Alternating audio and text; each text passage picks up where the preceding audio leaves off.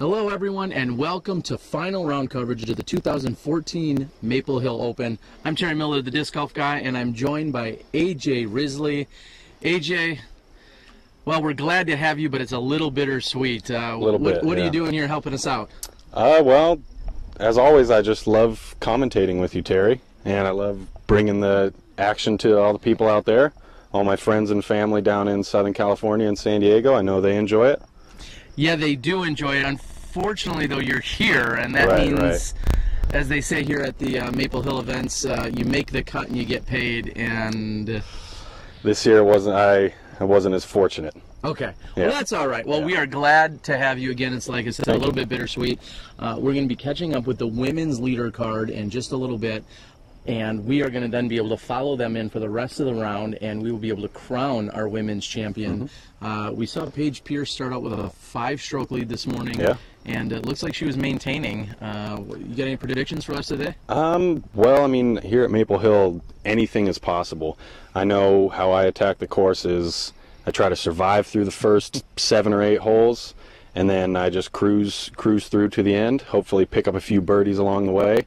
But I've also seen a lot of people struggle and fall apart on the back nine. So, like I said, anything is possible. You're right, anything is. And for the rest of our camera shots throughout the rest of the day, we're glad to have you. You just got to make sure to stand on lower ground so you don't look that much taller than me. I mean, I'm sorry, Terry. I wore my stilettos today. You look very good. All right, well, there you have it again. We're going to stand down for just a few minutes, and then we're going to get back, and we are going to catch up with our ladies leader card. You're watching the 2014 Maple Hill Open. AJ Risley, Terry Miller, the disc golf guy, and we'll be back with you in a few moments. Teeing off first, and our lead card from Austin, Texas, 2-time world champion, Paige Pierce.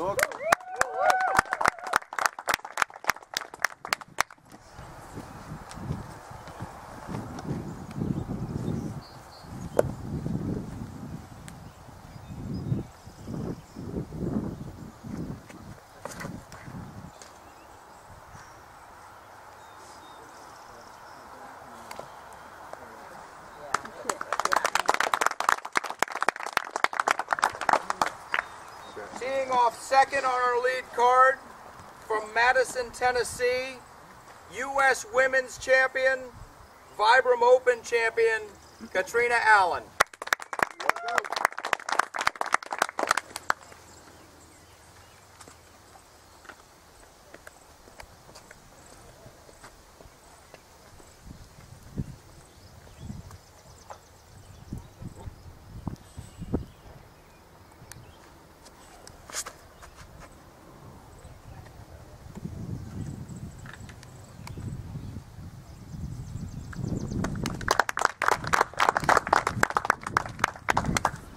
Teeing off third on our lead card from Wimberley, Texas, 3-time world champion, 4-time MSDGC champion, Des Redding.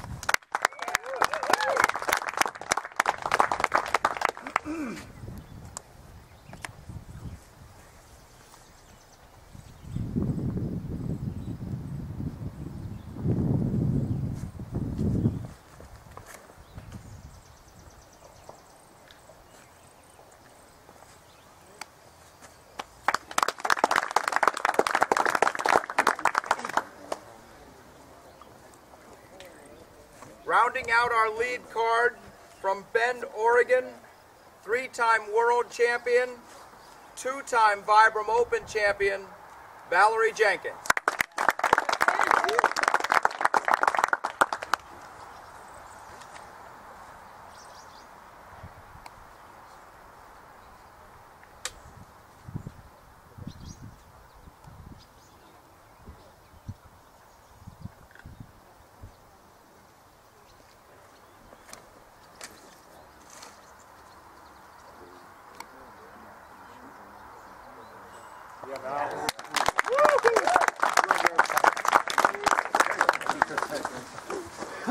Got it. Yeah. I think we told him. Yeah. Yeah, I mean, yeah.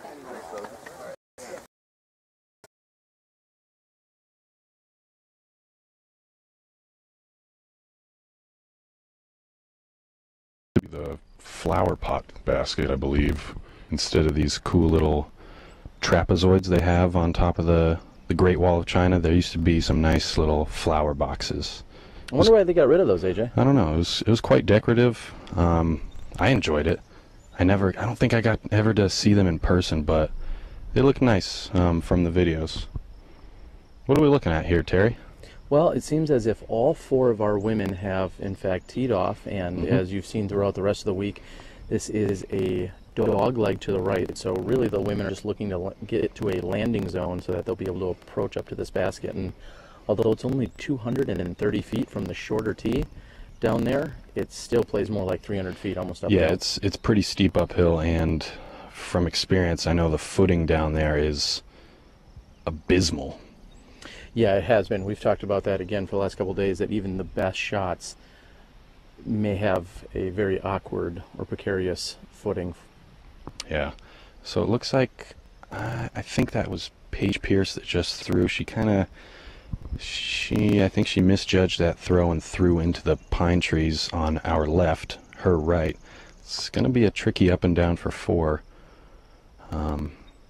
This hole does play as a par 4, actually. It does. And I think you'll find that most players are actually almost satisfied, so to speak, with taking a 4 here. Right. It is not considered an easy 3 by any means. I don't know.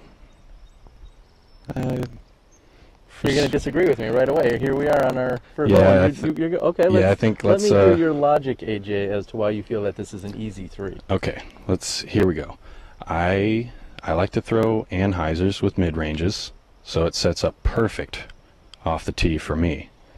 I usually throw my anhyzer Ghost from Legacy Discs to the landing spot down there, whatever it may be. Which you said may be challenging or very difficult footing. Usually I don't count on having good footing, but when I do my second shot, Terry, I take my feet kind of out of the equation and rely on my upper body motion, and I throw a somewhat stable disc up towards the flower pot basket. There you go.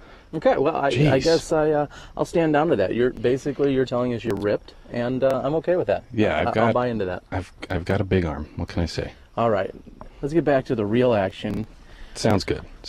Catrina Allen is looking to throw her second shot, and again, she's about 230 to 250 feet away from the pin, but this throws at least 300 feet up this hill. Yeah, she's down on the lower tier. Down there, and that's a pretty long throw. Even for me, I don't enjoy being down there. And she throws just about as far as me. I think she throws further. Yeah, maybe. So looks like she's got about 45 feet maybe to work with uphill and over that last trapezoid wood block. It's a tricky putt, but who knows? If she makes it, that could be a 2-stroke swing possibly. Yeah, she came into today's round 5 back of Paige Pierce, and it looked as if she had made up, I believe she made up 3 strokes on holes 6 and 7. Yeah, 3 strokes in 2 holes, that's big. However, she's still going into this hole, looked as if she was just 1 or 2 strokes. She had only made up 1 or 2 strokes overall throughout the round, so she's really going to need to step it up here on this back 9, and Valarie Jenkins is playing well. It looked like she had picked up a couple of strokes on both of them. However, that was sitting 10 back of Paige going into today's action. Right. But anything can happen. Hole 14, anything can happen. Hole 16, anything can happen. Yeah, there is definitely some great scoring spreads that can take place out here. Very true. And this looks to be Valarie Jenkins' 3rd shot, as she's adjusting her footing as well. She's sporting her classic Sunday blue, I believe. Going with a stand and deliver approach, channeling her inner Edward James Olmos. And that is That's looking nice. Shot. It's going to get a skip. Oh, and she's set up very nicely for about a 15-footer. Not too far uphill either.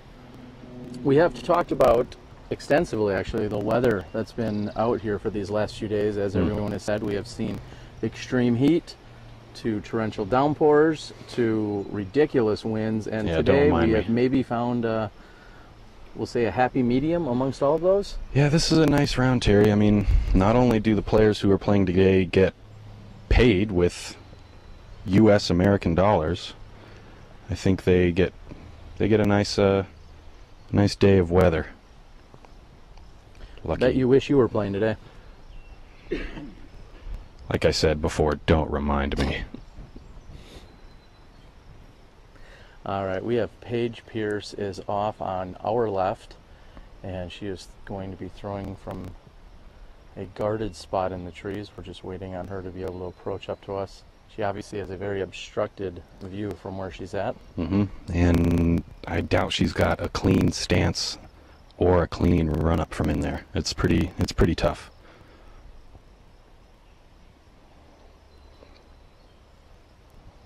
And she got all of that one. Going for the porta potties. She got one. She got the left one. But I mean, that's going to be a pretty big upshot. Yeah, she's going to have to approach to the green here up by these, again, this, what did you call it, a trapezoidal plant? Yeah, it's got Area? it's got many names over the years. I like to call it the castle green. The Does that castle, work? yeah, I think so. Castle green. Yeah, I think that's what they were going for with the trapezoids. Great Wall of China. This will be Des Redding's third shot. Des, in very amazing fashion, took down the putting championships last night, watching her eliminate amateur world champion Stephen Jacobs, and then making her way past him and onto Aaron Doyle in the finals, and also eliminating Aaron Doyle. Ooh, nice run. Very nice She'll be shot, set up Des. with, what do you think, 17, 18 feet, Terry? Yeah, that looks about right. Okay. She does have a little bit of a backstop there. However, by that no- is right over the ledge. Yeah, by no means a tap-in. No means at all. Yeah, I gotta say, Stephen Jacobs is no slouch on the putting green. Certainly not very solid putter.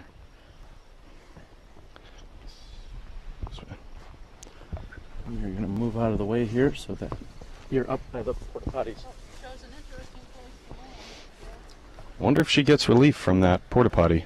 I don't believe the porta potties are considered out of bounds. Okay, so I guess her caddy's probably gonna have to hold the door open if she wants to get a decent stance. That's possible.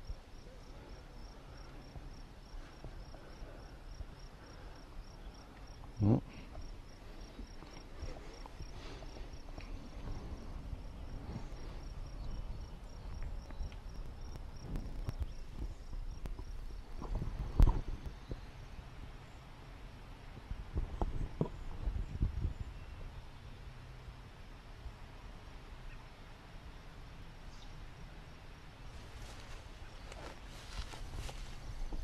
nicely done.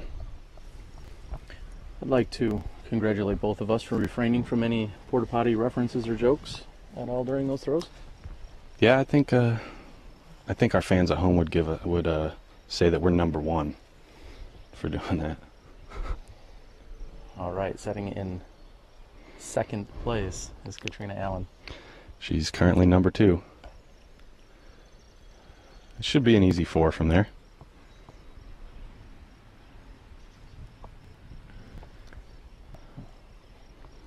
Oh, Val Jenkins acknowledging the camera crew.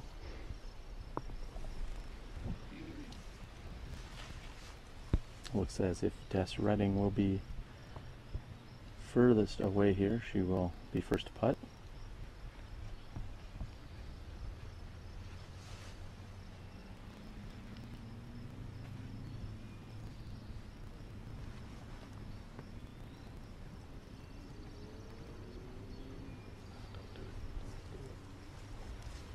And Paul Ulibarri just on a Sunday afternoon stroll out here today.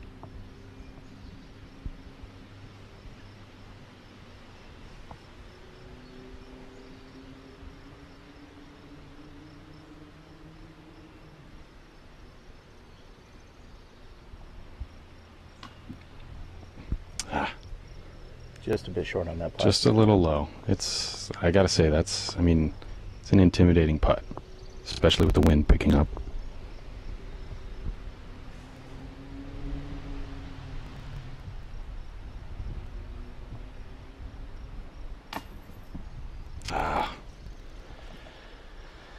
And Val may have slightly overcompensated for that heightened basket from where her stance was. A little bit. And as you said, the wind had picked up. There's Catrina tapping in her 4.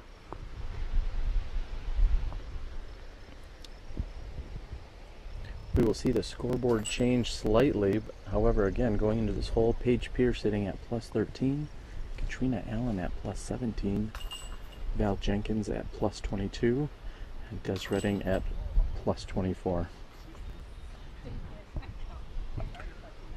We'll move over and get their tee shots on hole number 11. Thank you for tuning in. You're watching Smashbox TV. This is the 2014 Maple Hill Open Championship Sunday.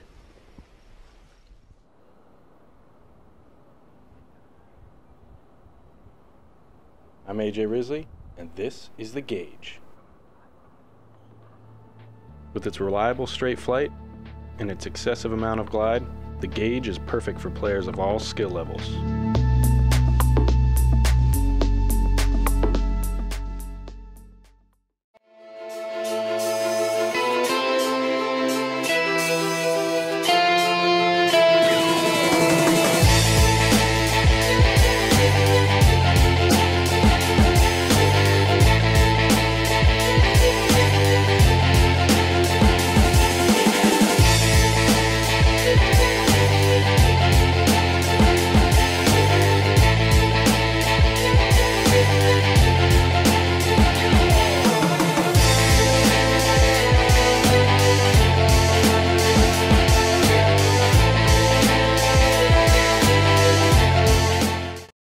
That would have been, I don't know. I don't even know what that would have been. Would have been smart. Maybe slightly ironic even. That's the word I was looking for. Ironic. Huh. We're going to move over here and watch Catrina Allen tee on hole number 11.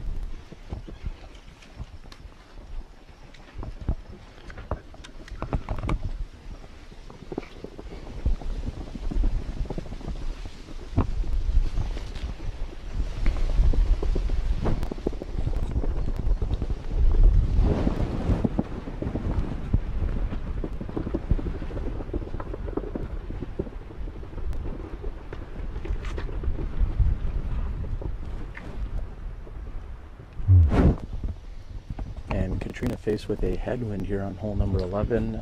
I believe that was a D1 that she threw on hole 18 yesterday. It looked like it had a little too much turn for her.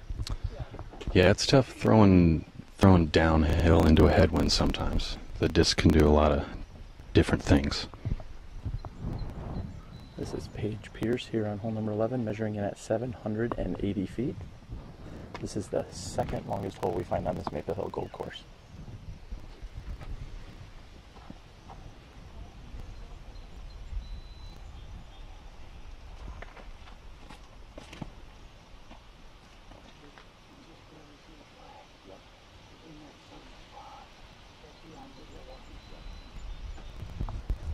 Nice shot by Paige, handling the wind with ease. You wouldn't quite say it was a breeze though, would you? No, I think Discraft makes the breeze. Not Prodigy.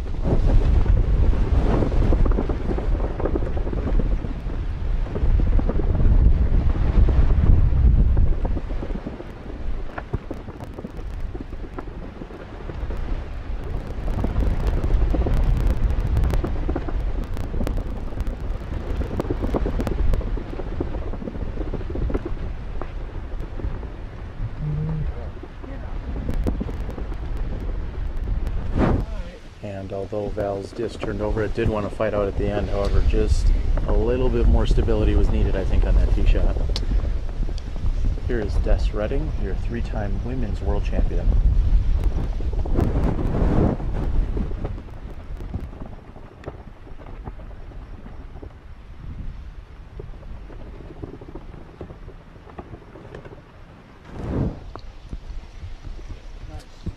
I think Des timed that tee shot perfectly. She waited just for the wind to pick up at its most and then dropped off right as she threw it.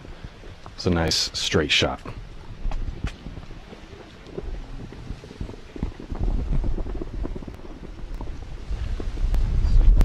Looks like we have Luna on the bay, Kirk Eggerdorn from Michigan. Appears as if he is caddying for Catrina today. As these players go ahead and walk down the fairway, AJ, let's talk a little bit about this hole. Again, measuring in at 780 feet, it is the second longest hole on the course, only by 5 feet. Only by 5 feet. So I think we witnessed hole 17, longest hole on the course. Hole 18, longest hole on the course. I don't know. It's 11's the second longest course. Yeah. We can agree on that fact. We can. Now, would you say that this hole is far less daunting because, well, there's not a pond in the middle of it? Would that be fair to say?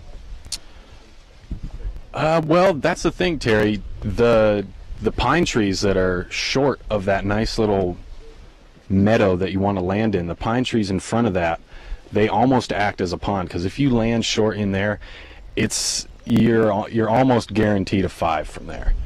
It's tough to get a good clean follow through and a good clean run up when you still have about 500 feet left to the basket. Understandable. So you're saying if you were to throw into those trees, Which I did yesterday. would that be the driest pond you've ever been in? No, actually. One of my home courses back in San Diego used to have a couple ponds. It was on an executive ball golf course. And the ponds would dry up from time to time, and those were the driest ponds I've ever been in. Okay, makes sense. Yeah. Well, as we've learned throughout our feedback and research for the last few days, that holes 11 and 12 are very challenging Yes. on our equipment in terms of signal and whatnot. So rather than giving you a, say, pixelated or be challenged by that, we're going to slowly move over to hole number 13, where we're going to be able to watch a few tee shots from there. And we'll catch up with probably what will be the second or third women's cards, and we can see what kind of action is going on over there. How's that sound? Oh, sorry. No, You were messing with us. Our connection was fine there. I was just joking. Yeah, you were. All right, well, there you have it. This was hole number 11. We're going to stand down for just a moment. We're going to get in position, and we'll be back with you in a few minutes from hole number 13. I'm Ross Brandt. I'm from Minnesota, and I play for Vibram Disc Golf. Vibram Disc Golf is everything. Disc golf's awesome.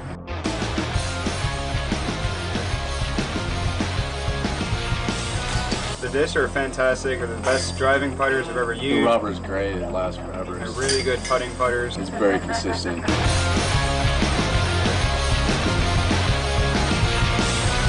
They want the best disc out there. Vibram's definitely making their mark.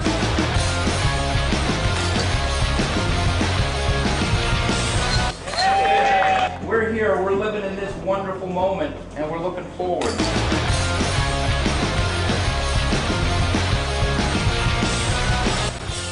What Vibram's doing is, pushing everybody else a lot harder to commit to the future like they are.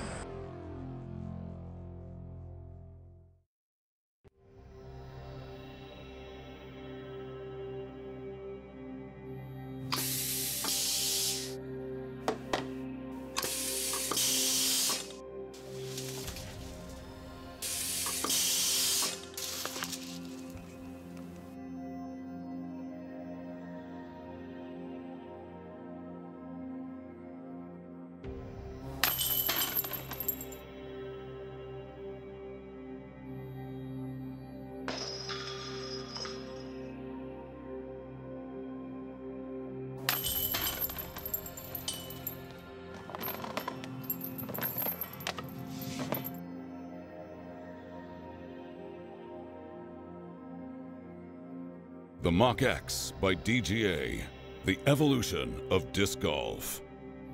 This is the Obex. The Obex. The Obex. The Obex. The Obex. The newest overstable mid-range in Vibram disc golf. Vibram saw a need for an overstable mid-range. What they did is combine the Ibex and the Ridge B for added stability and its consistency. We now have an overstable mid-range. It became the Obex. The Obex is going to be your workhorse mid-range disc. This disc can do it all, and it's a straight flying disc, and it has great glide. Throw it with a little bit of hyzer, it's going to hold a hyzer. Throw it flat with a little power, it's going to fly straight and predictably finish left. Put it on an anhyzer, it's going to boom out there, and it's going to slowly fight out and get you some big distance shots with this. The wing is comfortable in the hand for a real nice consistent release and real smooth. That handles quite a bit of power. It's not afraid of a headwind. Like all Vibram golf discs, the Obex is compression molded X-Link rubber. The X-Link rubber is super durable, ultra grippy, and it has a great memory. When you're out there hitting trees, baskets, this disc will maintain its flight characteristics over time. This is a disc that's going to last forever. If you were to have one mid-range disc in your bag, it would be the Obex. The Obex, the new overstable mid-range from Vibram Disc Golf.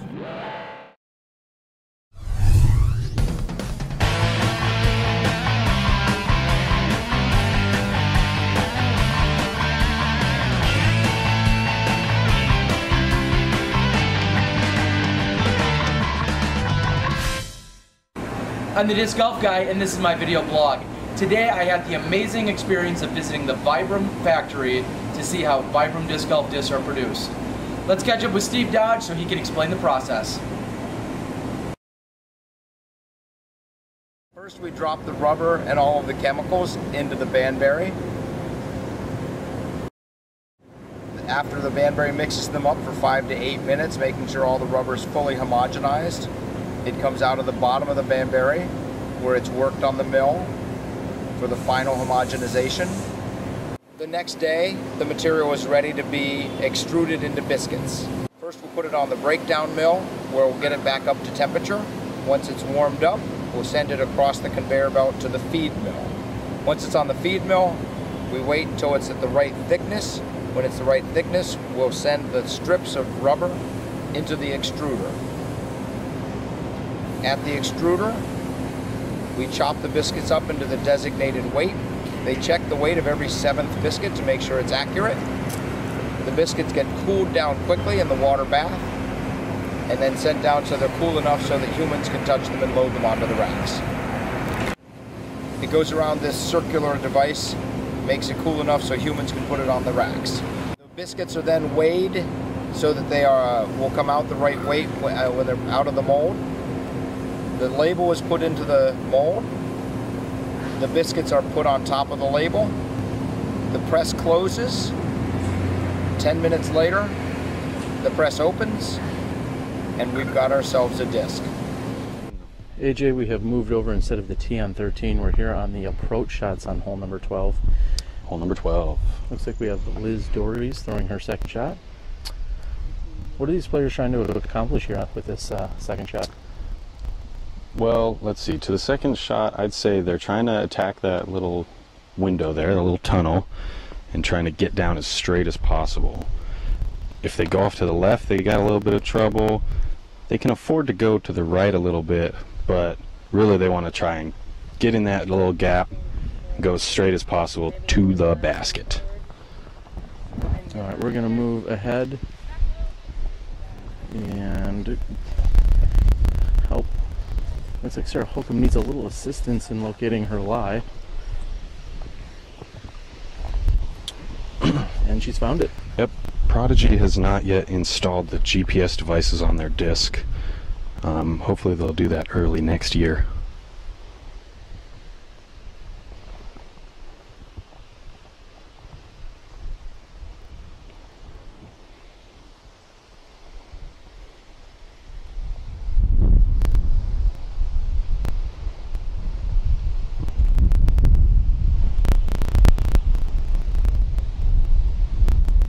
That is the exact gap Sarah was going for. Yeah, that's pretty nice, yeah. Unfortunately, however, she's throwing a forehand shot, and the hole really does fade down into the left, so it looks like she may just be playing this one for a 4.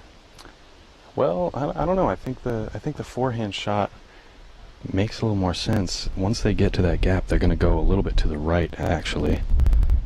It's That's our second disagreement of the broadcast, ladies and gentlemen. For those of you keeping score at home, that is disagreement number 2 between Terry Miller and myself, AJ Risley, the disc golf boy.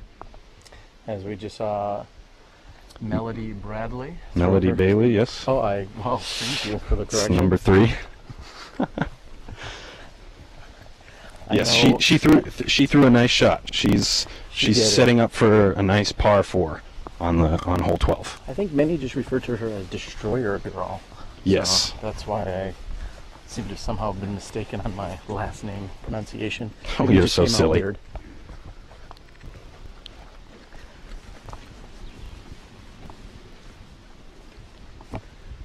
Looks as if Ragna Bigdy is checking out her line of attack here.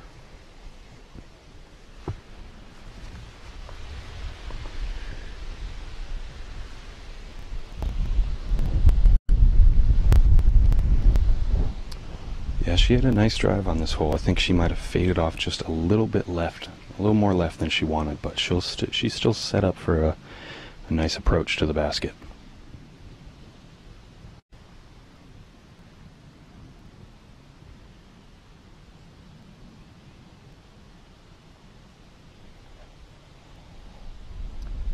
Yep, she's down there nice and clean.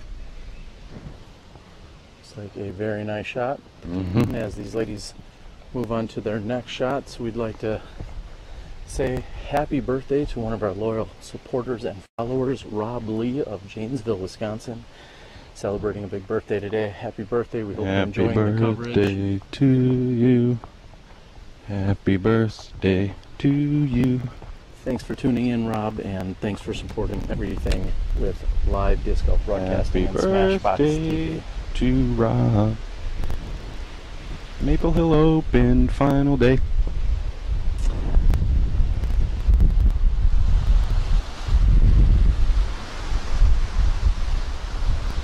Feel a little bit of a breeze picking up out here. It's directly at our back as we're standing here at the mouth on hole number 12. Yeah, I would not want to be teeing off on hole 11 at this very second. Or this very second. Or this very second. Maybe this second. We got Liz Dories trying to set herself up for a nice clean approach.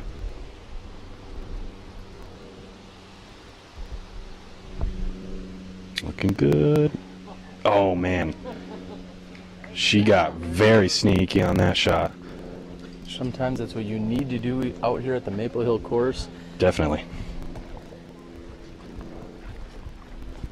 So, we are going to be moving down. We're unsure of just how well our technology is going to bring us down here, but this is what the new green looks like here on hole 12.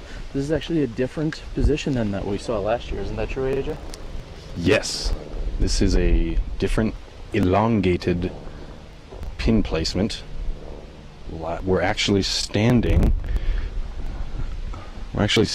about 15, 17, 18 feet deep of last year's pin placement, the blue as it is now at Maple Hill Gold.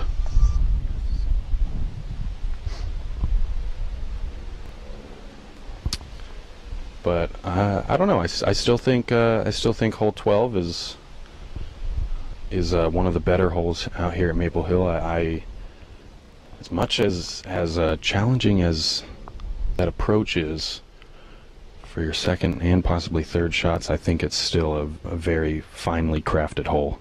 It is, and we all know at the end of the day it's the lowest score that wins tournaments, regardless Yes. of how it is relative to par. But one would have to say that this is seemingly mismarked as a par 3 measuring in at 630 feet, wouldn't you say so? Right, yeah, I think whoever was designing the tee signs just made an error, because it looks like on the PDGA live scoring app or page, they fixed that and made hole 12 a par 4.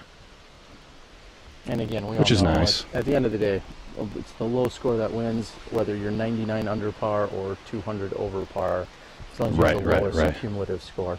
I remember last year in your home state of Wisconsin at a Rolling Ridge up there in Manitowoc. Reedsville. So, okay, score sorry. one for Terry there. Sorry. Oh, yeah. Okay. Reedsville, Wisconsin. The par was about 56, but we were hearing from the locals that 10 over par was a very good round. So, like Terry said, par is relative. Score one for Terry. All right, we are watching our second card continue down the fairway. And they will be wrapping this up shortly, and we're going to back up in just a few moments, and we should be able to see soon the leader card coming down and attacking this hole as well. Right. I think our spotter might hold them off until we get to the top of the hill to watch those drives come in. Liz Dories with the putt. 4-4. Oh, beautiful. Beautiful putt. It's a solid score on this hole, especially where her drive landed. She was a little low, a bit more left than she wanted, but it's a great up and down for par.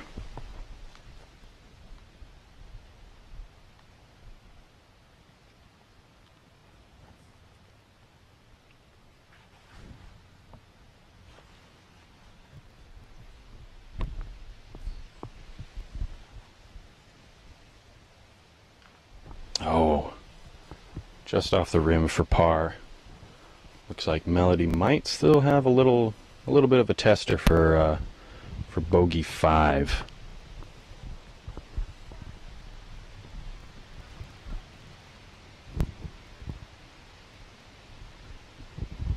Both 11 and 12, two of the longest holes that these competitors will see throughout the weekend, and the women do in fact play from the same tees as the men on these two holes. The women, however, on 5 other holes throughout the Maple Hill Gold Course, they play from a shorter tee. Oh, and that is a good grab there for Ragna. Yeah. Yeah, they do play from a shorter tee. However, on holes 11 and 12, they're playing from the same long tees. So that is nearly 1,400 feet of disc golf in just 2 holes. Pretty impressive. Sounds like Iron Hill out in Delaware.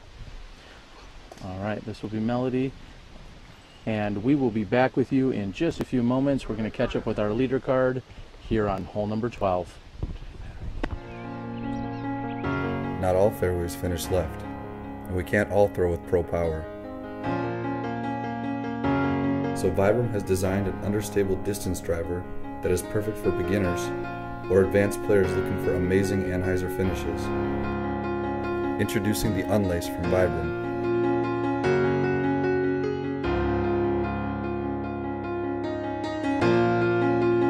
Durability, grip, performance. This is the Ascent. The Ascent. The Ascent. It's Vibram's first driver. It's our stable, able to overstable fairway driver. Super stable. Love this disc. Got a nice beveled edge here. It's very fast flyer, has minimal glide with a nice, consistent, reliable fade at the end. If you've got a lot of wind, she'll always be stable for you. Loves a headwind, loves a lot of power. You've got a lot of power. This is the disc for you. It's not going to flip on you. It's a great disc and very forgiving. It goes where you put it consistently. And do that all 2 more times.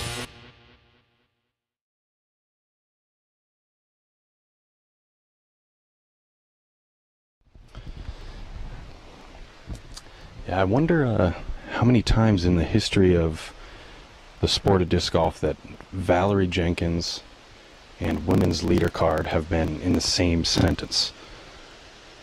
That would be an interesting fact for Johnny V to pull up on screen. And as you are talking about that, AJ, Val has cut her drive short and left and thrown right into the tree, not getting down near this gap whatsoever. It was a rare unforced error here by Valarie Jenkins.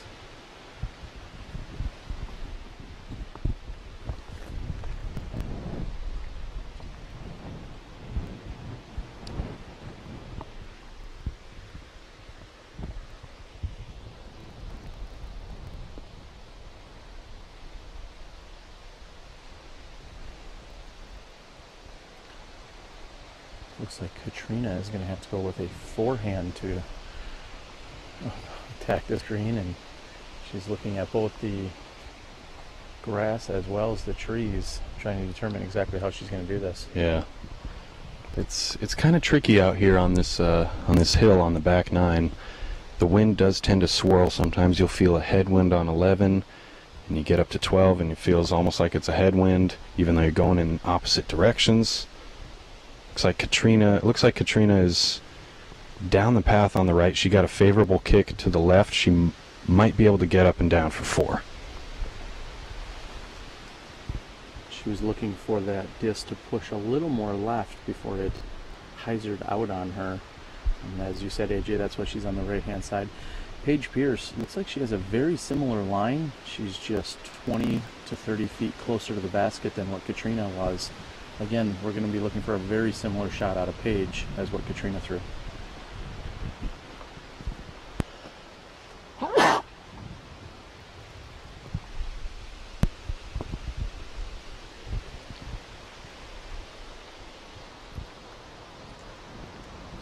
And not too frequently do we see Paige or Catrina throw forehand shots. However, sometimes that's what the best pros do. They step up and throw them when they need them. Yeah, but that's just Maple Hill for you. Oh, and Paige getting a nice little roll. You know what? I think she should be able to get up and down for 4 from there. She's got a nice gap in front of her.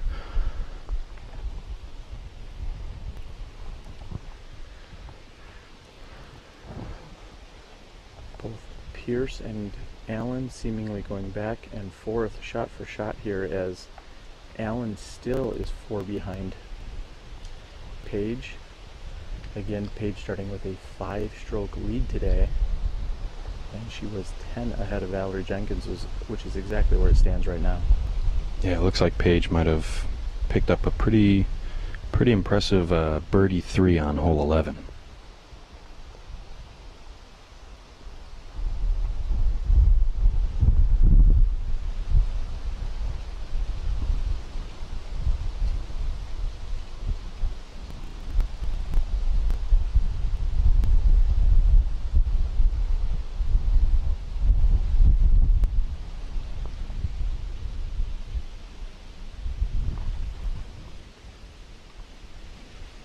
Valarie Jenkins also just a little too much disc stability as that finished up and to the right on her forehand shot.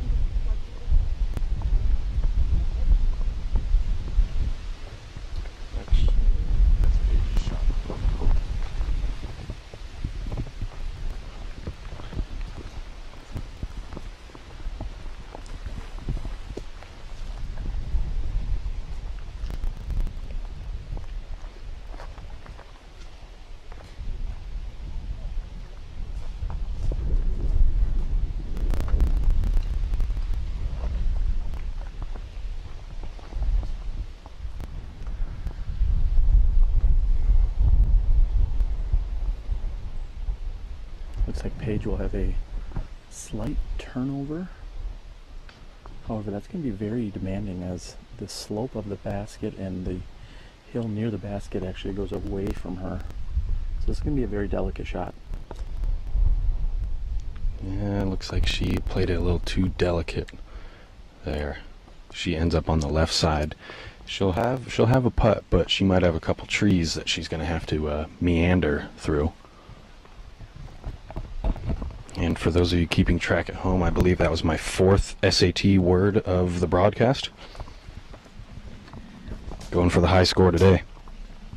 I think you were doing that the previous 3 days, unfortunately, AJ. Going for the high score. That was uncalled for. I'm going to have to give you a courtesy warning there, Terry. Jerk.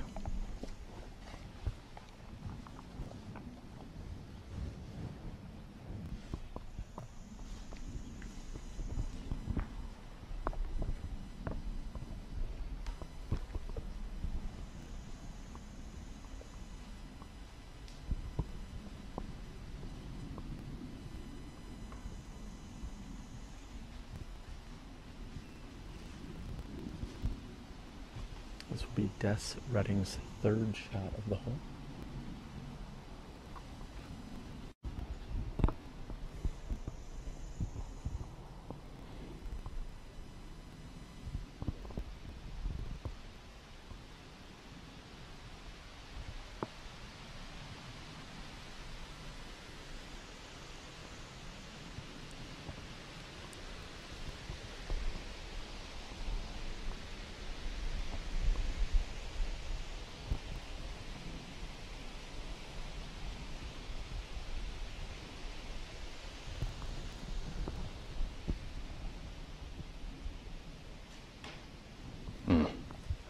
Unfortunately, just a little too much action between Des and the hole. Yeah, it's tricky. There's a lot of big trees, a lot of little trees, a lot of hidden trees.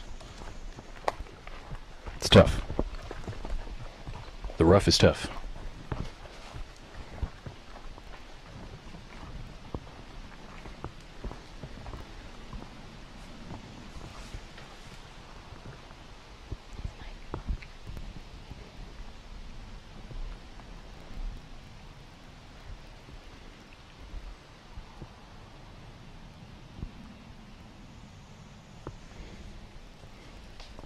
And Catrina with a nice approach to this basket, which is down below.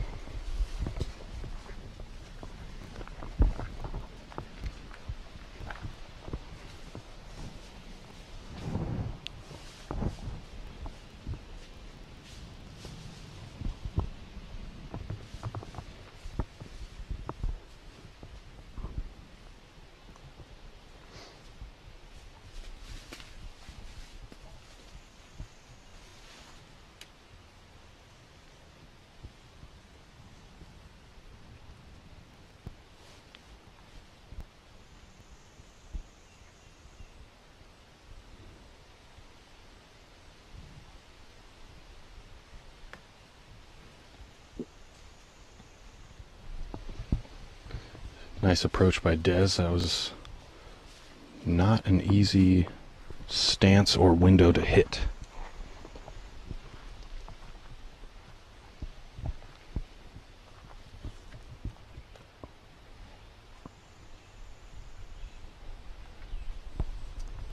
Very nice shot by Valarie Jenkins. Yeah.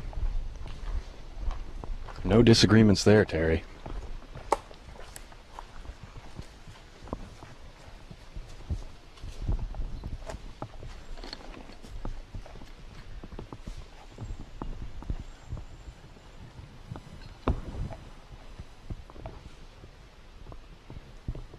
And with Paige Pierce hidden behind one of the many trees here down on the green, be Paige for her par 4.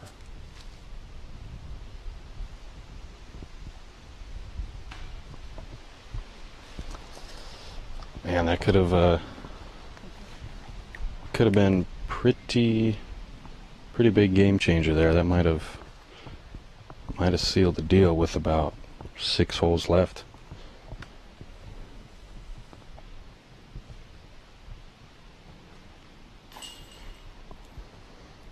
And Val makes easy work of her 10-footer after a very nice approach shot.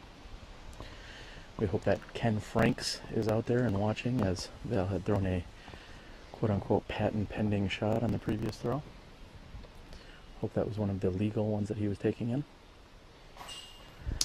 Yes. Des Redding puts in.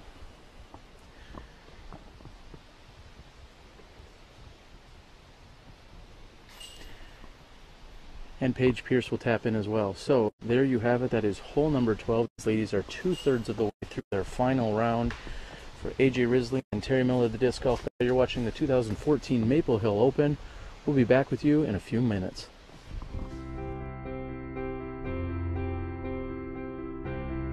Achieving greatness requires hundreds of days of preparation, which is why the people at Vibram have worked for over 3 years to make their first ever distance driver the longest and straightest in the game. Introducing the new Vibram Lace, helping you achieve your greatness.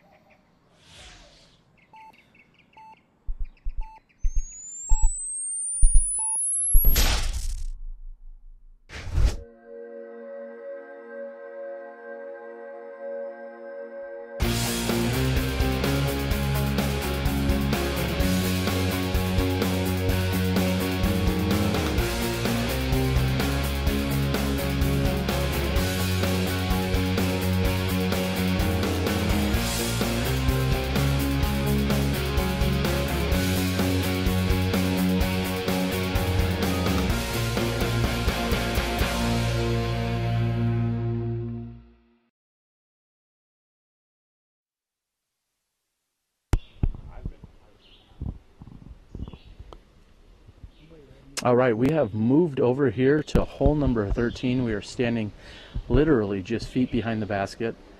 Normally that may be a distraction. However, with this hole being nearly 400 feet and throwing into a very shaded area, I don't think will be much of a distraction.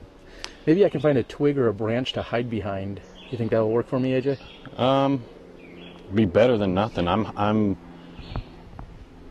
finding a human to hide behind in a Todd Dodge, and feeling pretty safe right now. Well, there you as go. Opposed to, what was that, Wednesday? That dreaded Wednesday afternoon when Paul Macbeth skipped his shot off the basket and made contact with my shin. There's no doubt in my mind that Paul Macbeth owes you some money. You went ahead and missed the cut, and I'm going to blame Paul Macbeth on hurting you on Wednesday during that skins match. Now, he told me that a little bit of his game rubbed off on my leg. So I guess maybe he should have hit me a couple more times. Ha ha ha ha ha. I was going to say apparently not enough. All right, as we saw Catrina's shot hit the right-hand side of the trees, and it very nicely rolled down the hill for her. That was a good roll. Nice. It was a lucky roll. I don't know if she planned that beforehand. Who knows? Maybe. One would say that's how she rolls. Maybe. I think so. All right, Paige Pierce on the tee, and this looks nice. to be coming in very nicely. Oh man, great line by Paige. A little Anheuser at the beginning, but stable enough disc to fade out as it hits the gap. Nice and low line with that crosswind. She's gonna have a jump putt. And she is within 40 feet of the pin. And speaking of your protector, Todd Dodge, we'd like to thank Todd for his amazing camera work all week, as well as the rest of our production crew, with Rob helping out here throughout the entire week. And Johnny V back on the controls. Johnny V. Yes. Doing work. It's been an amazing week here thus far. We're so honored and proud to be bringing you this Maple Hill Open coverage. That is large in part to Steve Dodge and Vibram Disc Golf. So from everyone here at Smashbox, thank you for tuning in. We are just getting warmed up here with this ladies coverage. We're going to bring you the entire final 18 holes of the men's coverage when we crown our champion. Here's Val Jenkins with a gorgeous looking shot. This looks good. This might hit us. Wow, that's inside the circle. Nice shot. Very nice shot by Val Jenkins. She is within 25 feet of the pin. She's going to be looking at a great birdie 2 opportunity. AJ, surprisingly or not, this is one of the most challenging holes to get a birdie 2 on statistically.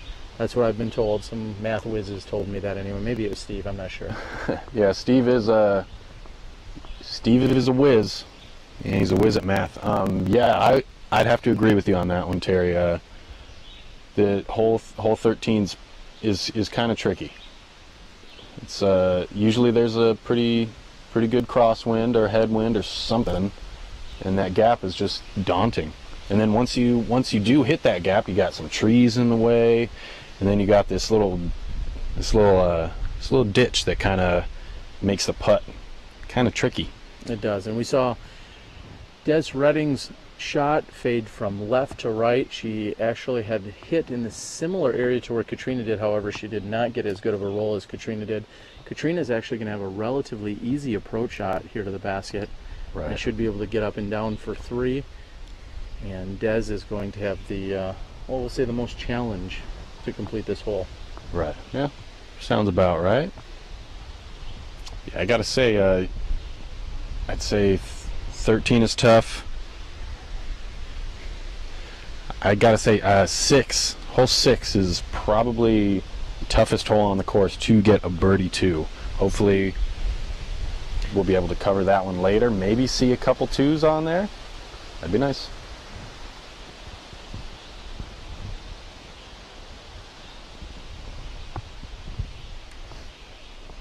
And we are going to move into position here. Give you some idea of the difficulty that Des Redding is going to be faced with here. Yeah, this is, it's tricky to get to the basket on this hole, and once you do, it's a pretty fast green. It's not a big landing area, and then there's a little bit of a cliff behind the basket.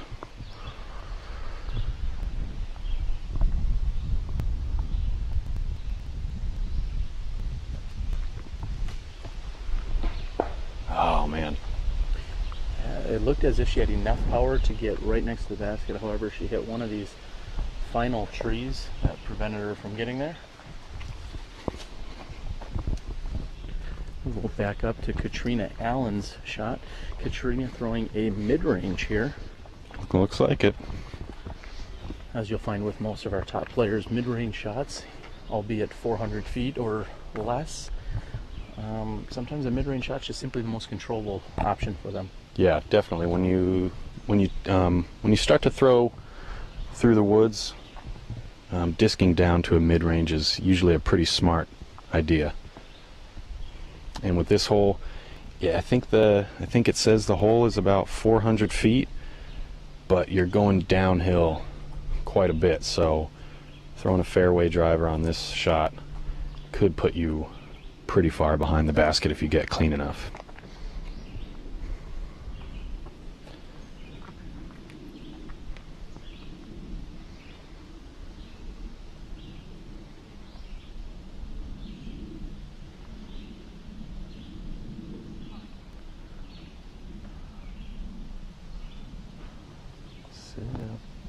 As you mentioned, there is a fast green there. It looks like she might have got a little bit of a roll. I think she should be all right, though. Yeah. She threw it with just enough power to get there, but the angle that it was at when it landed was a little steep and was subject to brutal rollaway.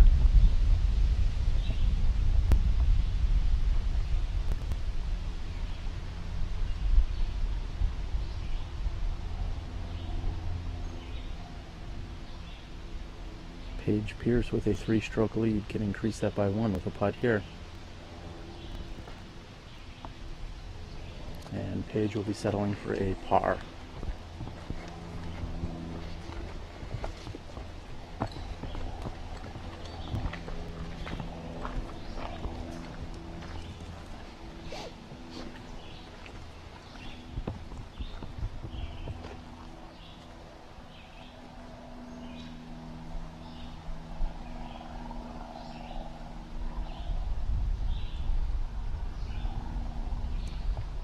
Looks like Des has about a 39.5 footer for 3.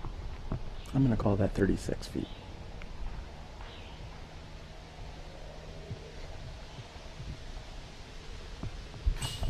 Beautiful putt. Deja vu to yesterday evening in the putting contest. Yes, and she was almost exactly 36 feet during those putts last night as she was there. Like you said, deja vu. Very nice by Des Redding. Unfortunately for Aaron Doyle, he just walked by as Des hit that putt, and he thought he had seen the last of her soul-crushing putts, but nope, he was wrong. And here we have Catrina, who got actually a worse rollaway than we even had suspected. She's still inside the circle. She got about a 20-25 footer.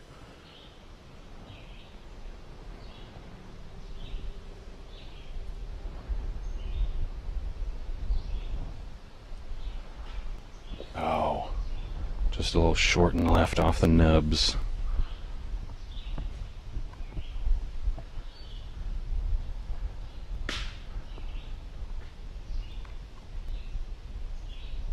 This is Valarie Jenkins for birdie 2.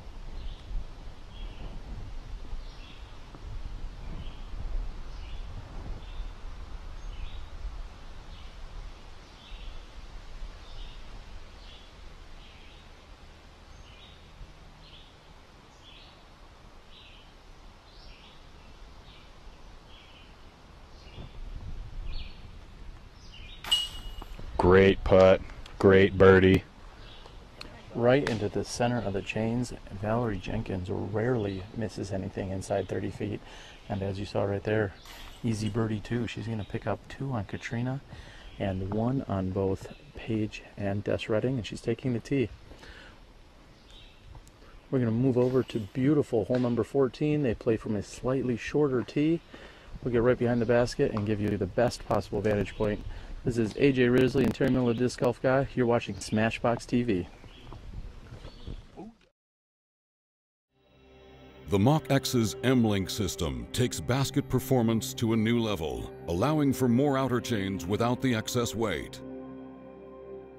Outfitted with the new Trapper Basket 2 technology, the Mach X has a 10-inch deep tray with additional support railing, eliminating bounce outs.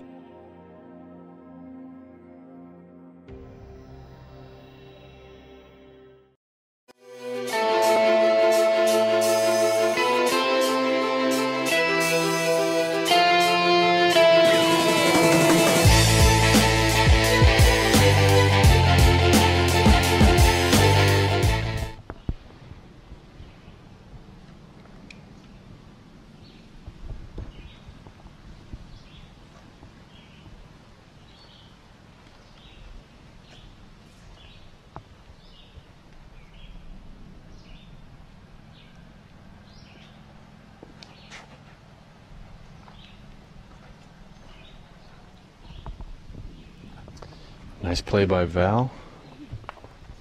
She is safe on the left-hand side.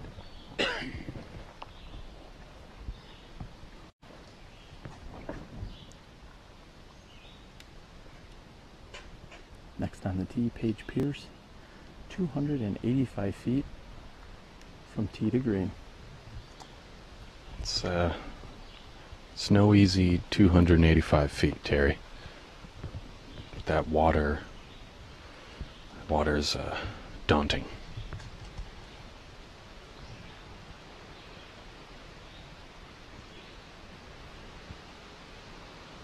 Looks like the breeze is starting to pick up. You can see it on the water.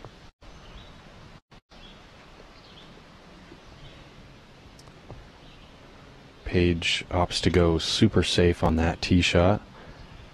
Maybe a little safer than she was actually looking for. Maybe. Maybe.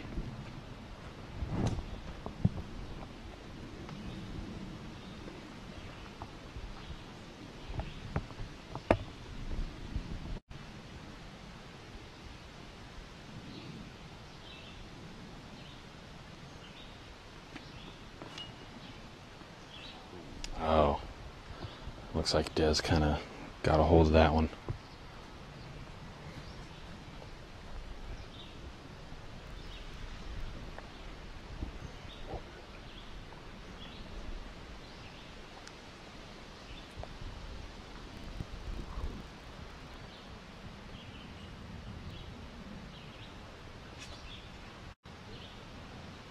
Oh, this looks good, Terry. It's got to sit down a little bit. Oh, just in front of the chains. Very nice shot by Catrina Allen, coming up just a bit short of putting that in for the ace. That would have definitely been 2 strokes, possibly 3 on this hole, and with about 4 holes left, 4 strokes behind, she really needed that one. But she's still set up for birdie too. And like I said before, anything can happen.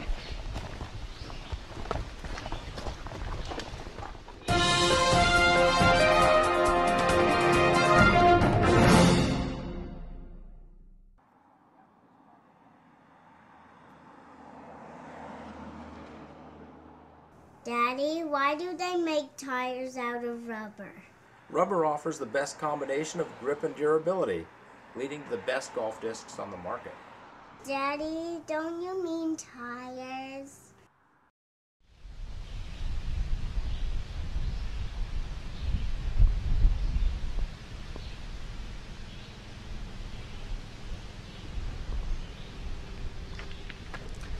And Des throwing from the drop zone may or may not have gotten a kick.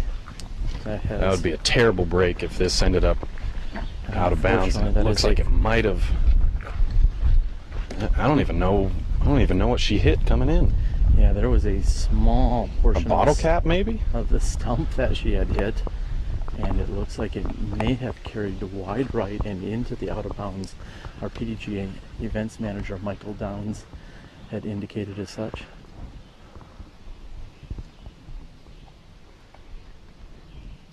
Paige just looking to lay up here. Very smart. Things could go horribly wrong in just a second here on hole 14.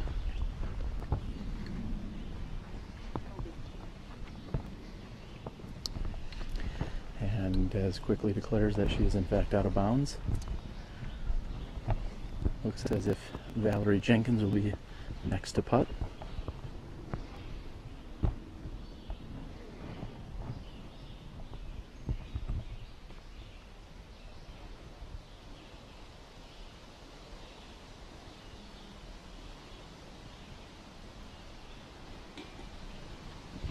Good run by Val.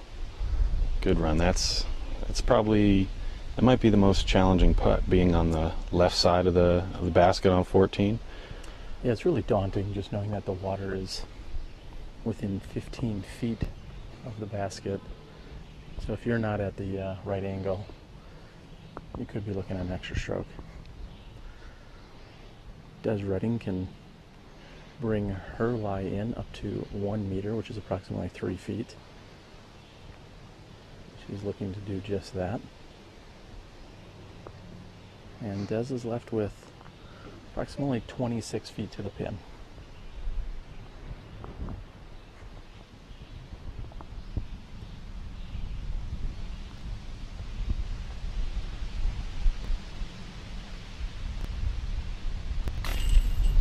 Nice catch by the Mach X there. We have been talking about the DGA Mach X all week, and it seems as if it has grabbed a number of putts that may not have otherwise stuck. And that was certainly a close one either way. Yeah, I think Des is happy to put it in. Yeah, that was a strong putt, so I think she definitely earned it there.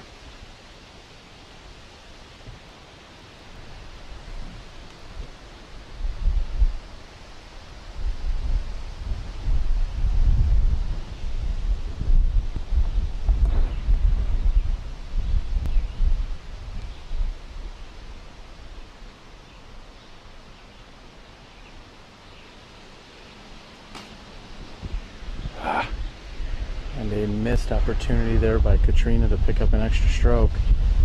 And she has tapped out here on hole 14. Val will be looking to do the same, as well as Paige, all carding birdie threes. Des Redding is, correction, par threes, while Des Redding will be taking a double bogey 5. And Katrina's putt got both unlucky and lucky at the same time. It looked like the wind started to pick up right before she released her putt, but luckily there was a nice big old PVC pipe on top of that basket to keep it from going in the water.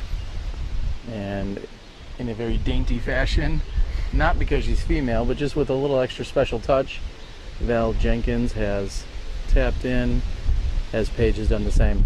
There you have it, ladies and gentlemen. It's a beautiful hole number 14. We're going to get in position on 15.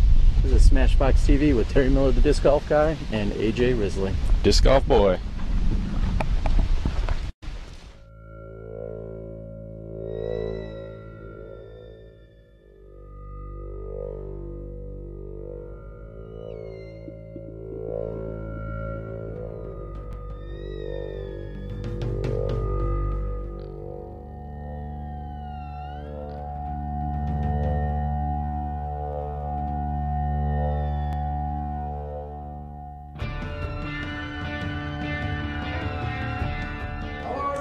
Welcome to the Vibram Open.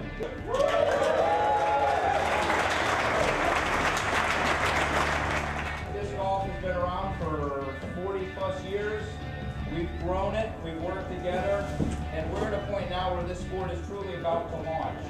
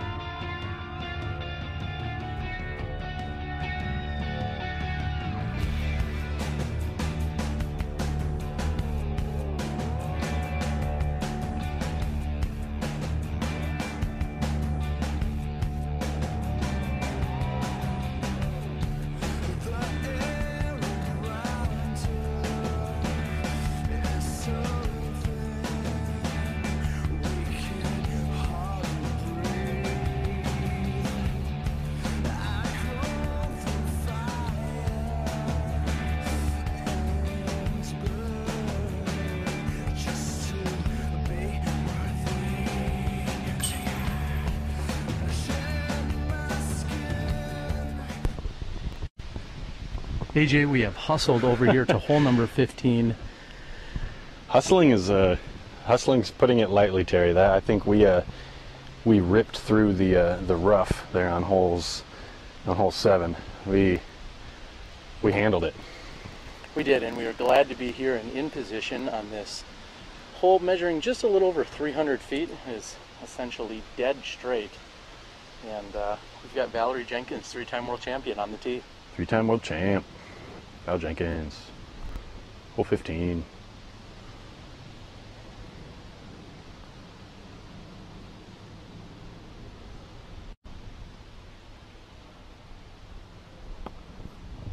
It's a nice line.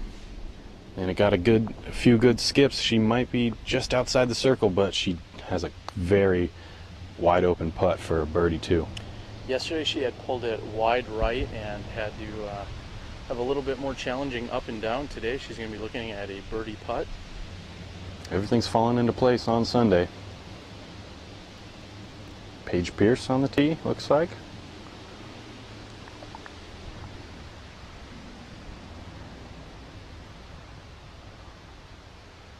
A little early release, but it's flippy. There's a left side window, an alleyway. She'll be a little short, and she might have a look at birdie. It's she's leaving the door open just a smidge for Catrina Allen on these last couple holes. I believe she has a 3-stroke lead here with just 4 holes to complete. Oh no. That may have been Catrina somewhat overcompensating. Yesterday she had yanked her drive to the left and had a very challenging up and down. I believe, yeah, she actually in fact bogeyed it yesterday. So today she's probably and may have overcompensated. Yes. Des running with a standstill approach, and I think she has also missed her line. However, yeah, it seems as if she got some good forward progress from this. She got clean, but I don't know how clean it's going to be to the basket from there. Yeah.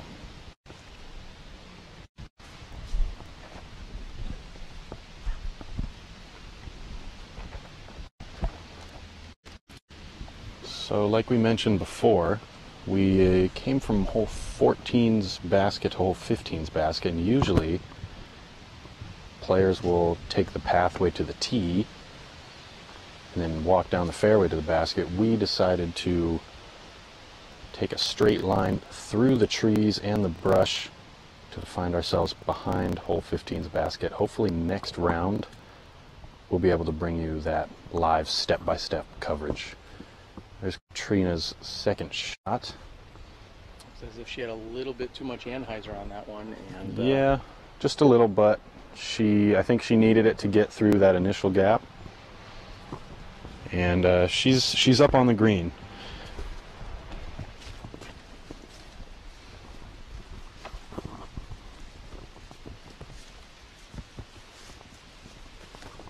Looks like Val Jenkins is going to have about a 35-footer for birdie.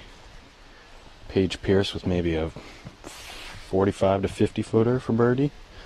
As we wait for Tess Redding to go ahead and find her lie and determine which line she's wanting to take, we'd like to thank all of our amazing sponsors and supporters out there for our live broadcast efforts.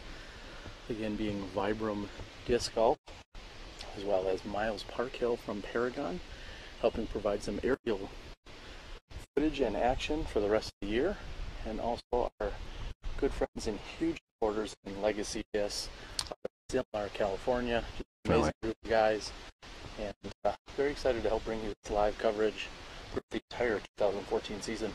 Yeah, Legacy Discs has been an amazing supporter of both the Disc Golf Guy and his video blogging efforts and live coverage efforts, and also the Disc Golf Boy, myself, AJ Grizzly, and my professional disc golf career and summer tour. And thank you, Bomba and Steve and Freddie and Jerry and Valencia and Todd Mitchell, anybody else that I forgot. Just an amazing crew over there. And with that being said, after the last hole, we do in fact have Paige Pierce. She has a 4-stroke lead with just 4 holes to go, and she will not be relinquishing any strokes here on this hole. If anything, she may gain a stroke or 2, depending on the outcome of her putt. So Paige Pierce is in the driver's seat, really, with 4 holes to go. You got that right, Terry. I think she might have the keys, too. Oh, I see what you did there. Yeah, it's a little automobile reference, metaphor.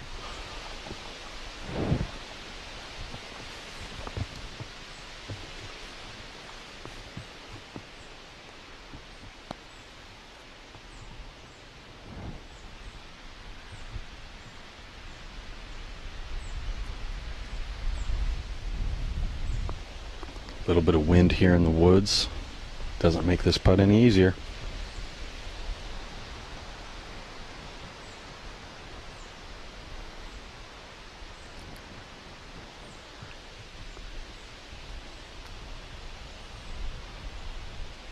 Oh, looks good. Oh, man. Just a bit short. Yeah, great touch on that approach. I don't know how it didn't go in. And just when we thought Mock X's caught everything. Yeah, I think I was talking about it earlier in the week. I think we're going to have to wait for the Mock Triple X to catch those putts. Those are the ones that go out and actually grab your disc out of thin air. Yes. Pull them in.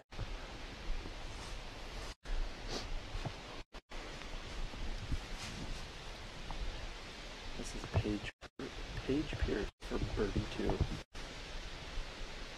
And she's just a bit short. I think she was just laying up on that one. You never know with putts that come in too high or too strong, they could roll away behind a tree.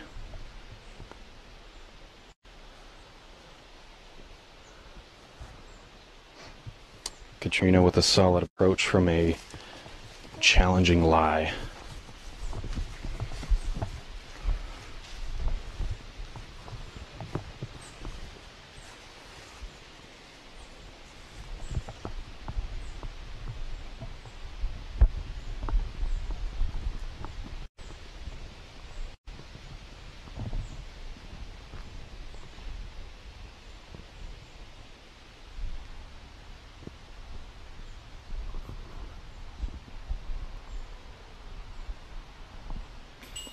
Oh!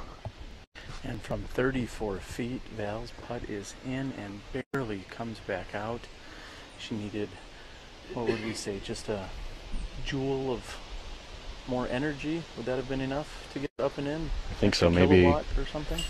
I think, I do believe kilowatt, the kilowatt is a term of work, and I think joules might also be a term of work, which is energy plus distance, All right, energy times distance or time. She needed a little bit more power. She needed a couple more calories. Maybe an extra Wheatie or 2 this morning. Who knows? She was sporting the shake breakfast. Maybe she needed an extra gulp. I don't know. Moving on, that is hole number 15. We're going to move on to 530-foot hole number 16. Catrina has a 5-stroke deficit now. I do know she has enough power to get up there and to possibly birdie this hole. However, she's going to have to make some quick work of it if she needs to do such. Cut. Test 4. 3.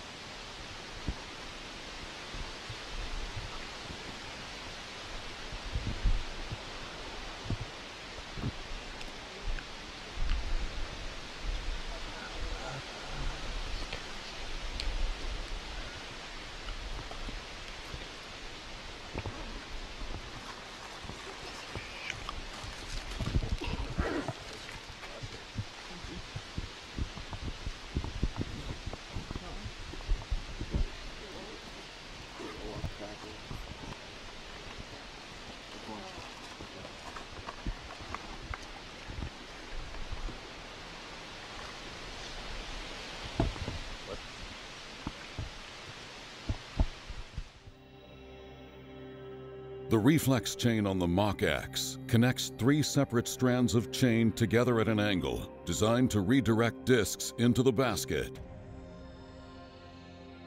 The unique recoil chain design fuses chain elements together near the base of the chain, absorbing the disc's energy while maintaining the proper amount of tension on the outer chain to catch even the most errant putts.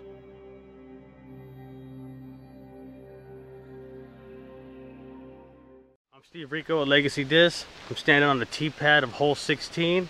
It's par 3, 530 feet, very reachable. You can birdie it.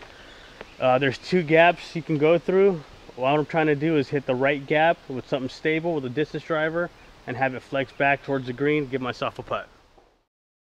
Pound star 5589 with your response. We'll tally those up and announce the winner. Thank you.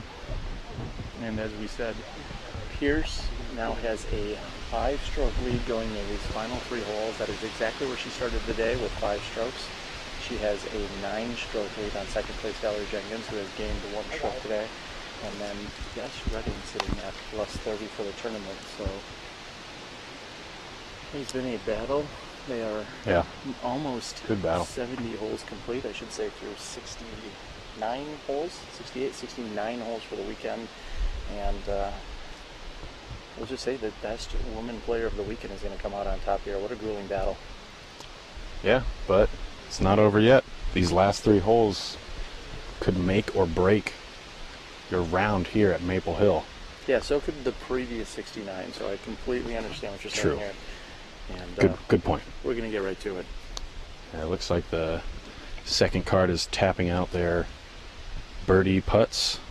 Looks like all 4 of them parked their rollers right under the basket. Very nice. Paige, anyone to say hi to at home? My family.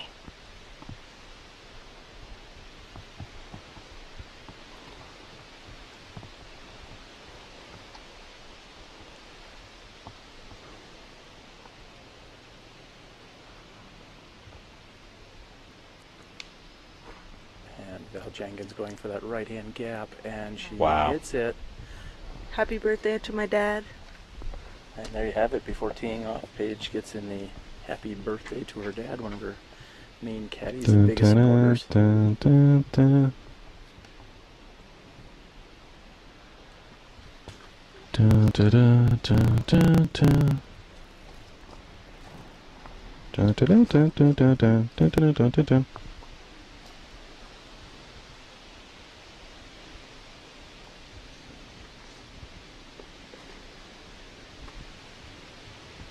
It's a nice looking drive.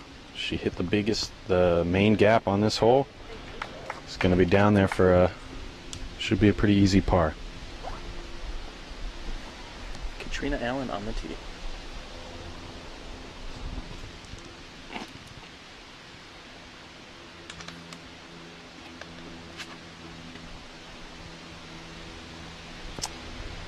Nicely done. Great hyzer flip by Catrina. Hits the gap, gets all the way down. She could have a look for birdie there, Terry.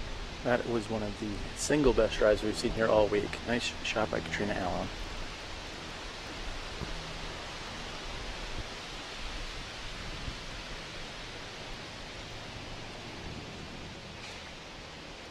And it looks as if Des has slightly misfired on the right-hand side.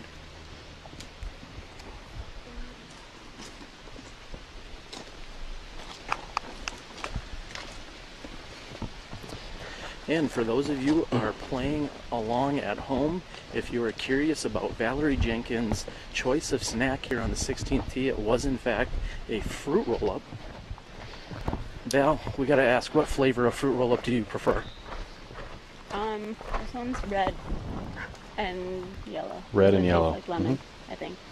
It I sounds think those very were gummy. Would that be correct? That's correct, yes. All right, there it is. Val Jenkins with red and yellow fruit roll-ups. I think those, yeah, those might have been provided by Paige Pierce. Could be a sponsorship in the near future.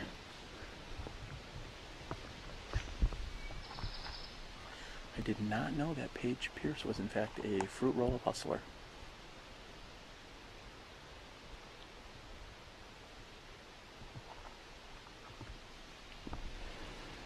Yep, like they say, the first one's free.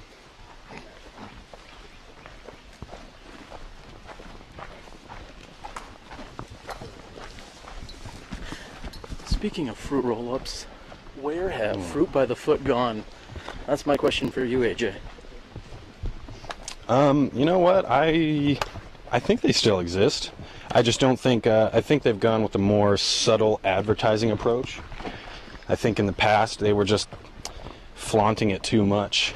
And I think also they might have, I heard about a lawsuit a few years ago that their snacks were actually indeed longer than a foot.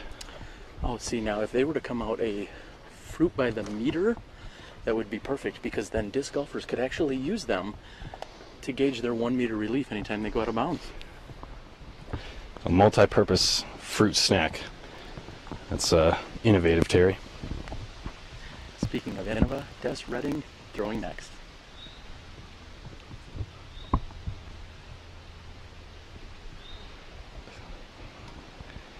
And actually, for our viewers at home, her Champion Stingray does look like a fruit by the foot fruit snack.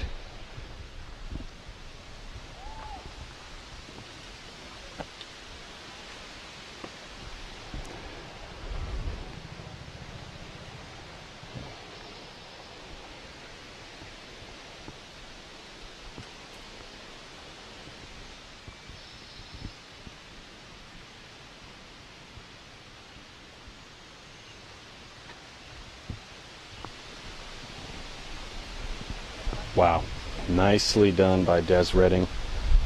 Tricky approach shot. There's plenty lines to choose from, but it's tough to find the right line to get up to the basket for a putt. She took the wide Anheuser route, sneaked it through a bunch of trees, and she might be in the circle.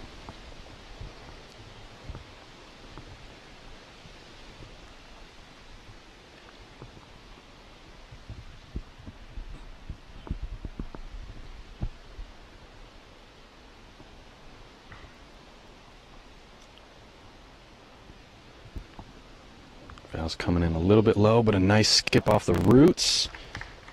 20-footer coming up, and I was just got a little tickle from PDGA's Matt Gregoire, and he informed me that it's I believe a three-way tied for third. Nope, sorry, three-way tied for fourth after 15 holes. So still a good battle going on here.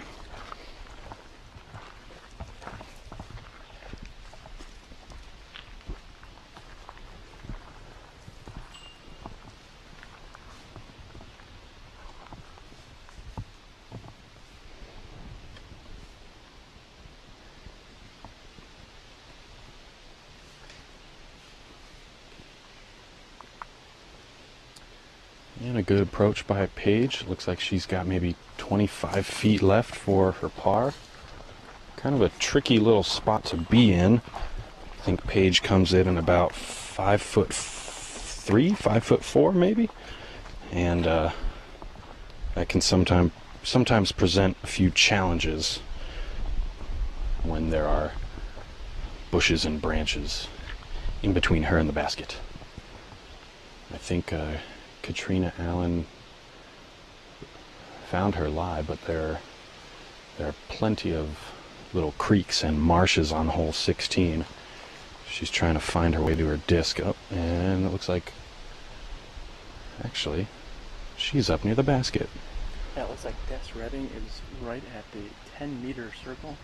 We've talked about the 10-meter circle a couple of times, but to refresh everyone's memory back home, that is when you see a line painted around the basket that is exactly at 10 meters. That is to denote where you cannot have a falling putt from. Oh, great catch by Mach X there, and great putt by Des Redding. Yes, the 10-meter circle is usually drawn on the ground by a can of spray paint with a string tied around it.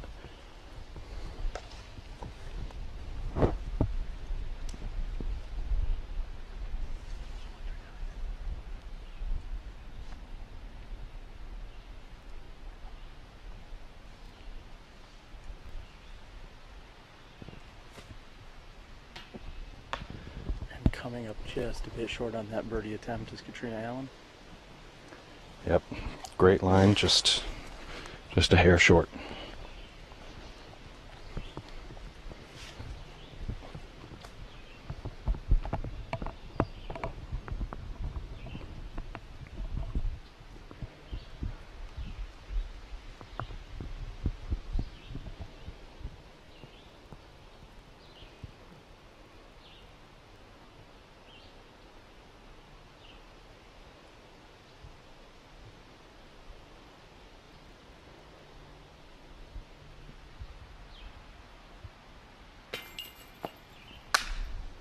And Paige also just a bit short.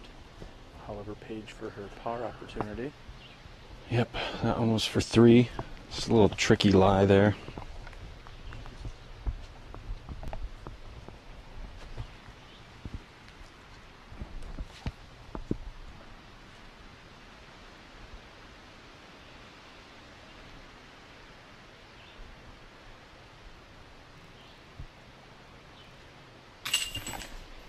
Dead center. And the crowd is going wild. We know everyone at home is, and we're just glad to be bringing you live coverage here. This is the 2014 Maple Hill Open presented by Vibram Discs. And if you can hear that lovely motor humming in the background, that's pretty familiar noise for all of our participants here at the Maple Hill Open. That's Steve Dodge on his little 4x4 Gator there, outfitted with Vibram stickers and decals. Steve Dodge loves to rip through this Maple Hill course at about, I don't know, I'd say an average of 55 miles per hour. And what do you know? Steve Dodge just brought pizza and cookies for our women's lead card and all its spectators. I'm pretty sure they're actually for staff members and for workers of the event, but Kale Laviska making in on some of the action. Yeah, somehow Kale Laviska from Twin Cities and Airborne Disc Golf, he swooped in there and got himself a slice of pepperoni.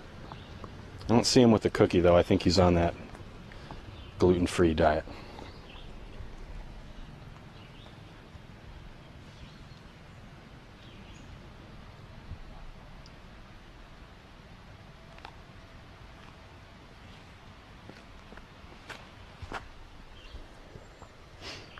It's a dogleg right here on hole 17. Val's playing her shot right up to the corner. She's going to have a pretty easy approach up to the basket.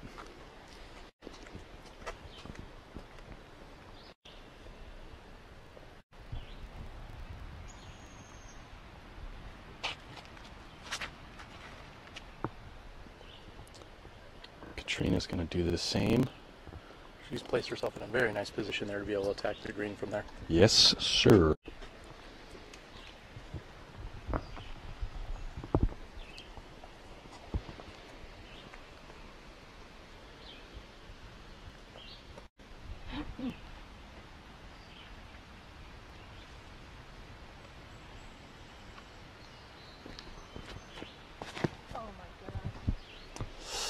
A little bit left, but comes down clean. I think she'll still be able to get up and down for 3 there.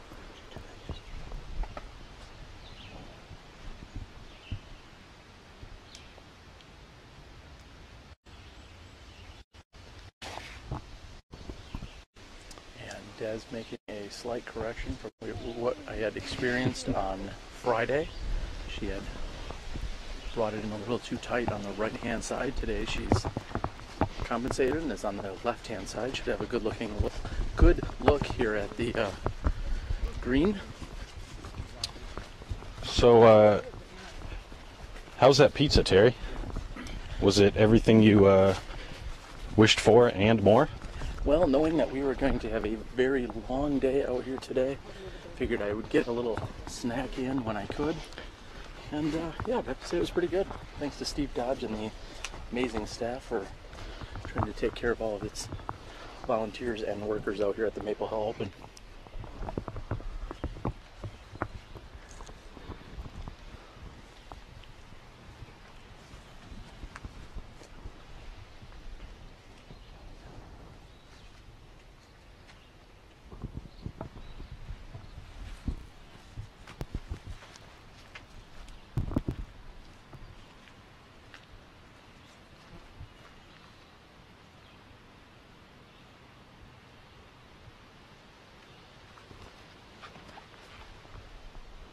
Looks good. Paige just thrown a very nice shot. Looks like she might be a little bit short. However, it was a nice looking shot into the mouth. Right through the mouth, past those teeth on the left and right side, up and over the uvula.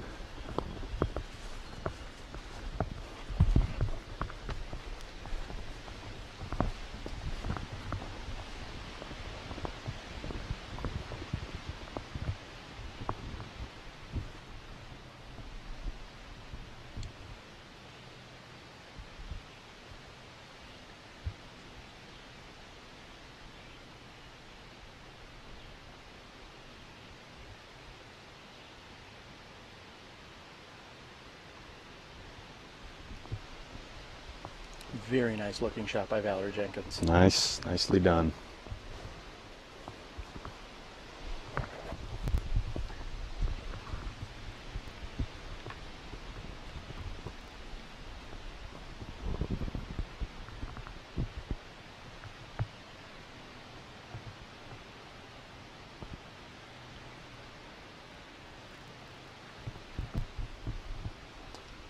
Looking good by Val.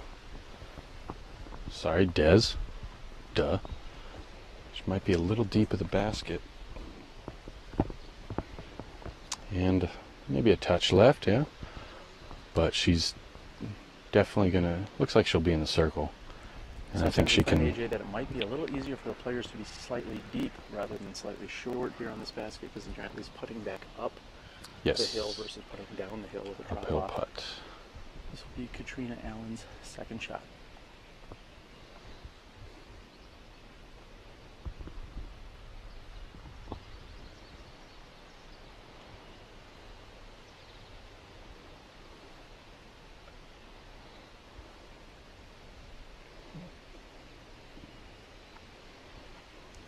And Catrina throwing it just a bit short.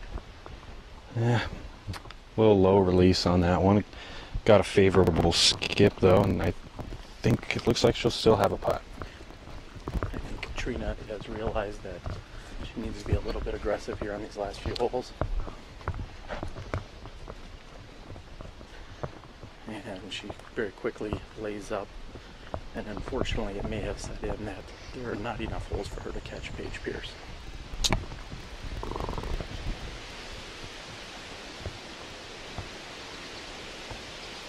And Paige has laid up under the basket, which is exactly what she should be doing here. Paige and Catrina will likely both take fours, which will still leave Paige with a 4-stroke lead. As I said, Des had gone a little bit deep of the basket. She's left with less than 20 feet looking straight back up at the basket. Should not be a problem for our Maple Hill Open putting champion.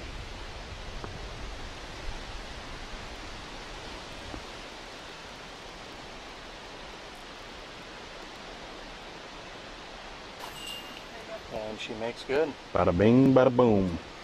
Very nice shot by Des. Nice three. Valarie Jenkins also left with a putt for her 3.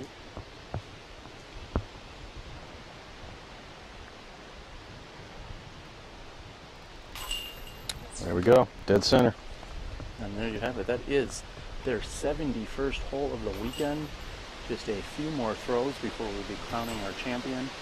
AJ, if I'm not mistaken, this may be Paige Pierce's first Maple Hill related win, whether it's been the MSDGC, the Vibram Open, or any other name that they have called this, the Marshall Street Championships. Marshall Street Disc Golf Championship from, I believe, 2004 to 2007. And then it switched over to the Maple Hill Open and the Vibram Open from 2008 to present day 2014 Common Era. These hallowed grounds are rich in tradition. All right, this is our first time. Simmer down. Simmer down now.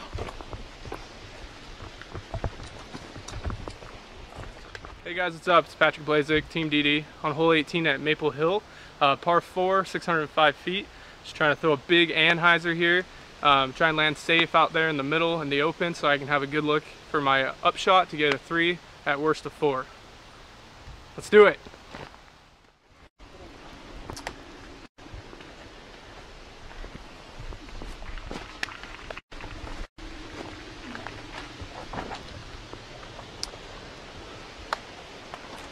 High fives all around here today. Sunday at Maple Hill. Valarie Jenkins on the tee. I think she's... looks like... yeah, here she goes.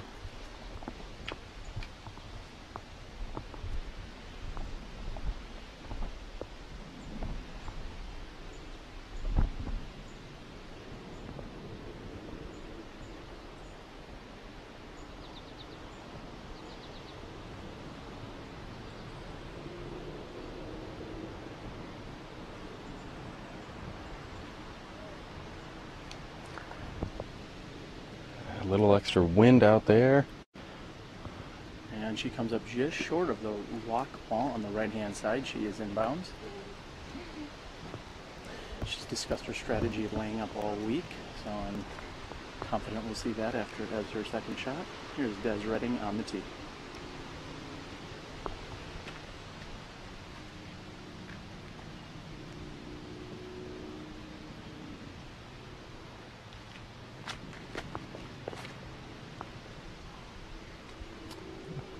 A little low, but right down the middle. I think she might have been trying to compensate for what she just saw off of Valarie's drive. Here's Catrina Allen.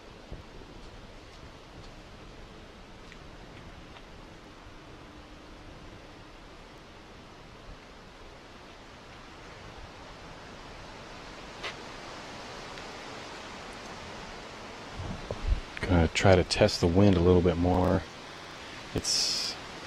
It's kind of calm on the tee, but the discs have been dancing around on the fairway.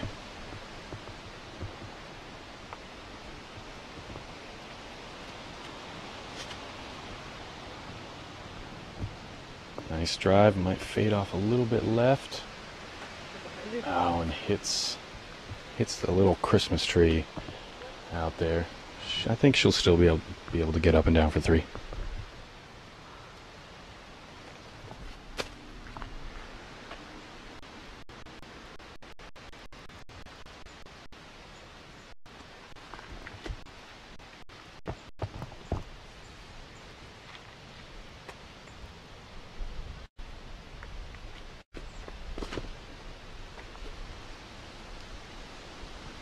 And a nearly identical shot to Catrina Allen's. We see Paige Pierce take a deep breath before approaching her 72nd hole of the weekend and has executed a beautiful drive.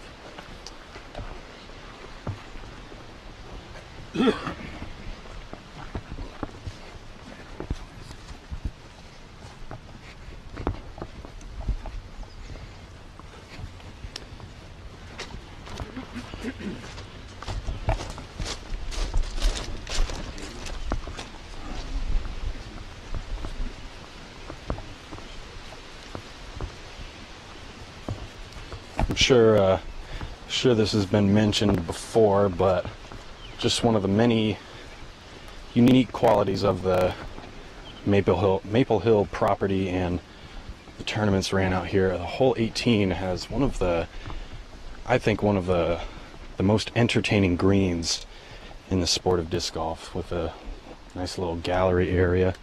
It's also one of the more challenging greens. Usually the crowd will give a roar of applause for second shots landed on the green. Or sometimes maybe somewhat of a moan in agony. This is Des Redding with her second shot.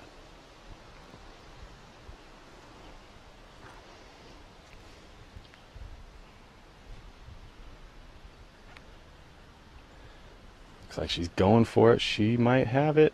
It's gonna sneak it. Oh! Just hits off the rock wall and climbs over. Inches too high. She does not make it onto the green. She will move over to where she was last inbounds. This is Valarie Jenkins, who's going to be laying up. Or maybe she's going for, oh, never mind. Nope, looks like a layup. Nicely done. Val and I have spoken throughout all 4 rounds here this weekend about her strategy to this hole, and unless she has an absolutely crushing drive, she said that she will simply be laying up, and she has done so nicely. Yesterday, in fact, her layup came within 6 inches of the OB line, so she's definitely getting the most out of it.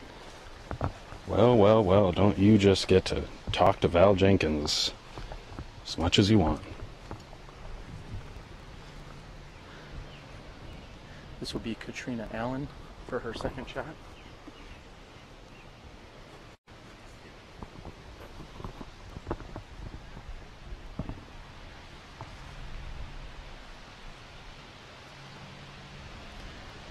Not Catrina, an easy approach whatsoever, and very nice shot. She nails it. Catrina with a solid event this weekend.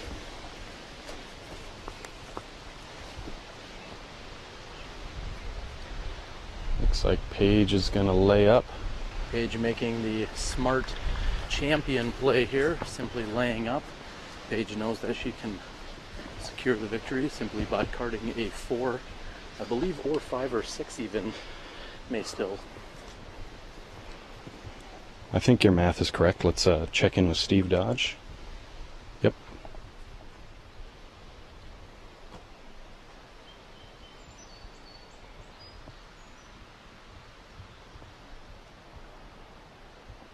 Good attempt. Valarie Jenkins with a solid tournament here at the Maple Hill Open.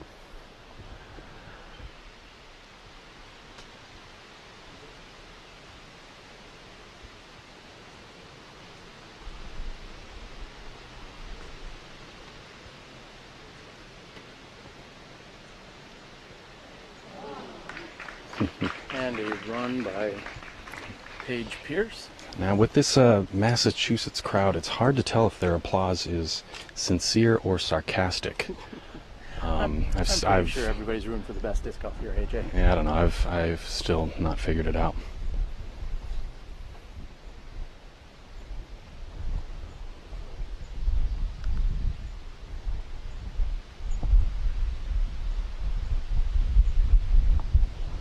Oh. And Des almost putting that in. Almost. Very solid performance by our 3-time world champion, Des Redding.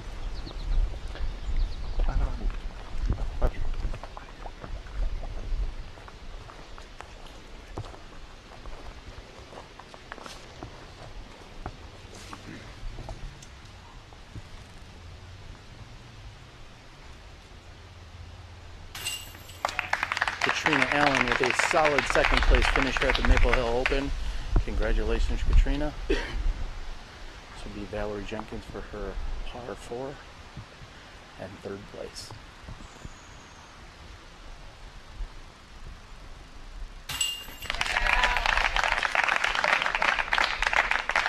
Val makes good.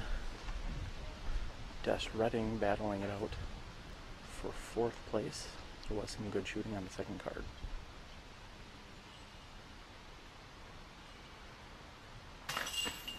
And Des makes good. And our 2014 Maple Hill Open champion,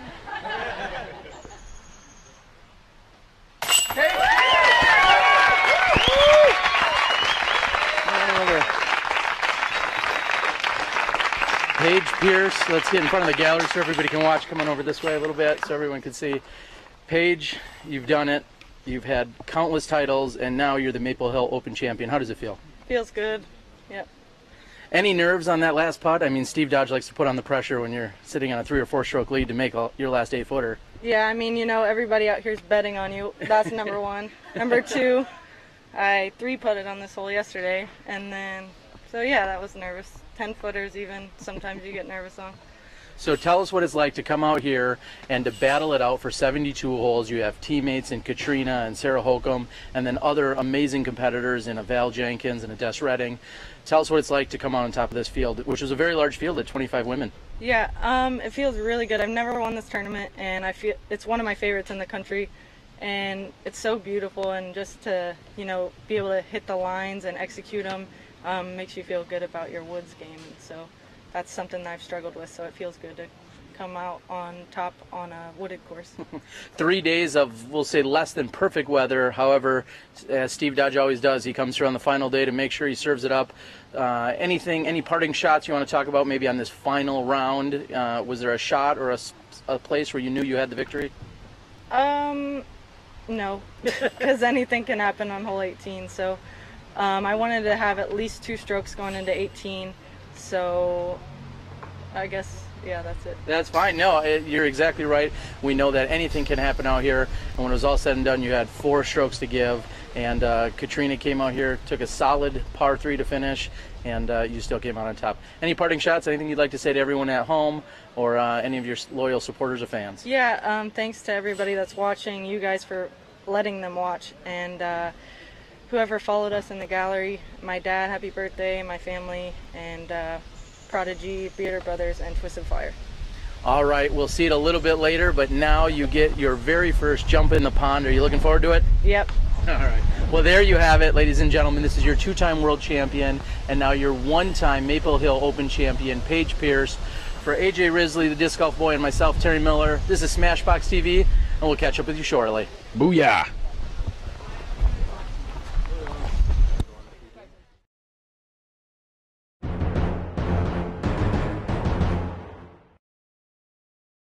Available at these and other select stores.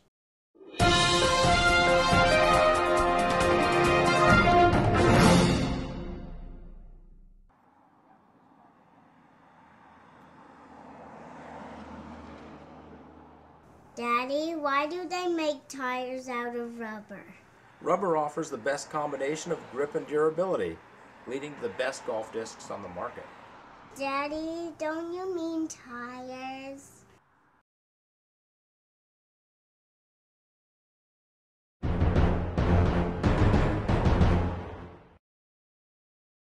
Available at these and other select stores.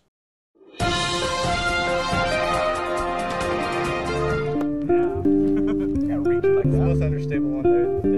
I can't reach like that.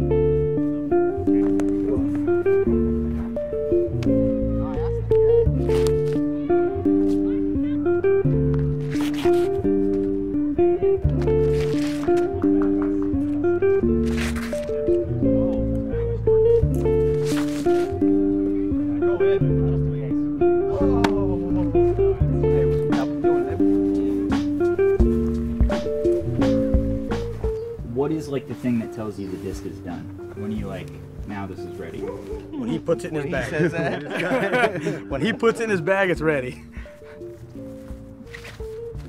Yeah, we kind of throw it, test the different runs, and go with what's flying the best, most consistent.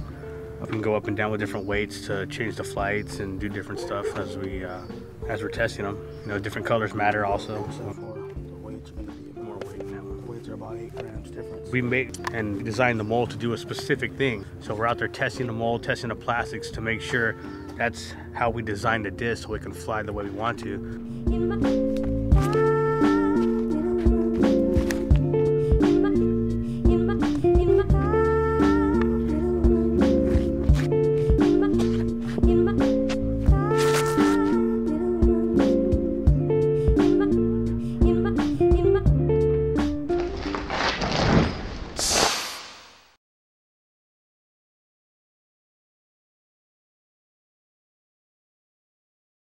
Very first drive of the final round into the drink on hole 1, quickly losing a stroke to Cale.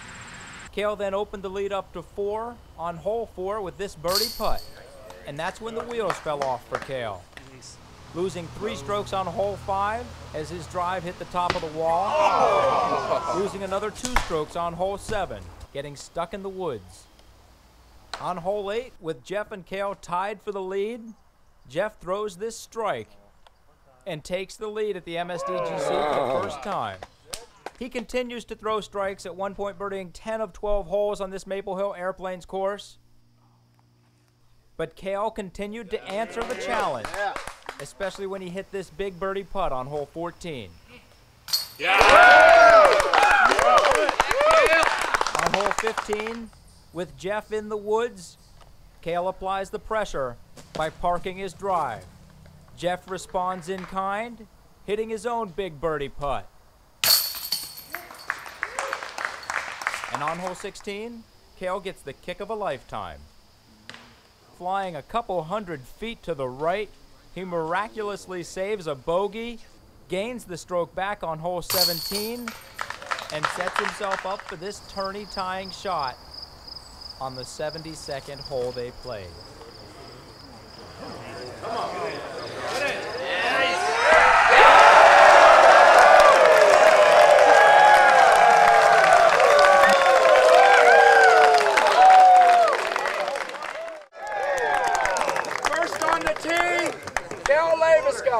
We start the sudden death on the Maple Hill Elements hole 1. 355 feet, 340 feet to clear the pond. In the 2 previous years we had a sudden death playoff. They were both decided right here on hole 1. Ron Russell beat out Steve Brinster in 04. Kevin McCoy beat out Walt Haney in 05. Cale Leviska is on the tee. It's got good distance. Heisering a little left. He left himself about 35 feet pin high. Jeff Bennett now.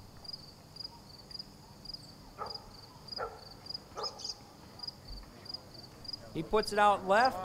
It Heisers back.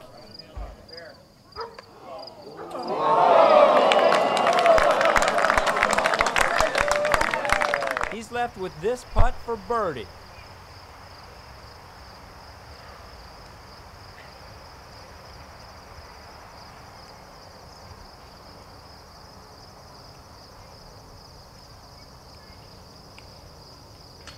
Two inches higher, that would have made it in. He hits the front of the basket, glances off right, and Cale Leviska to win the MSDGC.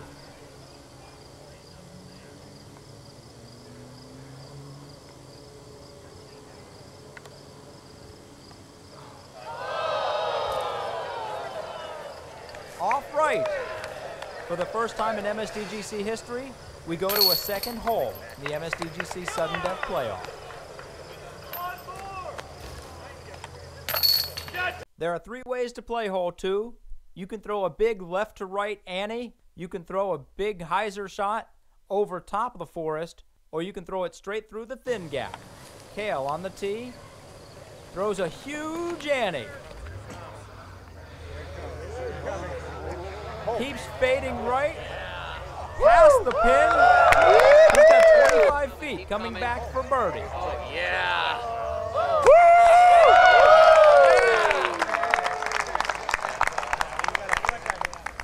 Apparently there's a 4th route. Jeff looks like he's throwing a hammer over the top.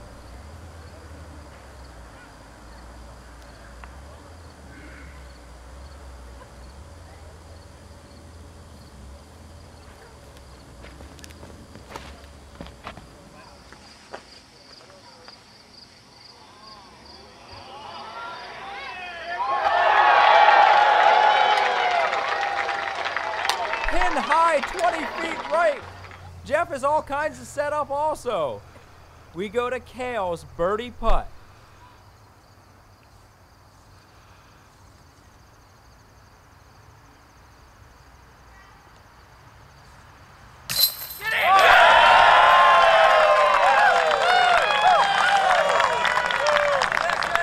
He pushes it off left. The Chains make a great catch. Let's see that one again in slow-mo. And here's Jeff Bennett to push to a 3rd playoff hole.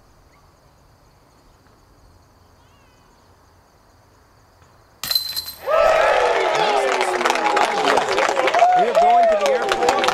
One goal! Hole 1 on the Airplanes course is 760 feet long, 480 feet to clear the pond. Jeff Bennett barely made the close edge of the pond.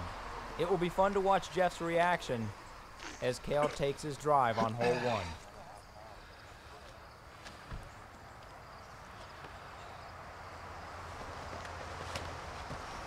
Yeah. Oh, yeah. Come back. Booyah. Come back. That's right, son.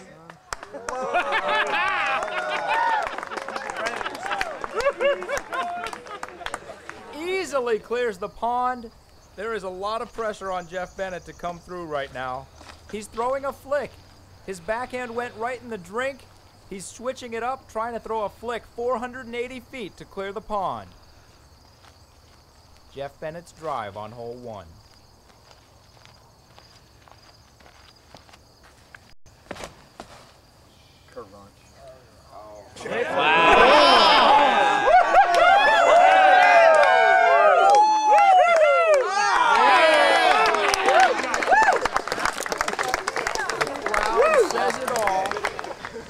I think the tables have turned as Jeff Bennett is perfectly placed in the fairway. He's got a real good look at up and down for birdie, while Cale is down to the right in the trees. Jeff, who's a little farther out, will be throwing his upshot first.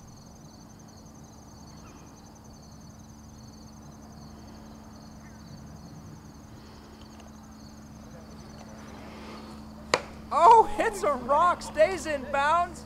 He's got about 50 feet on a fast green for birdie. Here is Cale's second shot. He leaves it a bit short. Let's see if we got that from another angle. It trickles through the tree. Farther out than Barry Schultz. Chris Sprague for par. He will be losing 1 stroke and maybe 2 if Barry Schultz hits this birdie putt. Barry Schultz on the tee of hole 12, now leading by 2. That's a big drive from Barry. Fades left a bit early. Chris Sprague now on the tee. A low line drive, a short line drive. He's got a pretty big up and down to try to save par. Here's his second shot. Nice and easy. He's got about 15 feet for par. Barry Schultz has no look. Does a hammer. Gets plenty close enough. Here's Chris Sprague for par. Barry Schultz hits his par, and with 6 holes to play, has a 2-stroke lead over Chris Sprague. That drive fades left a bit early, dies a bit fast. He's left himself with about 30 feet for birdie on hole 13. Chris Sprague now. Whoa, that's quite a pull. Very strong to the hole. Flies about 35 feet past, cuts left into the woods. He's got about a 70-footer for birdie. I'll call that a par. Barry Schultz now to take a 3-stroke lead.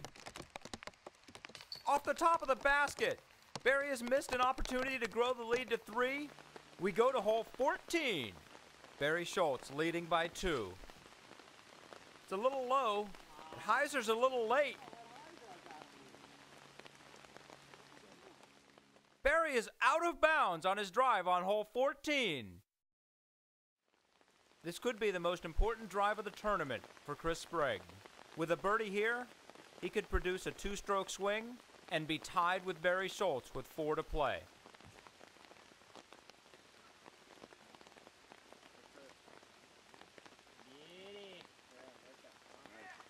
He's got a shot at birdie.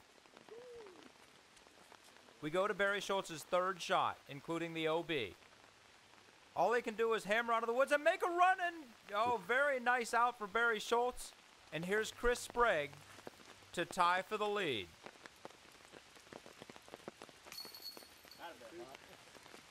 And now Barry Schultz to tie Chris Sprague for the lead. The lead he's held the entire tournament.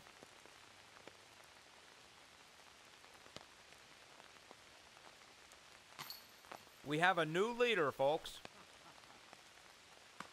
Chris Sprague on the tee of hole 15. He pulls that drive a little right. Oh, nice kick out. Barry Schultz now, trailing Chris Sprague by 1. It's a nice drive. Fades a bit left. Unfortunate kick off the root of that tree. Chris Sprague, 50 feet for birdie. Oh, hits the basket. And now Barry Schultz with a chance to tie. On to hole 16. Chris Sprague leading by 1. Oh, it turns a bit early. Oh, kicks way left. Chris Sprague is in trouble off the tee of 16. And Barry Schultz has another opportunity. Turns right. Oh, hits a tree. He's got an easy par, though. And Chris Sprague is going to be struggling for bogey. Here's Chris Sprague's second shot. That disc cuts through the woods. Fading left. Parked. Chris Sprague is a miracle man. He saved his par. And Barry Schultz has lost another opportunity to gain back that stroke. Here is Barry's second shot. Oh, nice run by Barry. He had a chance. And we advance to hole 17, which is a big uphill shot with a dogleg right onto a fast green. We join the action after 2 good drives. Chris Sprague, represented by a blue X, is about to shoot. Barry Schultz in better position, represented by the red X. And this is Chris Sprague's second shot on hole 17. Oh, he needed to get that much higher. Left it way short. Barry Schultz checks out the scene, seeing that Chris Sprague has a tough par and will probably have to lay up and get the bogey. Barry just needs a nice up and down to gain that stroke. That approach is a little bit weak. Leaves him about 20 feet away for par. Chris Sprague has this for par. Laying up, sacrificing a stroke, and going on to hole 18 tied with Barry Schultz. Barry Schultz for par to tie Chris Sprague with 1 hole remaining.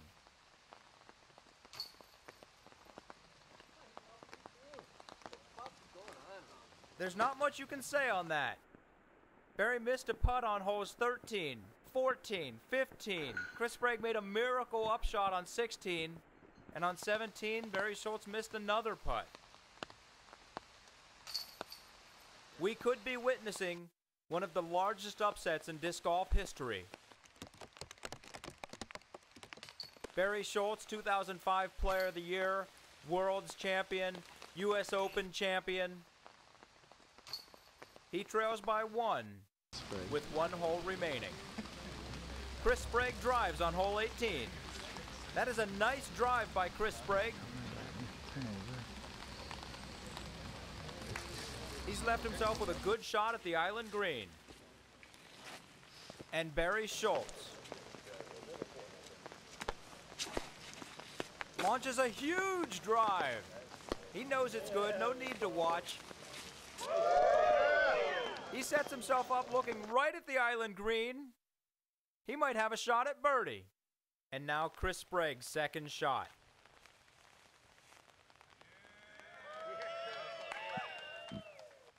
He is safely on the island green. Let's see that again from the other side.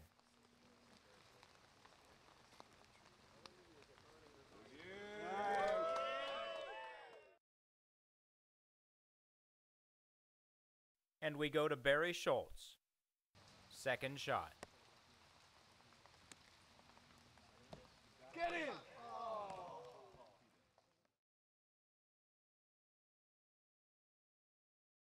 Which means that if Chris Sprague hits this putt, he is the 2006 MSDGC champion.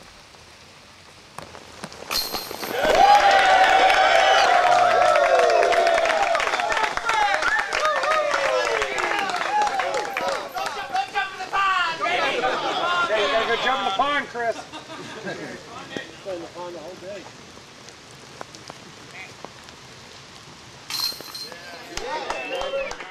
Congratulations to Chris Sprague, our 2006 MSDGC champion. I'm Steve Dodge. From myself and the rest of the MSDGC staff, thanks for watching. Hope you enjoyed the MSDGC. Here are the top 10 finishers at the MSDGC.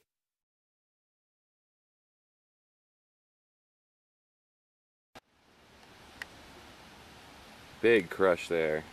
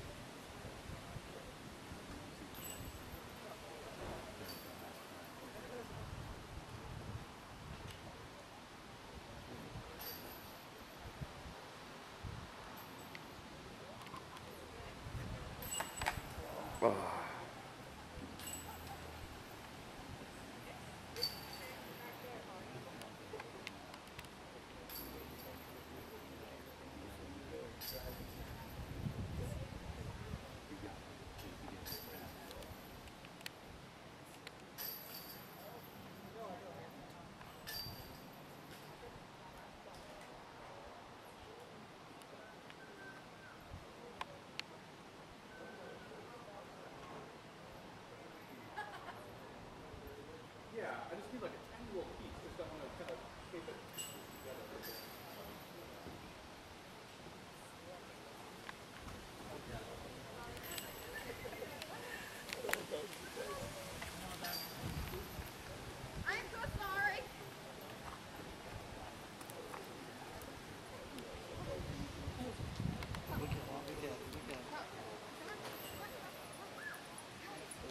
Mecca.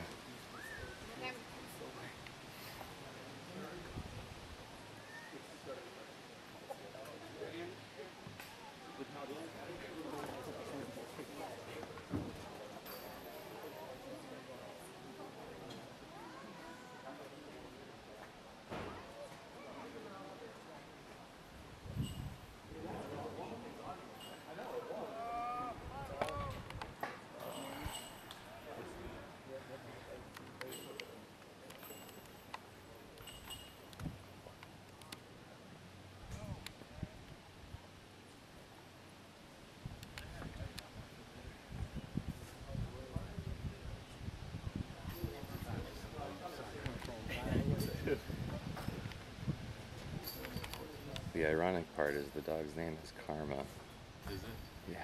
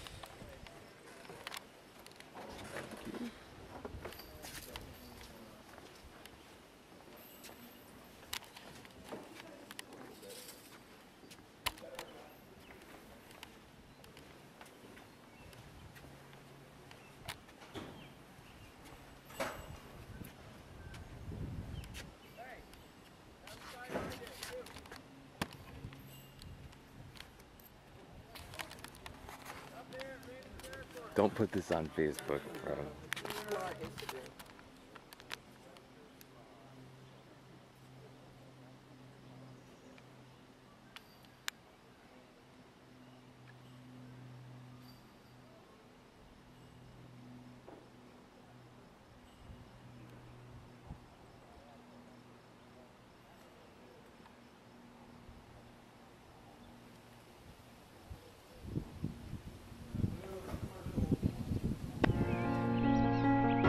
not all fairways finish left, and we can't all throw with pro power. So Vibram has designed an understable distance driver that is perfect for beginners or advanced players looking for amazing anhyzer finishes. Introducing the Unlace from Vibram.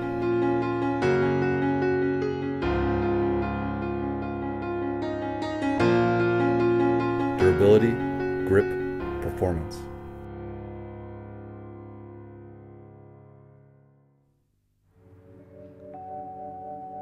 It's all about practice, preparation, and routine. Approaching the tee shot, I always line up my shot and check the wind direction. Always take into consideration the trees that are out there and the out of bounds that are marked off. I try to keep everything slow on my run up and build momentum as I get to the end of the tee pad. Trust your shot, believe in yourself, let the disc do the work. Legacy disc. Play with confidence.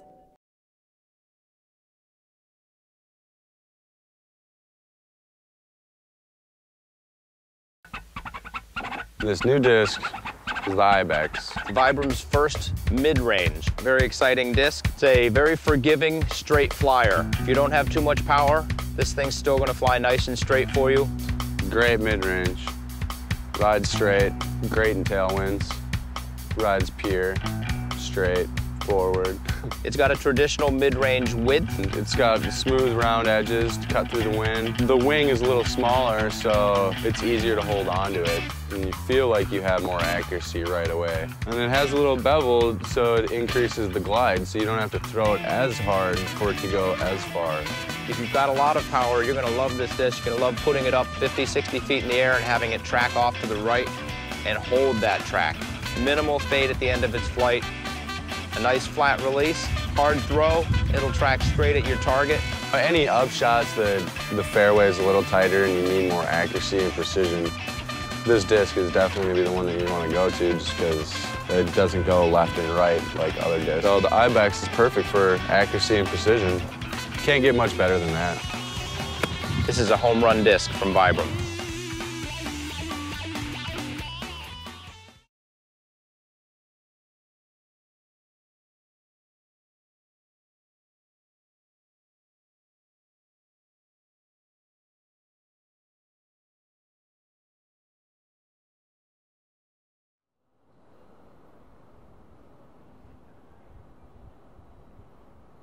I'm AJ Risley, and this is the Gauge. With its reliable straight flight and its excessive amount of glide, the Gauge is perfect for players of all skill levels.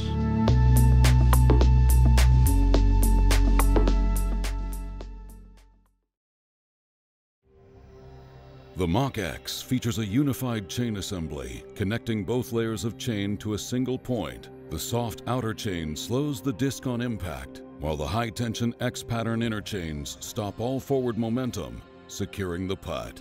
With 40 unified strands of chain, the Mach X is the evolution of disc golf.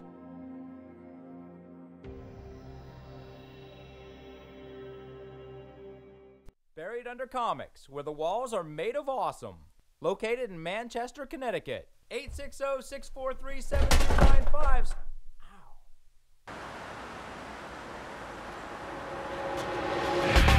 What you say is what you get. This 5, 6, 7. What you say is what you get. This 5, 6, 7. This is not a test of ours. Regress. This is not a test of ours. Regress. What you say is what you get. This 5, 6, 7. What you say is what you get. This 5, 6, 7.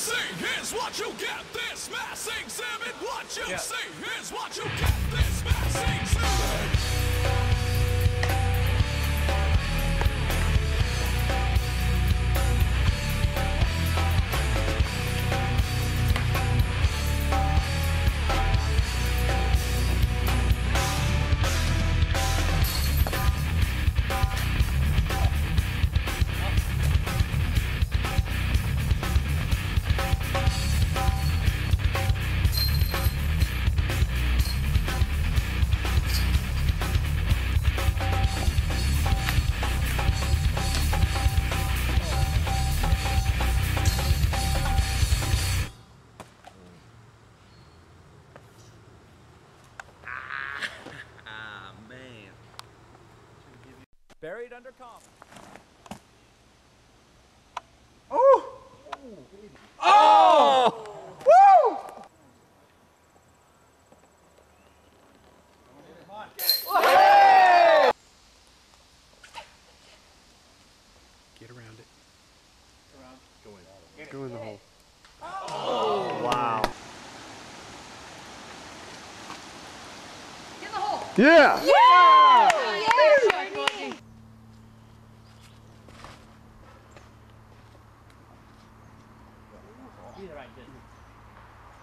Oh. Wow.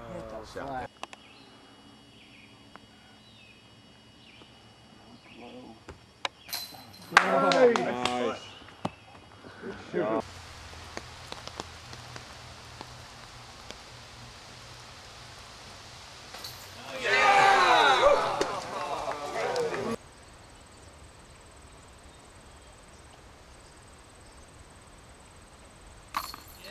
Oh, sweet.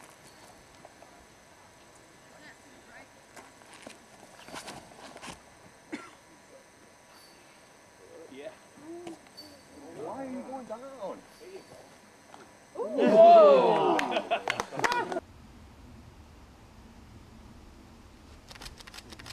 Yeah. Woo!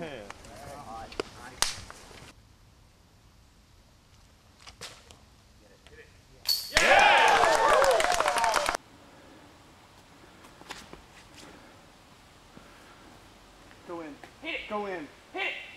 Oh!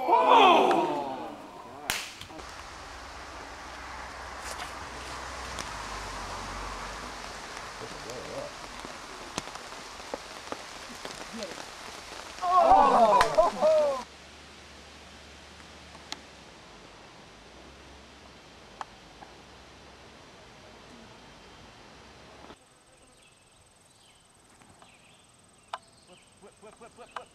Right, baby. In the hole! In the hole! Oh!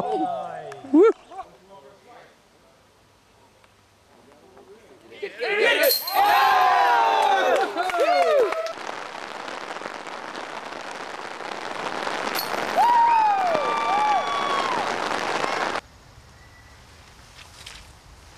Oh my God. Down. Stay in. Oh my God! They could have lost that. 9 cents still, 10 cents lost. Wow.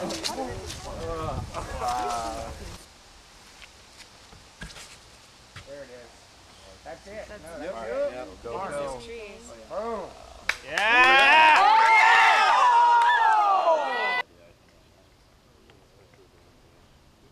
Uh-oh, that's gonna be good.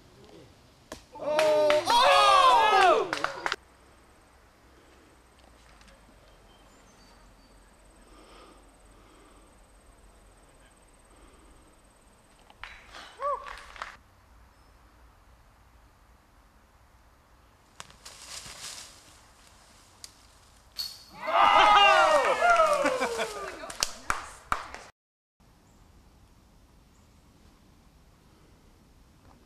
Get in. Go! Yeah!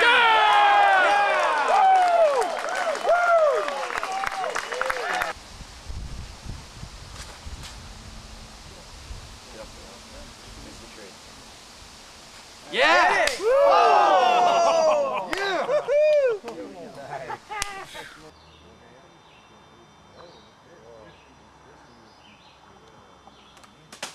Oh! Oh!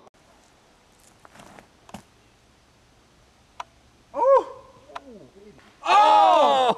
Woo!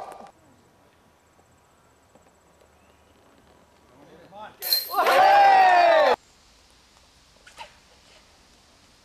Get around it. Go in. Go in the hole. Oh! Wow. Get in the hole! Yeah! Yeah!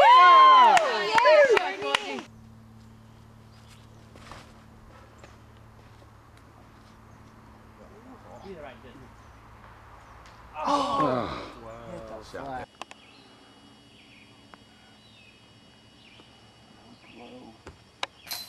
Nice. Good job.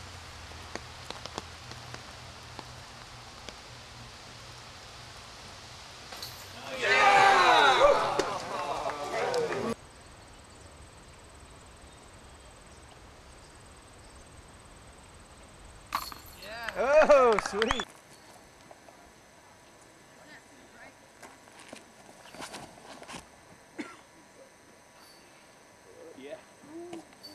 Why are you going down? Whoa!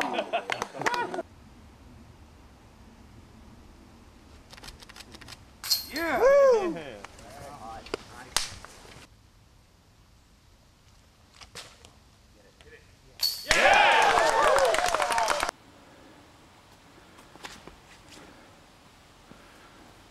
Go in. Hit! Go in. Hit!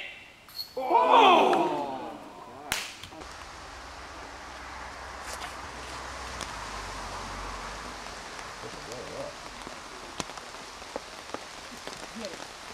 Oh!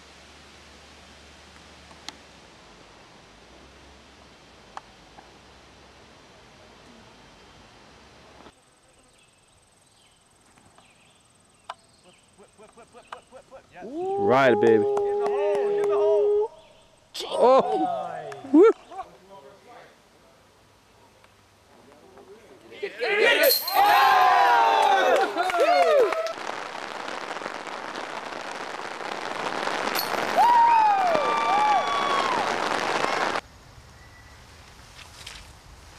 Oh my God. Damn. Stay in. Oh my I think I lost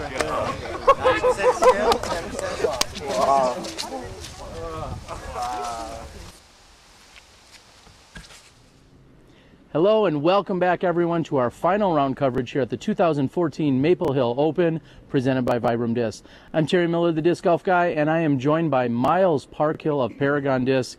Miles, I've been talking about you all weekend, pretty much mainly in a good way, but I wanted to catch up with you because you've been a huge supporter not only of Smashbox TV and all of our live production, but also of the Vibram Open and the Maple Hill Open and any other tournament that's going on. What is it that you do and how can you help everyone out? Well, I really have started helping Steve by just printing shirts and making things as easy as possible for him to send me shirt sizes, quantities, and get it out to him with him not having to worry about that. He's got a lot going on to try to run this thing. You know, it's like a huge summer camp, and ever since I've started coming out here, I never want to miss it again, no matter what. So I've always been happy to come out and enjoy my summer. It's been a very unique experience. I've also been here for the last 4 or 5 years. Steve Dodge and the family and crew make it so warm and inviting, maybe a little too warm a few days ago, but it has been great. Now, when you're working with clubs, you do so much more than just t-shirts, and I know you do dry fits and cotton and everything else. You've done so much for me as well. Talk a little bit some of the more unique items that you helped out, things like at Bowling Green and other places. Yeah, Bowling Green, you know, we did bag tags and clipboards, custom clipboards, custom cut shaped bag tags, bottle opener bag tags. Next year we'll be doing full color sublimation bag tags, new digi camo dry fits. If you want hats, we did some really cool Vibram hats for all the staff this year for the AM side. So if you see any of those with a print on the top of the Castro style hat, but yeah, a lot of cool stuff. And yeah, if you're looking to do anything, just let us know and we'll help you work with it and make it happen. Yeah, I know you've worked with clubs and organizations all over. You work with a handful of the manufacturers. As I said, Steve Dodge and Vibram. You've also helped out another one of my supporters and sponsors in Legacy Discs. Yeah. And you're anywhere and everywhere, and you're such a great asset to the sport. Located right out of Springfield, Illinois, relatively central. Yeah. We can get everything to everybody, you know, pretty quick, within a week, you know, as far as shipping. But it's nice to be able to be a part of the sport and give back, and that's really what has been my goal since I started. You know, when my club was getting stuff from somebody else and all they were doing was just overcharging them, and I really try to make it to where everybody can get a fair price and put money back into the sport, back into the payouts, back into the tournaments, that kind of stuff. Well, you've done an amazing job, and I know Steve and everyone else here at this event and all of us over at Smashbox appreciate all of your support. We look forward to seeing you in a few other places. You're talking about possibly being at an AM Worlds and or a few other places throughout the year. Anything else on your tour schedule? No, not at this point. Whatever you call me and say, I need some help. Well, that's my favorite kind of call then. All right, well, there you have it. That is Miles Parkhill of Paragon Disc Golf, a huge asset to so many different tournaments and clubs around the country. We are going to go over to hole 1 where we're going to bring you the final round here of the 2014 Maple Hill Open. We're going to stand down for just a few minutes, get in position. We hope that you enjoy the show. We're looking at a 2 o'clock tee off And Miles, last question of the day is Jeremy Koling going to be able to hold on to this, or are we going to see a different winner when it's all said and done 18 holes from now? I was talking with some people about that. You know, Devin's Team Paragon, I really hope he can maybe pull through, but it's anybody's game on that top card right now. Even that second card, they could come up. This course is not forgiving at some point, so we'll see what happens. There you have it. We may even see something else in the 40s, which we have not seen this week. Paul McBeth, of course, with his 45 last year during the championship round to pull away from the rest of the lead card. It may take that to come off the second or third card to win it today. So for Miles over at Paragon and Terry Miller, the Disc Golf Guy, we will see you at hole 1 in just a few minutes.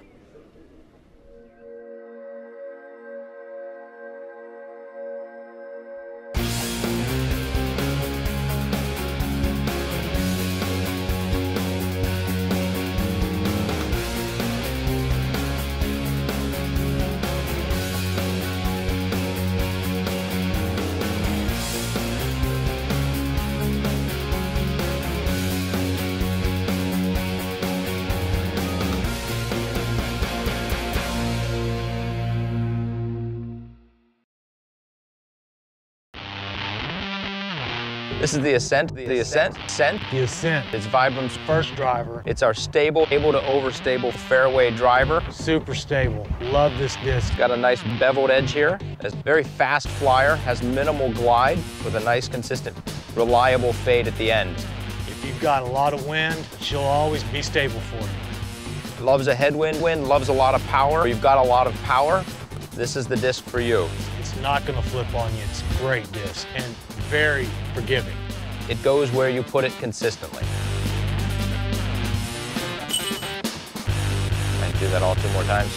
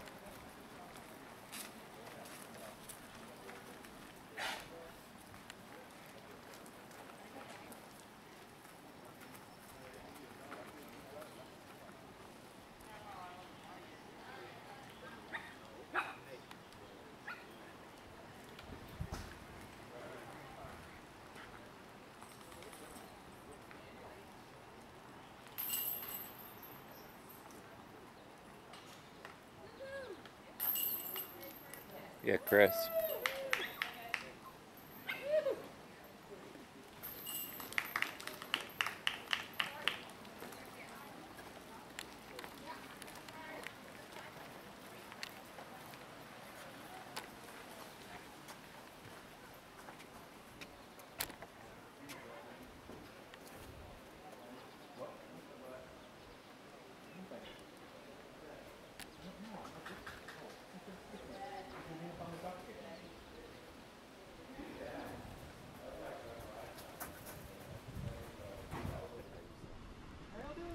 Hello everyone, and welcome to our final round coverage of the 2014 Maple Hill Open. I'm Terry Miller, the Disc Golf Guy, and we are going to be kicking off in just a few moments. But first, we're going to catch up with a first-time Smashbox viewer here in Joe Revere. Joe from Colorado. I don't see you too often out here, so let's get to know you a little bit better. What's going on? This is my first time in I think about 5 years. I've been here one other time, but I'm a teacher, and I got a 6-month-old baby boy and halfway through a master's degree, and I'm pretty busy, so fortunate enough for my wife to allow me to come out here for a week and actually playing pretty well, so I'm pretty excited. Allow, is that the key word in that phrase? Did I say that? Whoops. Hi, honey. Well, you're doing very well here. You're sitting just one stroke off the lead behind Jeremy Koling, and we're through 54 holes. What's your game plan today? I think, ironically, I'm going to play it safe. I've been playing it pretty safe all weekend. Play aggressive where I can play aggressive, play it safe where I can play it safe. And I know a lot of guys think they're going all out on Sunday, but I'm going to stay pretty. I'm pretty old. I'm wise. I'm going to keep it smart off the tee, hopefully. What would you say is the strongest part of your game when you're coming out to attack a course like the Maple Hill Gold Course? Up shots. Well, putting. But I'm in second, and I've been putting pretty poorly. So I'm going to go with up shot so I don't have to putt. You can drive. A lot of these holes you can drive kind of anywhere you want out there, but your up shot has to be dialed in and be key. So that mid-range game, I think, is the most important thing. All right. Well, before we kick off here, is there any sponsors and or people you'd like to say hello to out here on Smashbox TV land? Definitely want to say hi to my wife and Eli, my son. Thanks for letting me come. Thanks Sean Stover over at Top Card for doing all my artwork. Thank Grip. Best bag on the market, and now always Innova, and a new shoe sponsor out there called Oboes. They make a really high-end, golfing shoe. There you go. All right, Joe, just one stroke behind. We've got 18 holes to go. We're looking forward to a really exciting battle out here. We wish you the best of luck. Thanks, Terry. There you go. Well, there you have it. That is Joe Revere sitting in second place at 9 under right now. Our lead card is getting ready to tee off. I'm Terry Miller, the Disc Golf Guy. We'll be joined by commentary with A.J. Risley. And we're looking for a great show. You're watching Smashbox TV.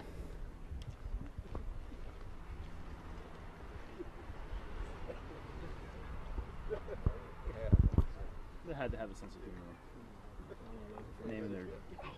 Naming their product Smashbox. What's up? Did you catch that? I want that too. I figured you did. Hi there, I'm Tony Anzana. I'm the tournament director of the Rochester Flying Disc Open. I'm here to describe Maple Hill's hole number 1. This is a breathtaking hole, 785 feet, par 4.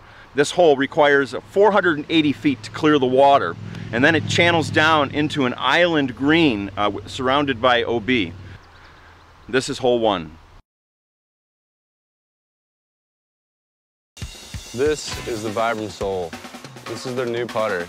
You seem to get excited when you pick that up. Tell me why.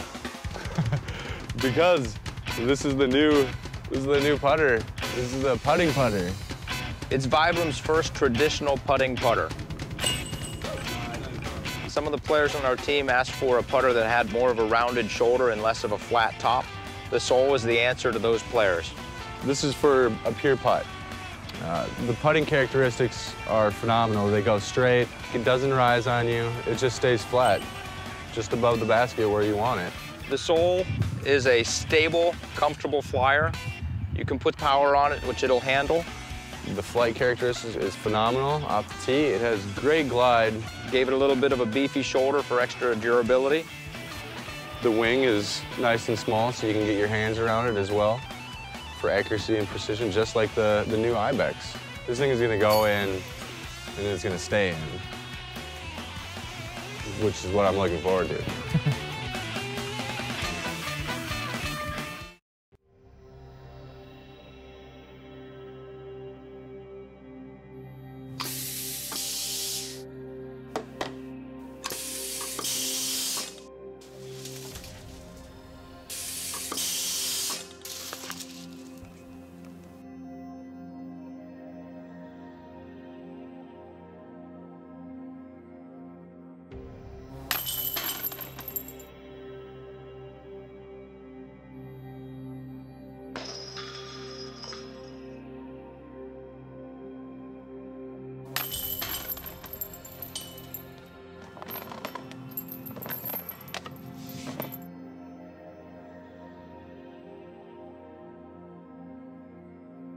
The Mach X by DGA, the evolution of disc golf.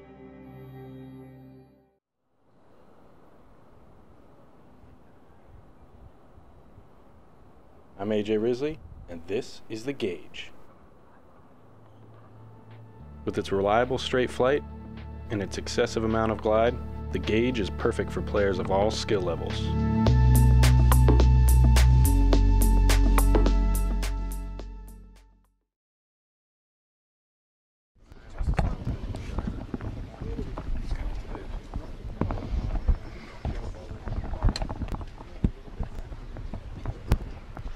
And here we are with Steve Dodge for the call.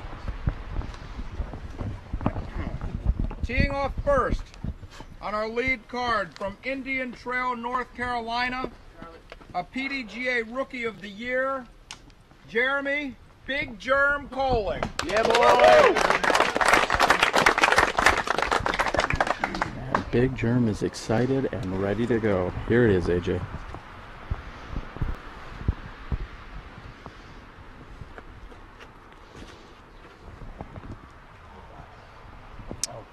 Looks pretty nice. Looks beautiful turnover. Short. And he is on the right hand side. A little short for Germ on that one. A little short for Germ. For Germ. Definitely short for Germ. You're too big, too strong. Teeing off second from Fort Mill, South Carolina, our Japan Open champion, Ricky Wysocki. And fellow Prodigy team member, Ricky Wysocki. Ricky and Big Germ just one stroke apart.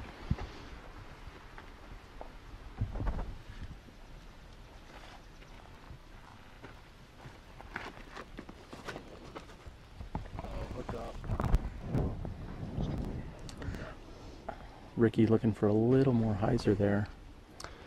I think he's outdroven Big Germ by at least 3 feet.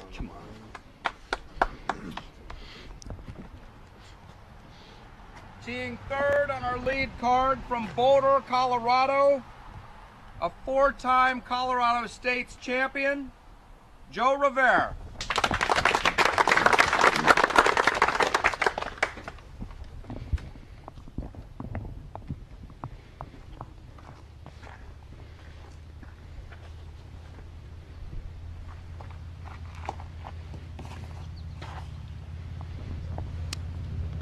Looks good. Looks as real if good. Joe has crushed this, wouldn't you say, AJ? I think so. I think he's way down there. He's might have snuck back to the middle on that little road there. Teeing off fourth on our lead card from Mobile, Alabama, a PDGA Rookie of the Year and Southern Nationals champion, Cameron Colglazier. And Steve Dodge officially left hanging there on the high five by Colglazier.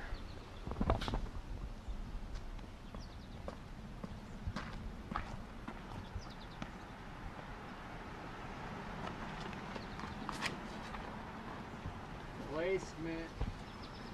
Gorgeous. Looks good, Terry. That is a beautiful shot by Cameron Colglazier. And there you have it, ladies and gentlemen. That is our leader card tee shots. We are so glad that you can be joining us. Again, this is your final round coverage, 2014 Maple Hill Open. I'm your host, Terry Miller, the Disc Golf Guy, joined by Legacy's own AJ Risley, the Disc Golf Boy. And AJ, I gotta say, I don't think we could have set a better stage to determine our Maple Hill Open champion today.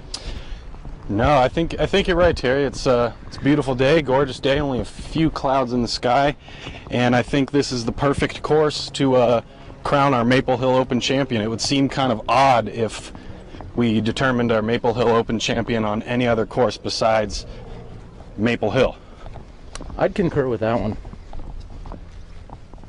Real quick, I forgot to do this earlier. I want to give a shout out to one of our best friends in the world, Benjamin Ferris, back there in LA. Ben, we love you. Can't wait to see you and the wife again. Absolutely, Ben, one of the huge Smashbox supporters from day one, and really just a guy that's giving us so much support in so many ways. And thank you, Ben, for tuning in. We know you're out there, and we're sorry you're not here, but we look forward to seeing you the rest of the summer, buddy. I love you, Ben.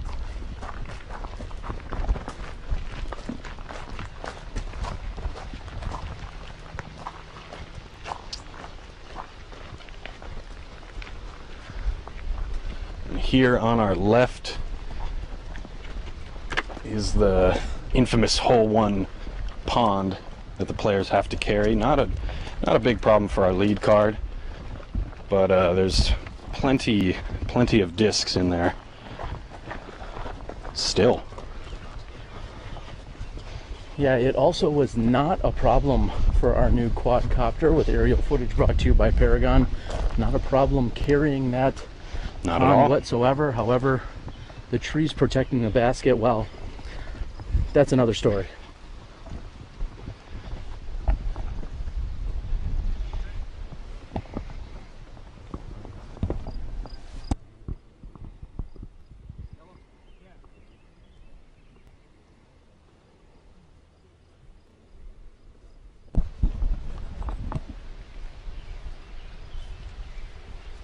Looks as if Joe has located his shot.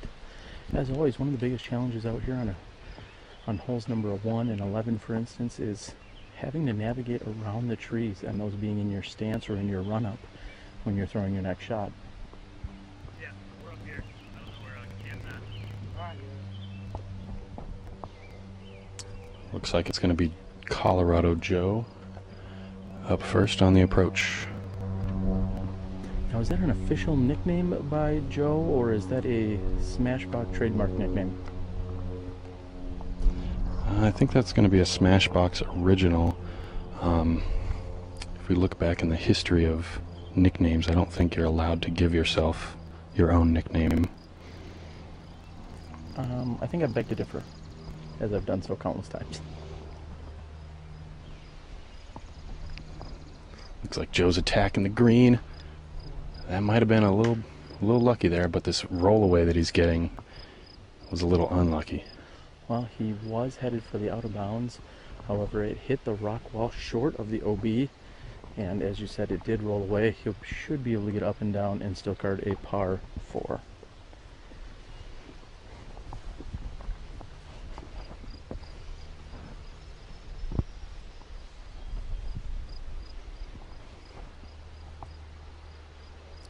And Ricky Wysocki very quickly has gotten up and thrown. He's into the mouth of the gap, and he hits right off of that back wall. He's left with, what would you say, less than 15 feet for his birdie? I'd probably say closer to 15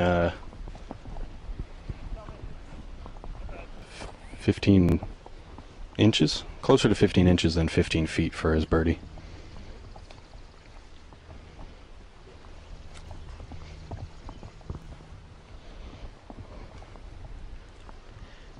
And Big Germ has successfully gotten past all of the pine trees there on the right hand side.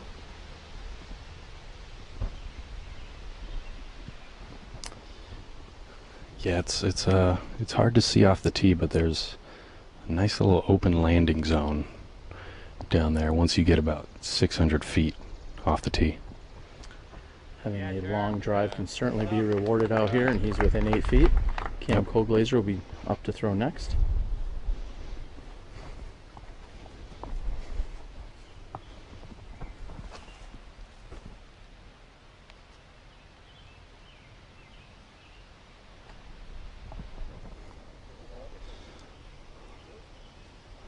And Cam has come in just a bit strong. It looks as if he has carried out and out of bounds on that right-hand side after navigating through the mouth of the gap. Yeah, it's not really a problem that a lot of players will face going OB deep of the basket.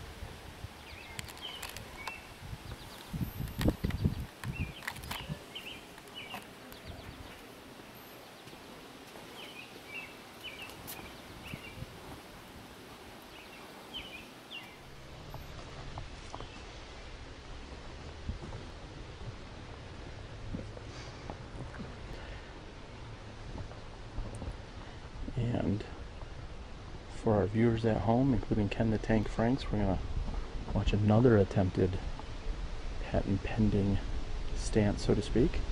Looks like Joe has it dialed in. Patent pending referring to any time you are putting your back to the basket and then throwing a backhand shot, as Joe is lining up right here. You always need to make sure that your supporting point is in fact directly behind your mini. Ooh. Very nice shot by Joe. Yeah. Successfully completed the patent pending. And in legal fashion too. I know that Ken Tank Franks at home was, I think he was a little disturbed to see numerous illegal stances on our live coverage the past few days. If I'm not mistaken, all of those are actually under review. We have not had the team go back and take a look at those just yet, but thanks for intently watching at home there, Ken.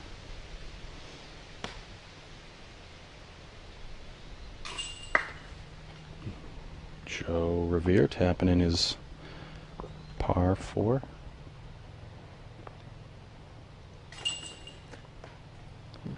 And it looks like Ricky and Jeremy will tap in their birdie 3s. There you have it. Well, there we have our first completed hole. This is the final round of the 2014 Maple Hill Open. Right now we'll get in position. Let's take a look at hole number 2. Hello, I'm Drew Gibson. We're on hole 2 at Maple Hill Disc Golf Course. 350 feet over a little crevice, I guess you could call it. Right hand side is all out of bounds over this wall you see right here. I just try to play it up the hill and give myself a putt.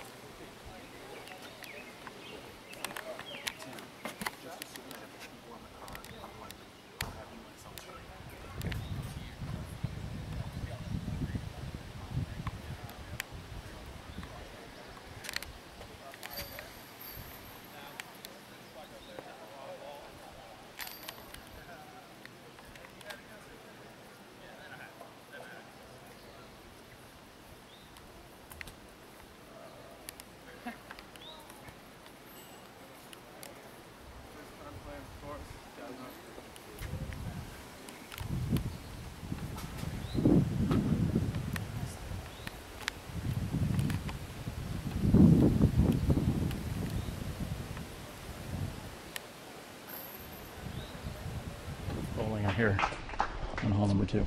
Yep, nice straight line.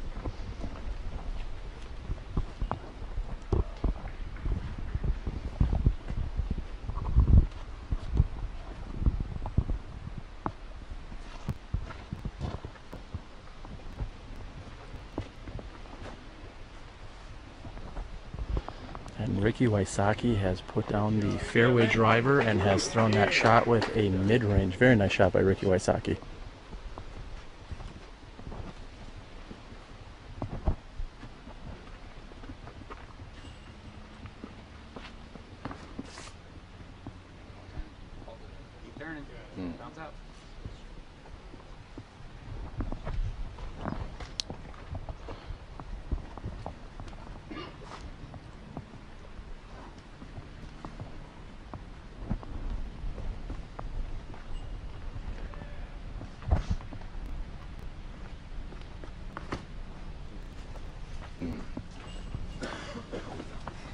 And by your low-toned grumbles, I'm guessing that you are suggesting that that was a little bit low and a early release possibly here by...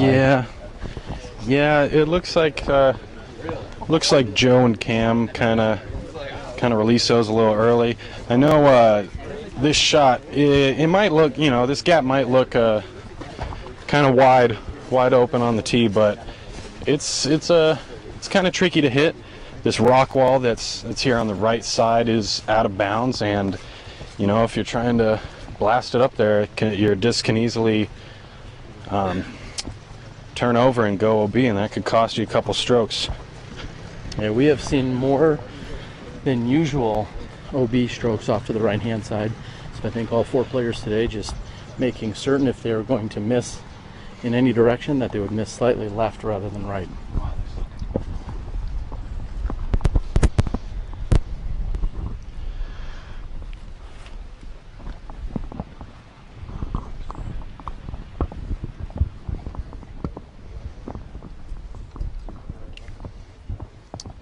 Looks like Cam's shot is hiding from us right now. Might be a little shy after that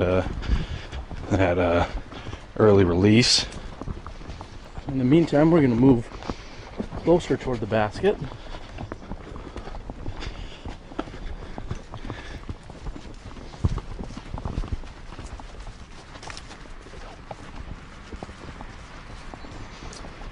So I do believe you were correct. Ricky stepped up and threw a mid-range. I'm gonna guess that was an M3 or M4 for our viewers at home.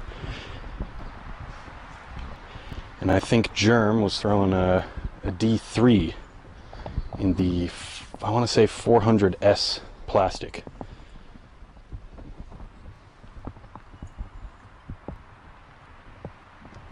Another thing about this this hole 2 is it's a little farther than it looks, so to hit that gap near the basket is requires a lot of power and a lot of accuracy.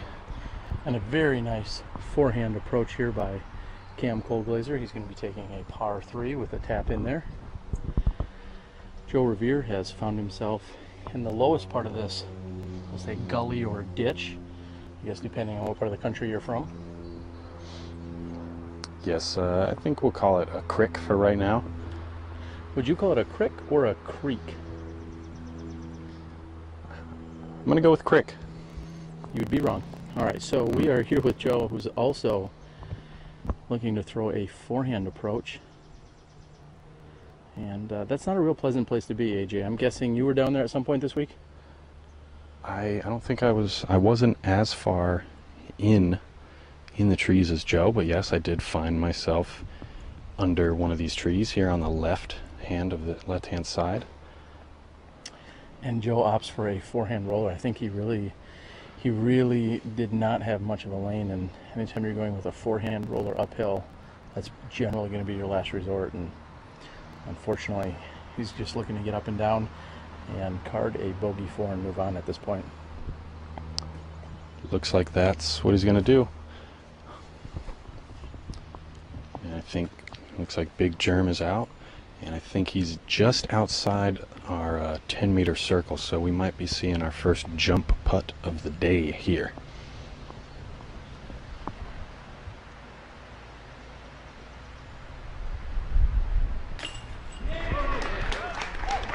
And Big Germ is off to a great start, carding birdies on both holes 1 and 2. This will be Ricky Wysocki for his birdie 2.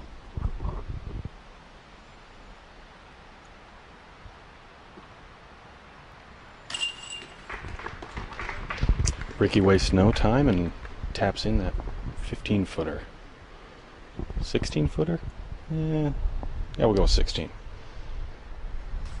16 certainly sounds more impressive, so we'll give him that. Yes. So Cam Colglazier will take the par 3. Joe Revere will be tapping in for a bogey 4. And we're through 2 holes here at the final round of the Maple Hill Open. With that being Catrina Allen of Prodigy Disc. We're here at Maple Hill Disc Golf Course on hole 3, 365 feet, par 3. Steve Dodge's S-curve. I'm going to take an understable fairway driver and let the disc do the work.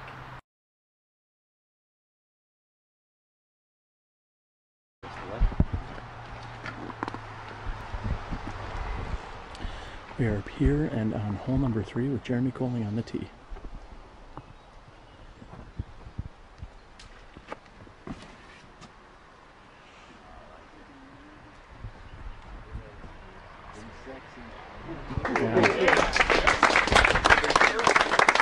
Just like you saw in the preview by Catrina Allen, a perfect hyzer flip up. Great shot by Jeremy Koling. I had the pleasure of playing with Jeremy on Friday, and he threw it about 100 feet past the basket, so this was a nice improvement.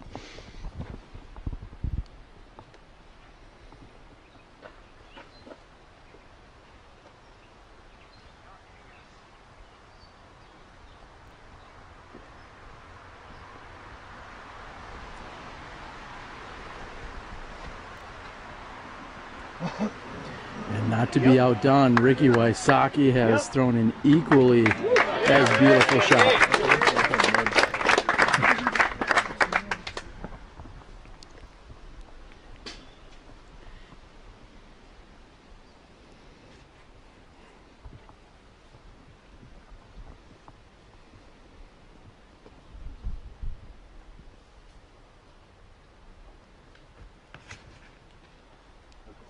Cam Colglazier trying to get around that tree, and he has kicked hard to the left.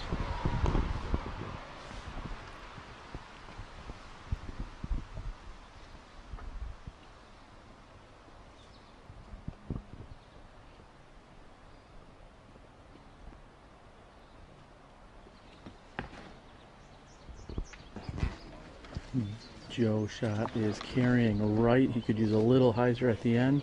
However, he will be looking at a putt from there.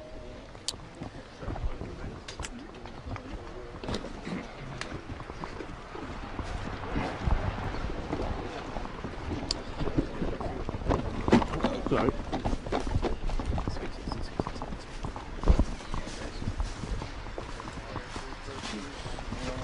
Joe, come on through.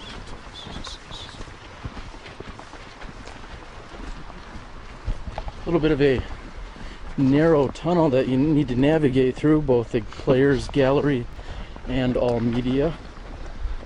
Seems to be a little bit of a race as this gallery continues to form and get bigger and bigger. Everyone's out there taking in some sweet action here. Yeah, this is it's one of the most exciting national tour events of the year. You usually have all sorts of great players coming out to play one of the best courses in the country, and the fans love it.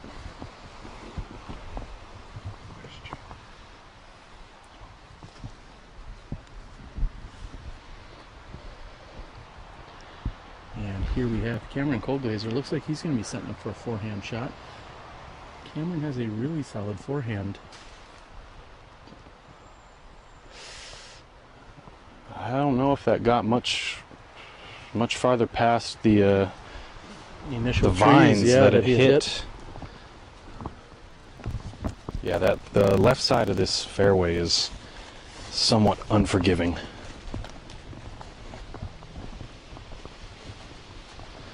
And just like on hole 2, I think Ricky Wysocki disked down and threw mid-range up to the green. Yep, he just gave me the thumbs up.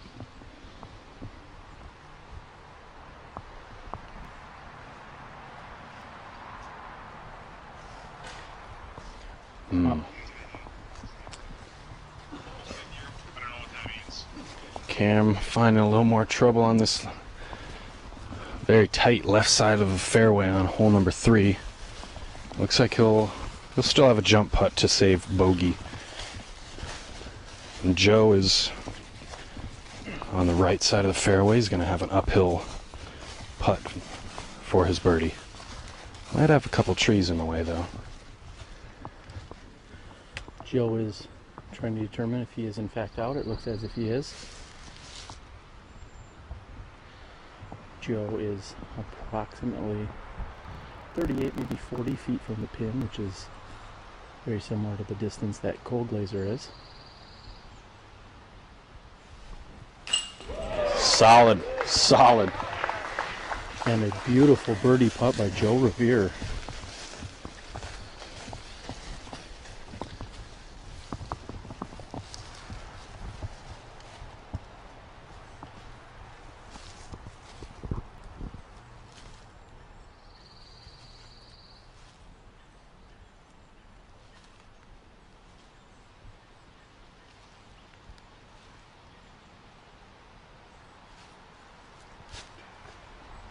And short left side of the basket is Colglazier's bogey attempt.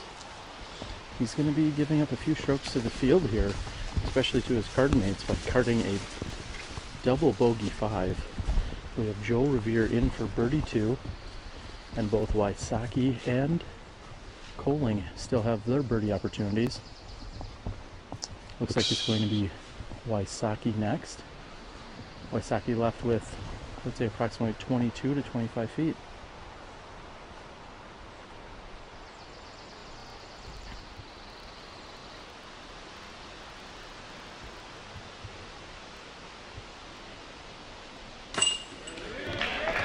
And as some of you may have noticed, Wysocki has slightly changed up his straddle putt style. Still seems to be effective.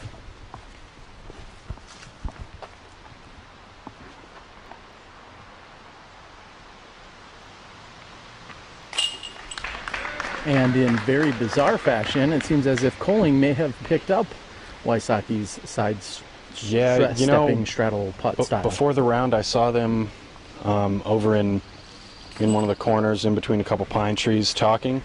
Not sure, I don't know what it was about, but I'm gonna say that they decided to trade putting styles for this round. Either way, they both cashed in on birdie 2s here on hole number 3. We're gonna move to the very tight wooded and the shortest hole that these competitors will see this weekend. Hole number 4, measuring in at 250 feet. Ricky? Hi, this is Toad McReynolds with Team Vibram here at Maple Hill, hole 4, 250 feet downhill. Object of this hole, they set you up for a perfect straight shot with the water 30 feet.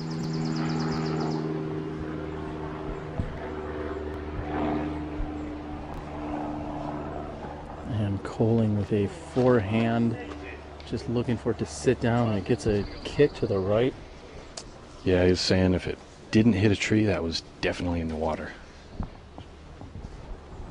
That's what Germ said.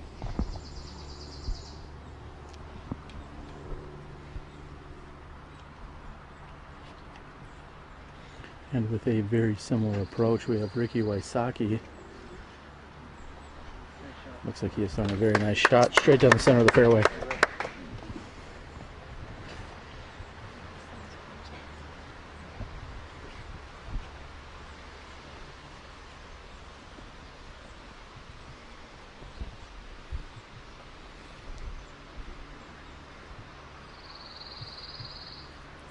And Joe goes with a forehand shot, which seems to be hyzering out towards the right-hand side. That's going to be near the tee of hole number 5. Yeah, if he's on the tee, he might have a clean putt for birdie.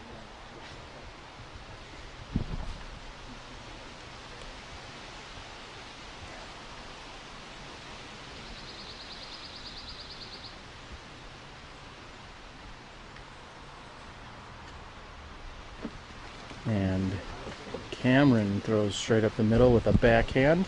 So there it is. 4 different players, 3 different approaches here to this very technical hole. Nice bounce back by Cam after that double bogey on what some people would call a birdie hole. And also a nice bounce back on the previous hole by Colorado Joe. That's one thing to remember out here on this Maple Hill course. The first 7 holes are battle, but you always have to keep in the back of your mind that it's the shot right in front of you that always matters the most. That is very insightful, AJ. I have to agree with you. Somewhere in there we'll find a hashtag to make sure to attach to this broadcast. Hashtag first 7, hashtag battle. This will be Jeremy Koling, who's really looking just to lay this up and gives it somewhat of a run. However, he needs that to sit down. And it looks like it's set. And after birdieing the first 3, taking a par on hole 4 is not exactly too bad. Seems as if it's going to be Joe.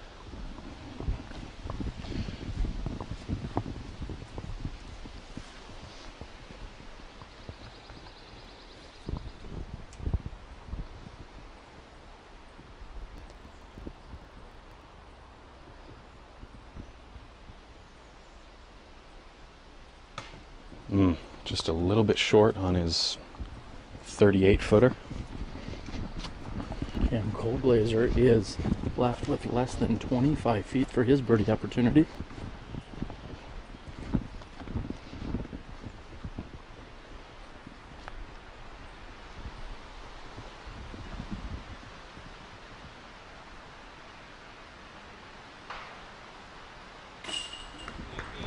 And as you said, after coming back with a double bogey on 3, he answers with a birdie on hole number 4.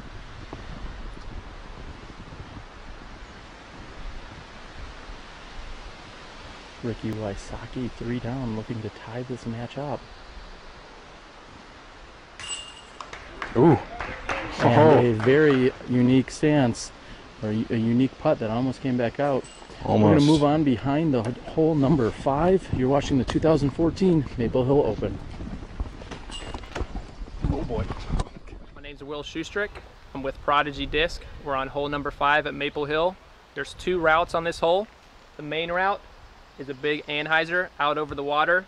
The basket's about 15 feet inbounds on the other side. A lot of people either throw sidearm or a big turnover. And there's some people that go down the middle. It's a lot safer of a route, but lowers your chance at a deuce putt.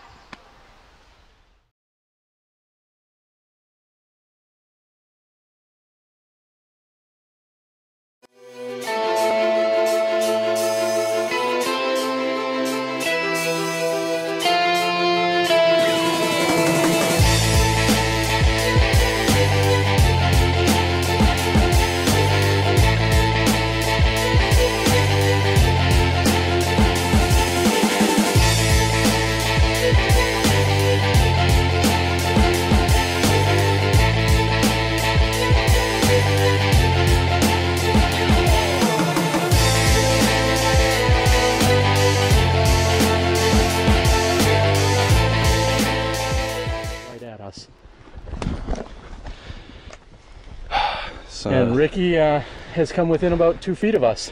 Yeah, thank you to the Friday rain for softening up that ground right there, else we would have been probably yelled at by Ricky, Jeremy, Mike Downs. This looks like Cam throwing a nice anhyzer. It's a little high though. He gets a very good kick off the tree behind the basket. He's going to be left with just inside 30 feet for birdie 2.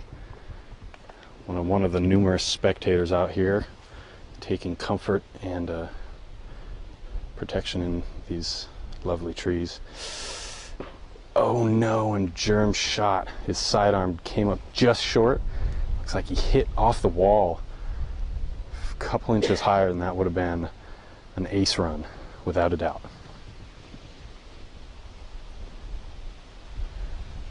Here's Joe's shot. Ooh, it's fighting the wind. He's going to need to hit off that tree and get a good what bounce. a great kick. Wow. There was a chance for that to not only go OB, but then after hitting the tree, for it to bounce back toward the basket and just miss the ace. That was a very good kick. Now we're going to see Big Germ move over to the drop zone, where he'll be throwing what will be his 3rd shot. And you're still throwing over water almost the entire way here, AJ. Yeah, it's still a tricky shot because it's shorter and you don't want to blast it on this green. It's still touchy. There is a left to right wind which will help push his forehand shot over. Yeah, it's definitely in bounds.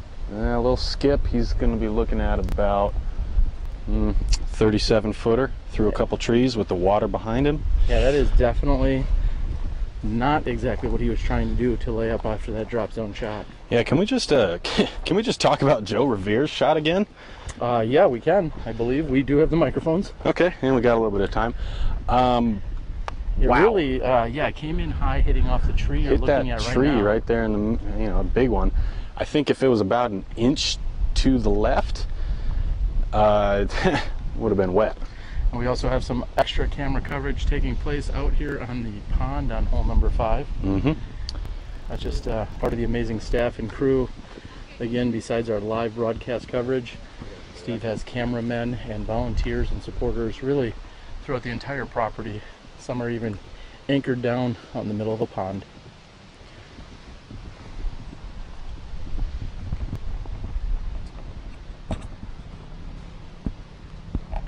Germ for his bogey 4. Big Germ is testing the wind near the basket. You can see by the top of the flags that it is blowing somewhat right and in his face from the position he's in. This is going to be a major momentum changer if Big Germ can't convert on this bogey 4. Solid putt. Solid putt. Very solid putt by Big Germ. Believe that Cam Colglazier is going to be next to putt. Also on the edge of the circle there.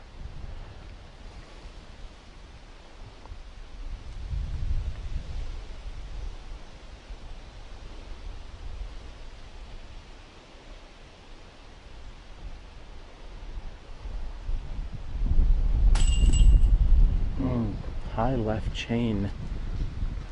Yeah, one of the tough things about these new Mach X baskets is that you really got to hit in the middle to catch.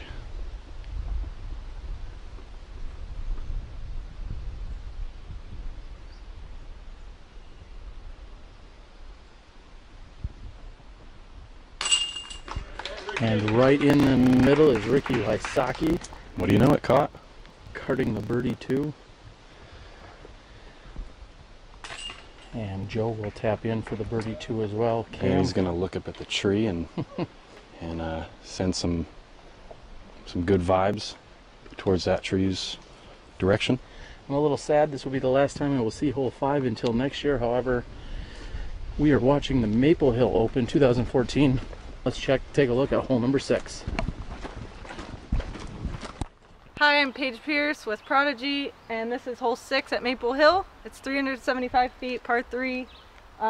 It's straight for about 300 feet, and then it kind of goes diagonal to the right for the last 75. If you can see the 2 stumps in the middle, that's what I'm going at. There's water if you fade off to the left, and the rock wall on the right is also OB. So you want to just a straight shot down the gut and hopefully leave yourself with an easy upshot.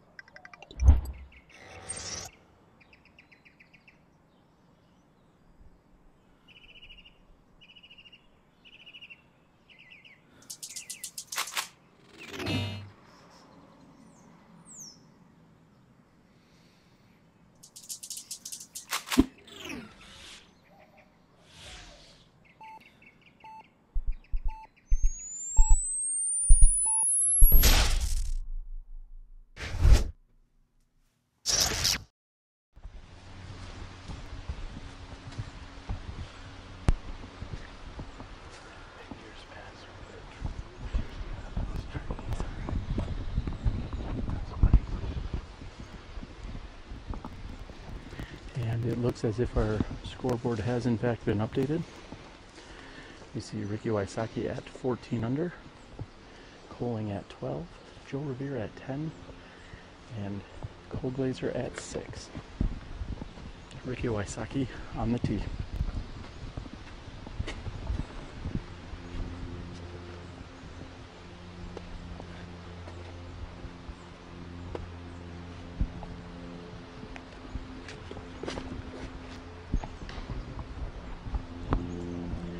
And Ricky hits a tree on the left-hand side of the fairway. He gets a safe sign from our spotter, Joe Revere, on the tee.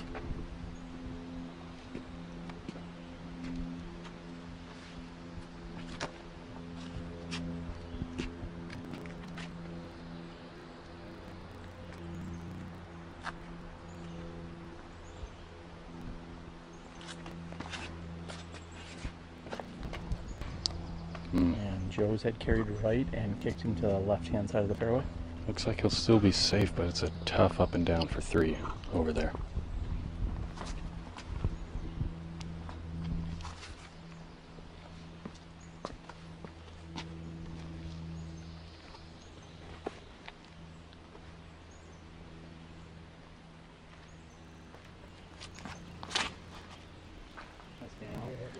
And Colglazier throws a laser just past the mouth in the gap. Very nice shot by Colglazier.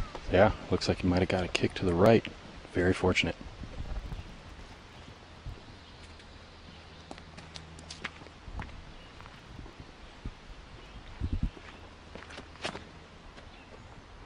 Big Germ looking for a little flip up. Oh. And it catches something on the right hand side and lands by the stumps that we saw in our preview by Paige Pierce. Yeah, it looks like he might have kicked off one of those trees that we couldn't see off the tee. That's why he was a little disappointed by that shot. Otherwise, an ace run almost. Yeah, if you were calling ace runs from 80 feet short of where they landed, I guess I could agree with that. Moving on to more interesting and exciting notes. This group played this hole in very impressive fashion. Yesterday there were 3 par 3s and Joe Revere with a birdie 2. And Ricky Wysocki is going to go out and over the OB rock wall to try and approach this green. I believe Dave Felber called it the Rock of Gibraltar yesterday. I'm not sure I quite get that reference though. Could be. Could be the... I think he was referring to the Strait of Gibraltar. I think he was too, but I wasn't about to clarify with Dave Felber.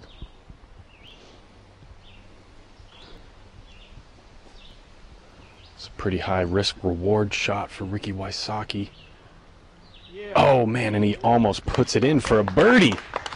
That was one of the most dangerous yet exciting shots ever seen here on the Maple Hill course. Yep, because basically he is throwing straight over OB, and if he comes up short, he has to basically rethrow from where he just threw. But he pured it and went just over the basket. He's gonna have a little bit of a long putt for 3, but that's great from where his drive landed. Absolutely. Absolutely.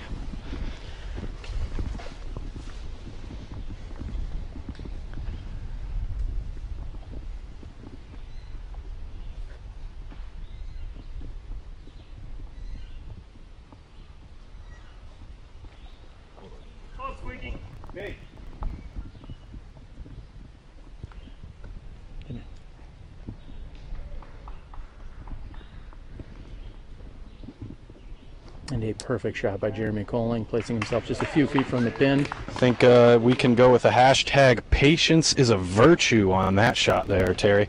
Very nice shot by Jeremy Koling. Yep. Anytime you can take a par 3 here on hole 6, you're going to be happy. Yeah, I think we agreed earlier that holes number 6 with a par 3 is one of the toughest holes to par on the course.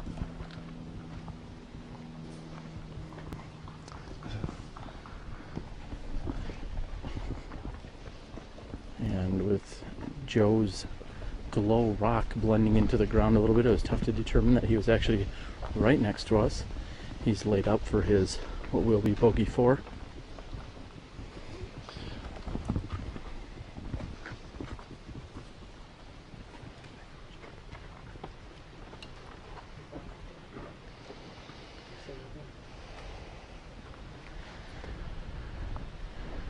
And although Colglazier had great distance here, he's going to be faced with a very precarious lie.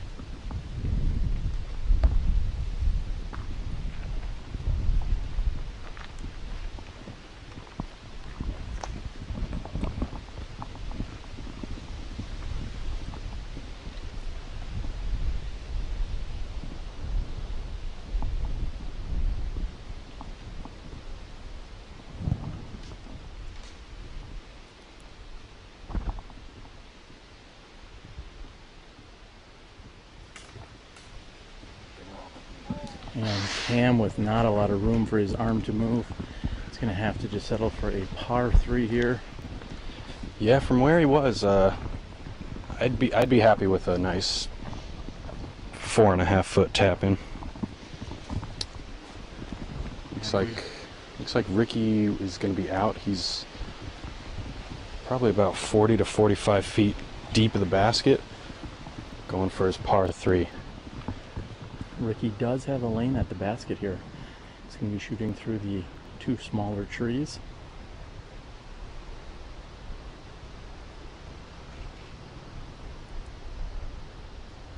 But Ricky looking to set up for a little bit more of a side step. And he carries it just a bit left. Just a little.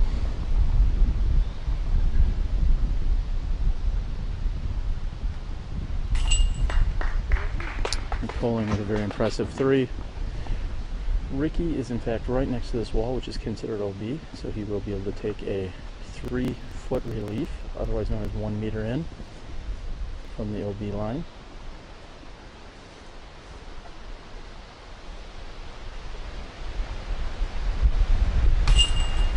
With a little bit of authority, he makes sure it gets in. We felt a little wind pick up just before he putted. Colglazier will tap in for par 3. Joe will take a bogey 4. The gallery and crowd continues to mount. You're watching 2014 Maple Hill Open coverage.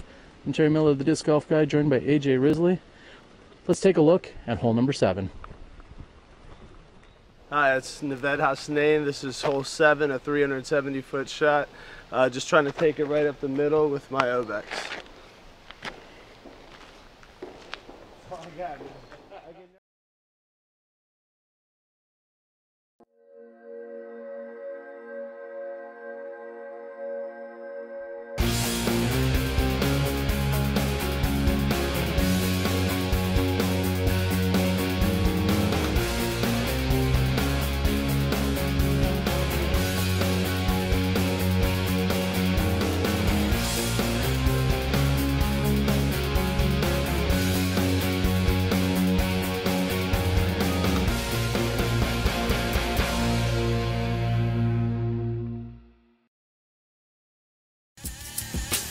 This is the Obex. The Obex. The Obex. The Obex. The Obex.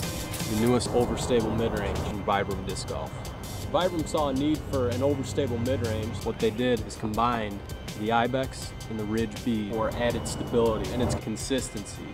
We now have an overstable mid-range. It became the Obex. The Obex is going to be your workhorse mid-range disc. This disc can do it all, and it's a straight flying disc, and it has great glide.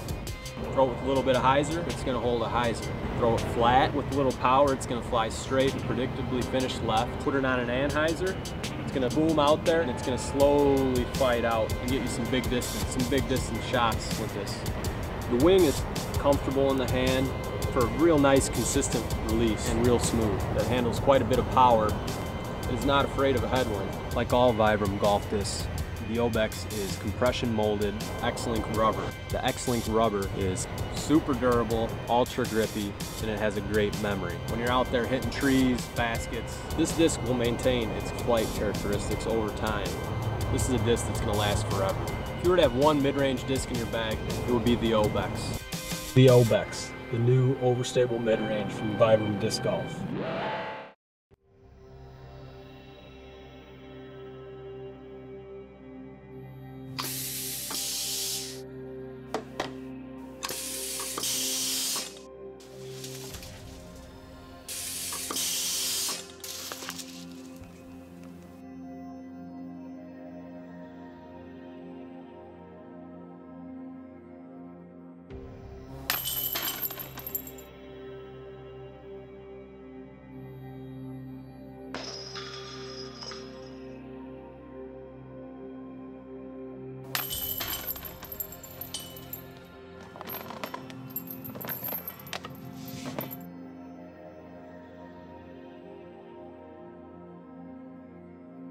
The Mach X by DGA, the evolution of disc golf.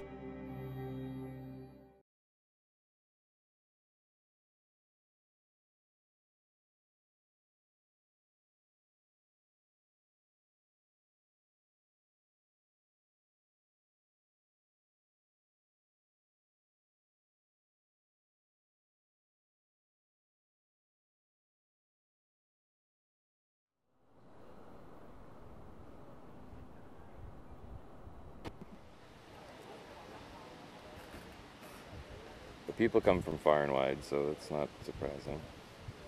You're live.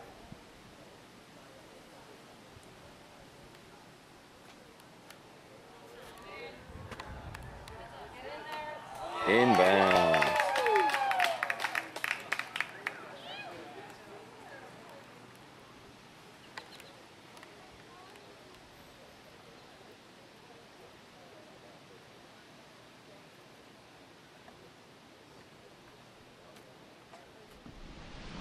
Kale is looking to get airborne with this putt.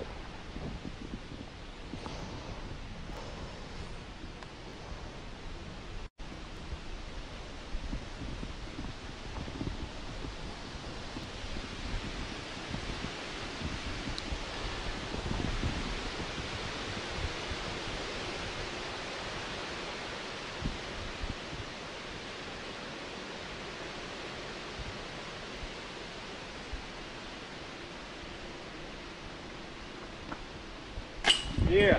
Let's go. That's putt. And that is Kale Leviska making a gorgeous putt here on hole number 7. He must have known that his mom and everyone else were tuned in to watch.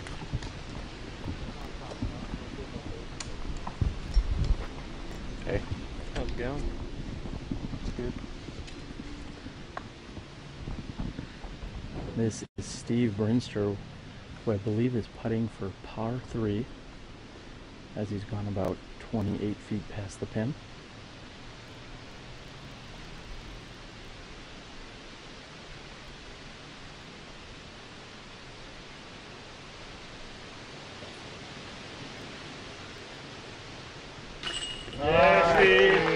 And a very nice putt by by Steve Brinster as well as Kale Leviska, who putted prior.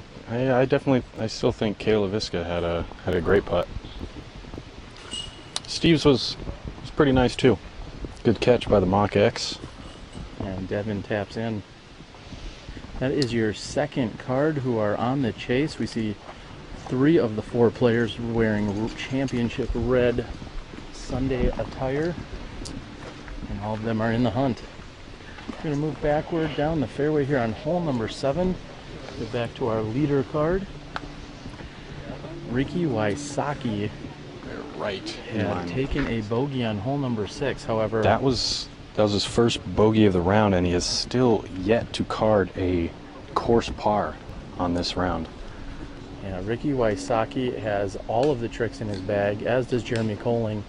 I really feel like these two are going to go shot for shot throughout the rest of the round. We may see someone sneak up from that second card. Again, anything's possible. We're only 1/3 of the way through, and the action is heating up here on Championship Sunday.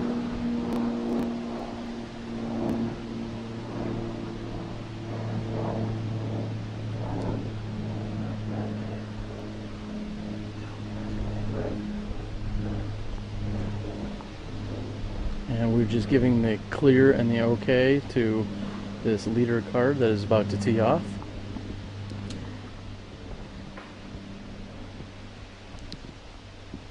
After carding a birdie 2 on hole number 5 and a par 3 on hole number 6, we have Cameron Colglazier on the tee.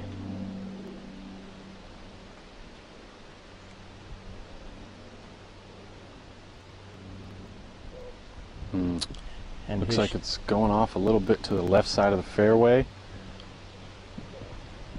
He should be able to find his way up and down for a par 3.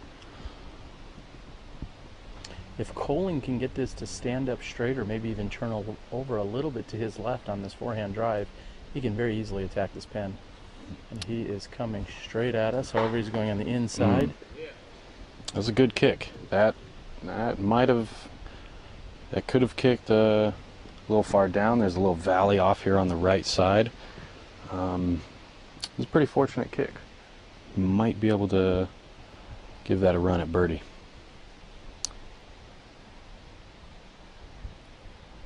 It looks like Ricky is on the left side also. He gets a couple bad kicks on the left. That's going to be a tricky 4. Tricky for Ricky. I see what you did there. All right, Joe Revere, who carded a birdie 2 on Saturday on hole number 6, came back and unfortunately took a bogey 4 today. And here we are on 7. And it looked as if he had a very similar tree to Jeremy Koling. Yeah, probably just the tree right in front of Jeremy's tree. Probably a good thing that he... Oh, I'm sorry. Jeremy hit a rock. Joe opted for the tree kick on that hole.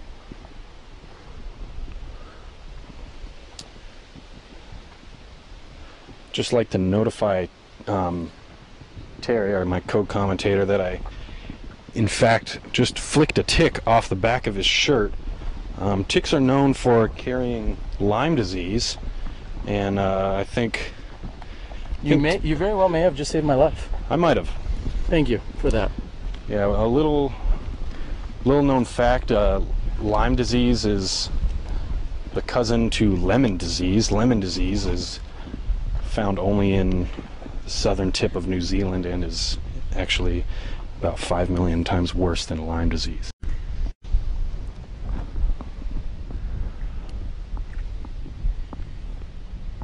You are working really hard to not be invited back to our future broadcasts at the moment, Nate. We're totally kidding. We are so glad you guys could be here, though. We are watching leader card coverage of the 2014 Maple Hill Open. That is Ricky Wysocki throwing an approach shot. Smart play by Ricky. He went through the first tree, which was a little thinner, to give himself a good look through the later gaps down the fairway. And I think with a little Anheuser sidearm approach, that should have hit on an edge and burned out right near the basket. Probably Joe, maybe. I don't know. You were good. Maybe you. Oh.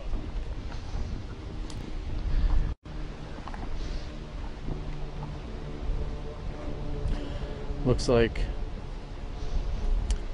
Cam Colglazier will be throwing next.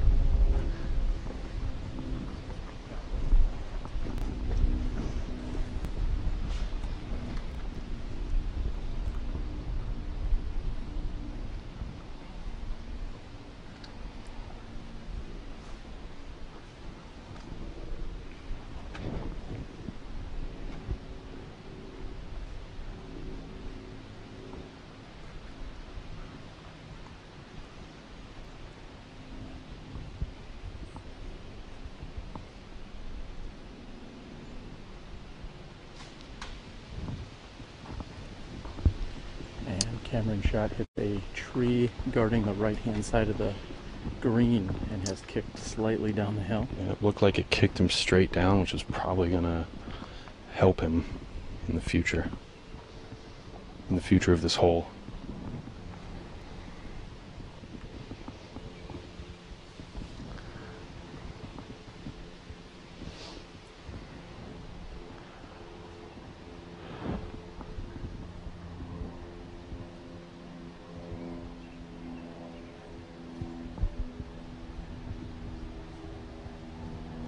And Joe giving one final look as to the line he's going to take and then exactly what the green looks like, slope of the land and whatnot.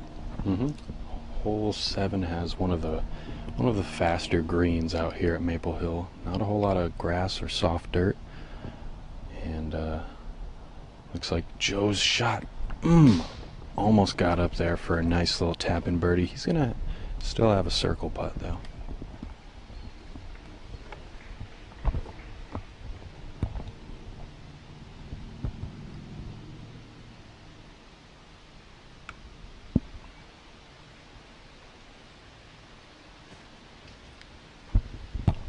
Ooh, and like I predicted earlier, Germ gave that one a run for birdie.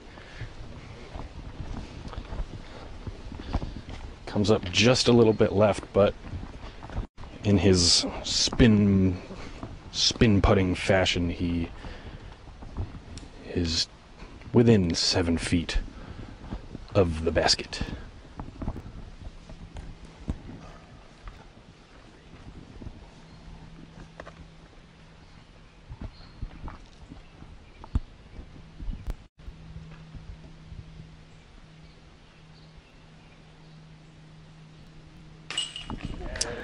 Up and over the rim.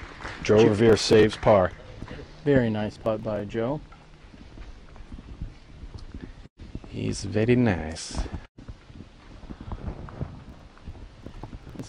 Cameron Colglazier from 25 feet.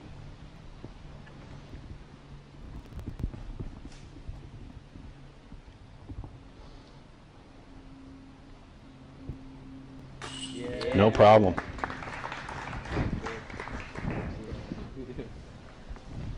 All four of these competitors took a par 3 on this hole yesterday. If Ricky can convert, the same will be true today. And up and in, he is good. Ricky, taking in the raised basket on this hole. So there you have it, ladies and gentlemen. We are 1/3 of the way through our final round coverage here at the 2014 Maple Hill Open. We see a frame of pars here on hole number 7. We're going to move over to hole 8 in just a moment with 3 of the players carding birdie twos yesterday, Cam Colglazier being the only par. Let's see how things shake out today. Again, you're watching Smashbox TV coverage of the 2014 Maple Hill Open. Can't reach it like the most understable one there. I can't reach it like that.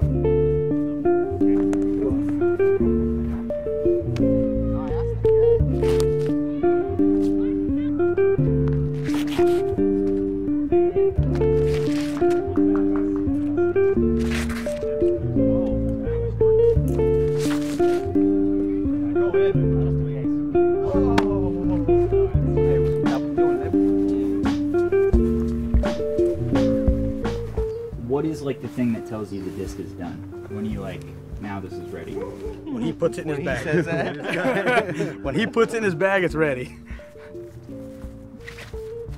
So yeah, we kind of throw it, test the different runs, and go with what's flying the best, most consistent. We can go up and down with different weights to change the flights and do different stuff as we're testing them. Different colors matter also.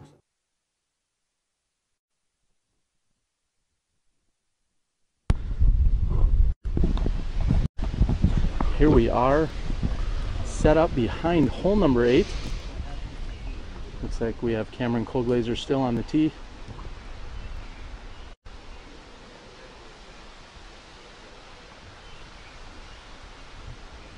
Looks like he's throwing something kind of overstable. Oh man!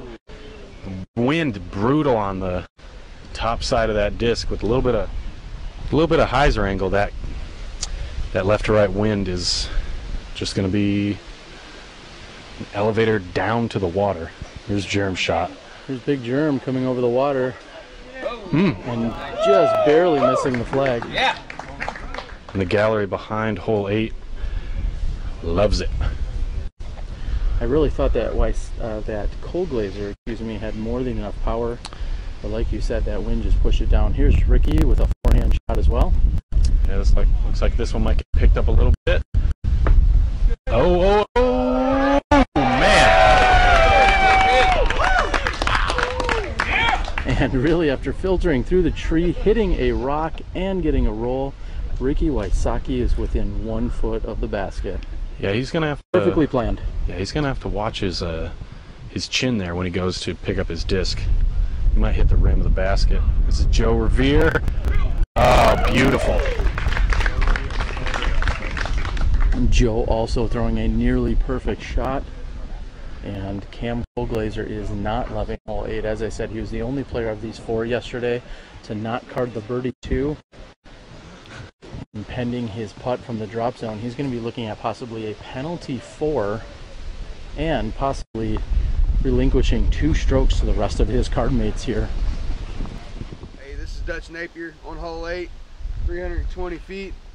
How I throw the hole, I throw the overstable rock on a hyzer, and the wind's normally pushing left or right, and hope you don't have to use these things to make your putt.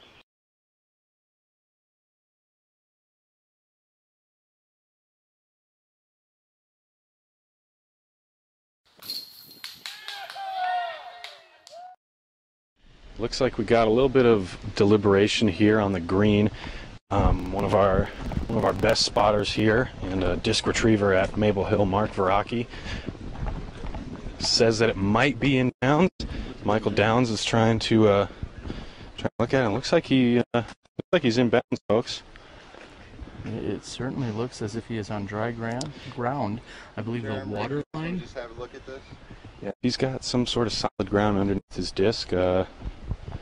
Should be good. We're gonna ask Michael Downs just real quick. Michael, is it in fact the water line or the rock line? What is the OB line here on hole number 8? It is the water line. Pond defines the OB, so it must be completely surrounded by water. And indeed, it is not. According to the group, we group make the decision always as it is itself a officiating sport. But the group has declared, I believe they have declared the cam is in bounds. Yep, looks like they were each testing the ground underneath the disc with their index and middle fingers, and I think they were pushing down on some mud there. Cam will get a 1 meter relief from wherever the water line officially is. That includes. Yeah, it's tricky because he has to take up to 1 meter perpendicular to the out of bounds line from where he is at. Perpendicular is a layman's term for 90 degrees from one line to another, or line segment.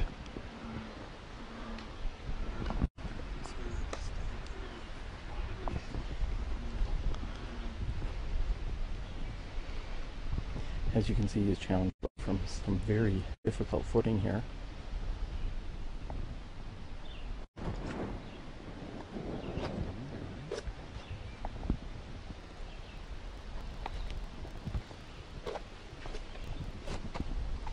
You can take it straight in.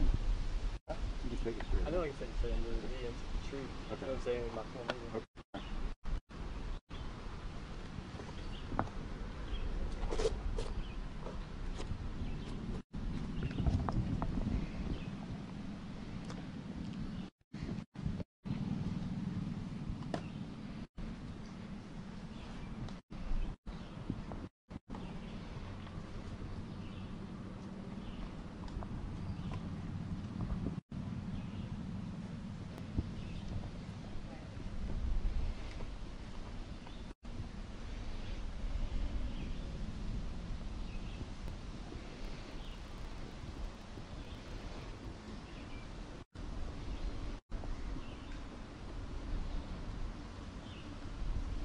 Great play.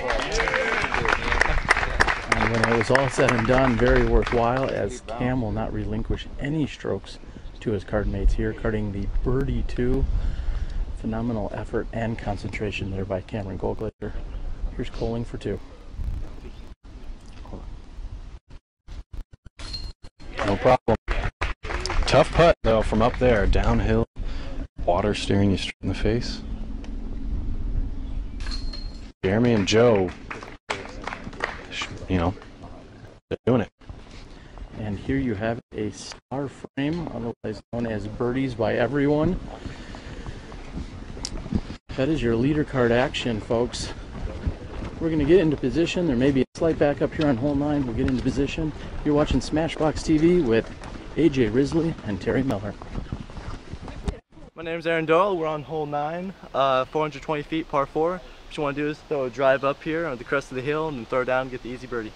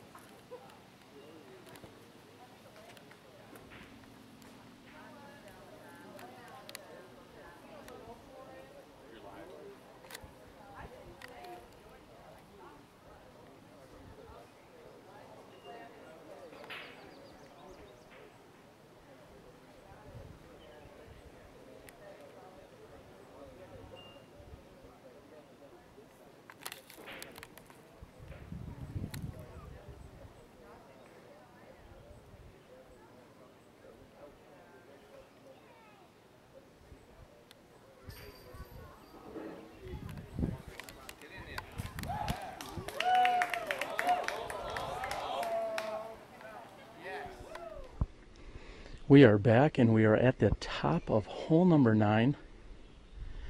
We are watching Steve Brinster take his putt just short of the island green.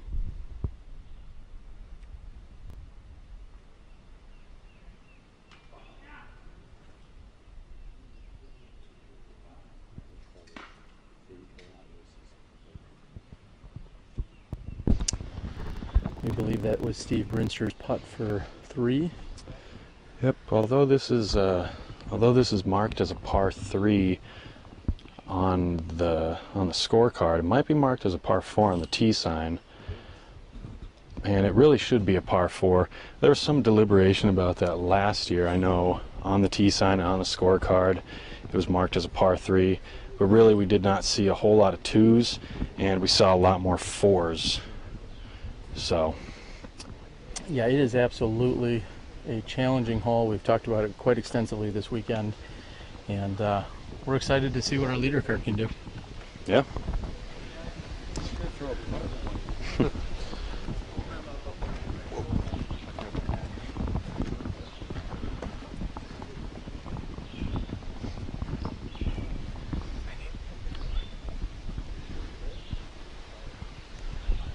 And as the gallery from the second card moves off to hole number 10, that gives the all clear to our leader card, who will be throwing from the deck tee pad found here on hole number 9.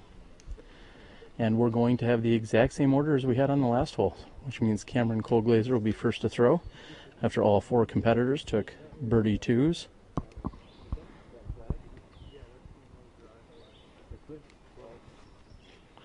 And in just a moment, we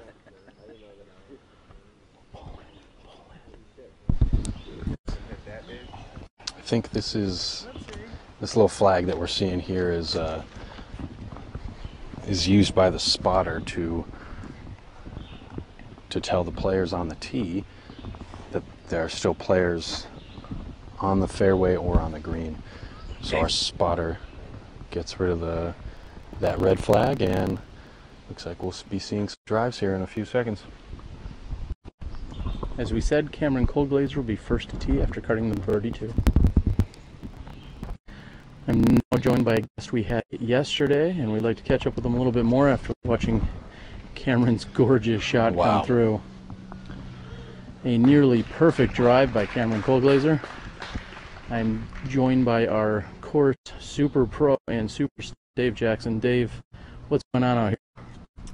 It's a real tight race. The course is doing its job to mix up the scores at the top, and these guys are really having to do work to win the par and birdies they are. There's a lot of golf left, and there's definitely no clear-cut winner on this event. You have said it as we are just getting to the halfway point here on hole number 9. Heartbreak Hill.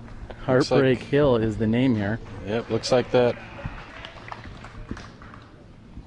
might have been Jeremy Koling's sidearm or thumber drive that just came in before this last one. And we have a shot hitting early on the right-hand side and then kicking further right. That's going to be a lot of trouble, otherwise known, as Dave just said, as Heartbreak Hill. This one's looking nice. Oh, and it splits the trees. It's going to get a little slide down towards the short pin, and he's going to have, and that's going to be a nice little hyzer approach onto this somewhat small green. You might have heard the crowd earlier giving some late applause. It looked like Jeremy's shot came in, hit some trees, but then got a great roll, and now he's down in the valley. He might be set up for a long birdie putt.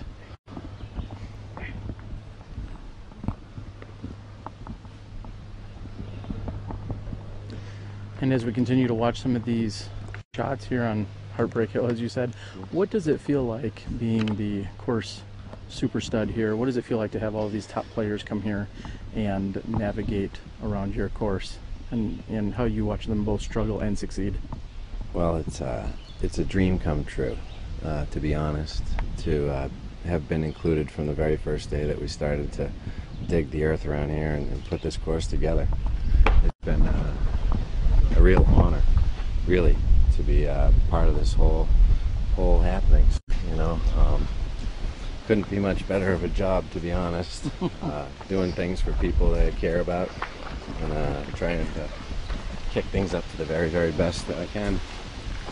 Well, thank you so much for all your hard work, Dave.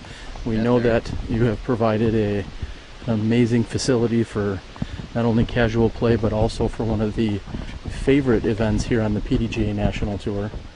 We see Ricky Wysocki is now throwing his third shot here on hole number 9. He's exactly 230 feet from the pin.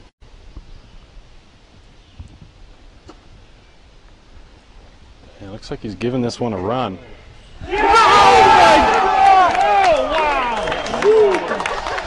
And Ricky Wysocki has put in one of the greatest shots ever seen here on hole number 9 from 230 feet, standing still. A turnover forehand shot, and Ricky Wysocki has given everyone here a reason to cheer, including all of us at Smashbox, now with goosebumps. AJ, wow. That was perfect right out of his hand. That was pretty nice. I think, he told me earlier in the week he was practicing that shot there for the blue tee. What an amazing shot by Ricky Wysocki to card the 3 here on hole number 9. Looks like Joe's going for a 2. Might top him. Oh, just off the basket. The leader card is putting on a show. You're going to watch as Ricky Wysocki goes and clears his 3rd shot out of the basket. Just when you thought Ricky was going to struggle and maybe give up a few strokes here, he will not lose any ground here on hole number 9. This is Jeremy Koling for 2.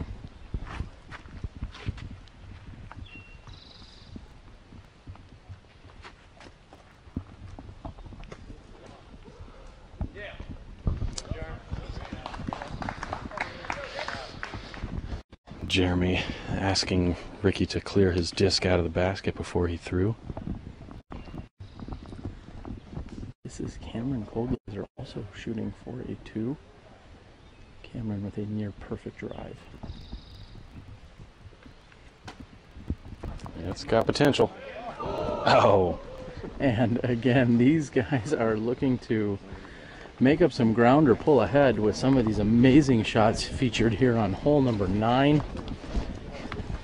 Congratulations to Ricky Wysocki again, one of the single most impressive shots we've seen here in our Smashbox live broadcast career.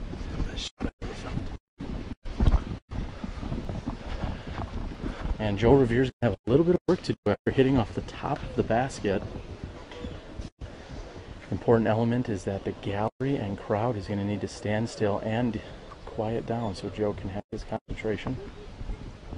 There's a lot of players, or I should say spectators, in movement at the moment.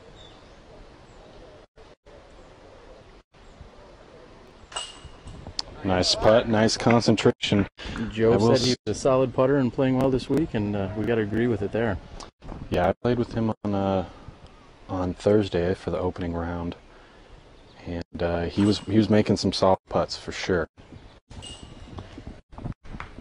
So a little bit of a walk over to the tee pad of hole 10. We come in at you from the landing zone. You're watching Smashbox TV. This is AJ Risley and Terry Miller, the disc golf guy, and we will be back with you in a few moments. I'm Steve Dodge. Welcome to hole 10 at Maple Hill. This is a 520-foot par 4. Your first shot is the first part of the dog leg. It's probably about a 250-foot shot to this landing zone. That leaves you about 300 feet going up to the castle. It's going to play much more than that because you got about 20-foot rise in elevation. This is the first hole of what we call Amen Corner at Maple Hill when we're trying to talk in really long sentences.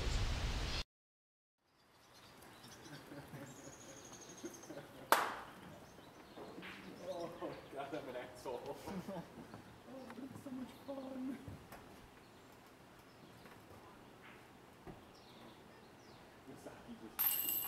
Yeah.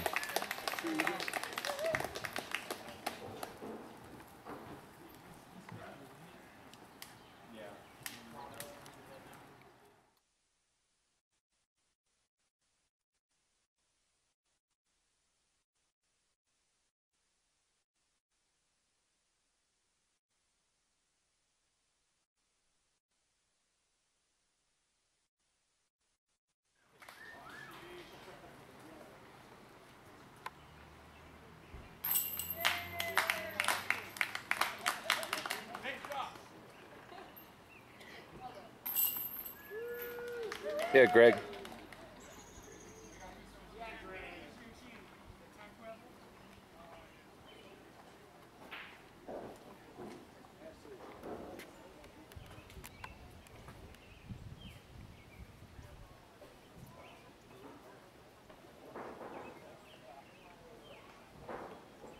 By Ricky after a couple not so great shots.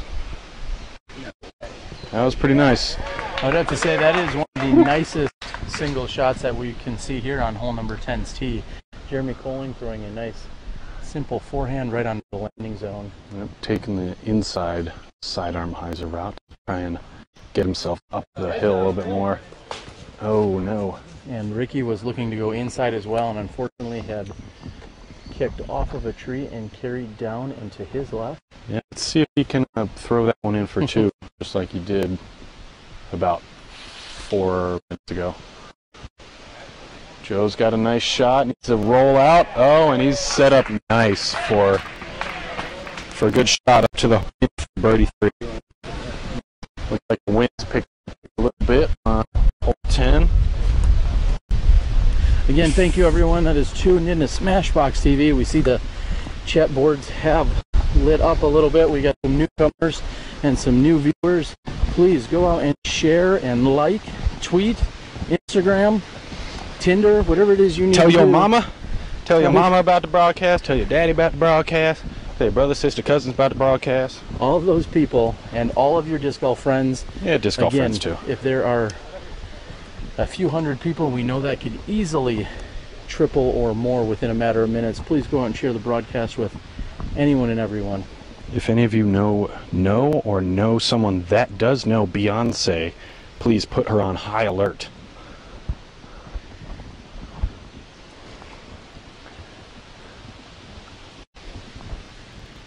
Right now, Jeremy Koling is now sitting one back of the leader, Wysocki. Wysocki sitting at 14 under par for the tournament after that amazing save on the previous hole. Big Germ sitting at 13 under. Here's Ricky's sidearm shot. Ooh, it's going to fade off a little early. He's going to have another great throw-in to fend off Jeremy Koling. Here in a moment, we'll give you a nice shot of our gallery that is taking in so much of this action. There are actually people on near the basket of hole 10 as well as behind the tee. Nice. For those of you at home, Jeremy just told me he threw an F5 off the tee. I think that was actually, I thought he meant he was hitting refresh on the browser.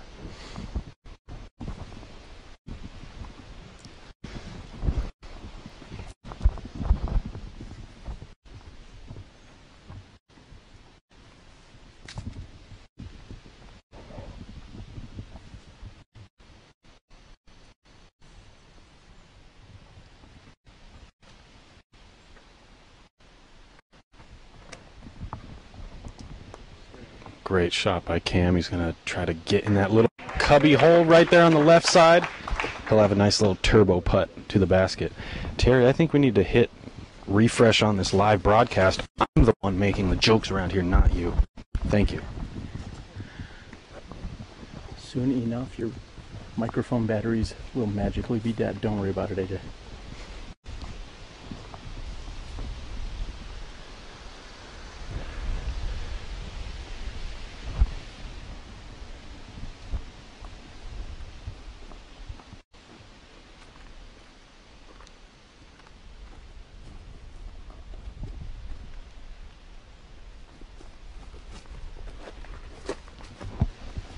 Joe with a nice shot, almost, trying to get up there.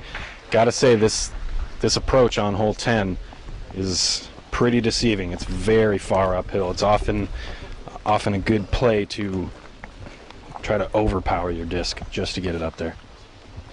Yeah, that was no more than a 250-foot shot. However, it probably played closer to 300 to 350 feet because it was so far uphill. This is Jeremy Koling for his second shot.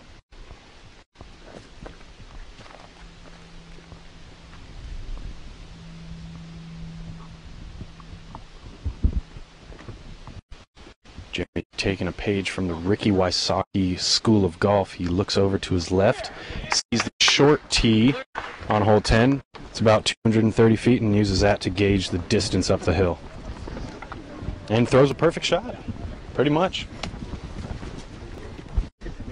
He's about 12 feet out, but I think he will be able to tap that putt in pretty nicely. Actually drop it in with those extra long limbs that he's equipped with. So like I was trying to inform the viewers at home earlier, Jeremy threw an F5 on a nice little sidearm line through that hole. The F5 is a somewhat understable to straight flying mid-range from Prodigy disc.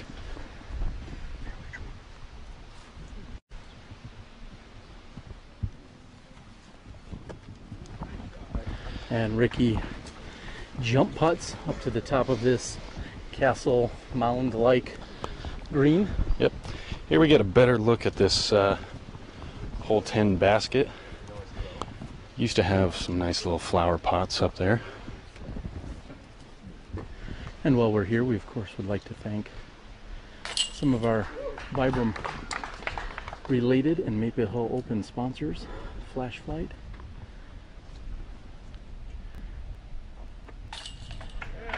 Flash Flight, a disc produced by Night Eyes, Dave Weisboom.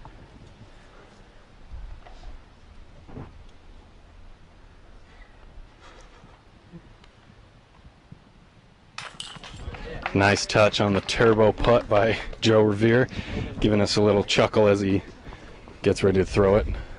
Not many players use a turbo putt on a regular basis in the pro circuit. Unless your name, of course, is Johnny McRae.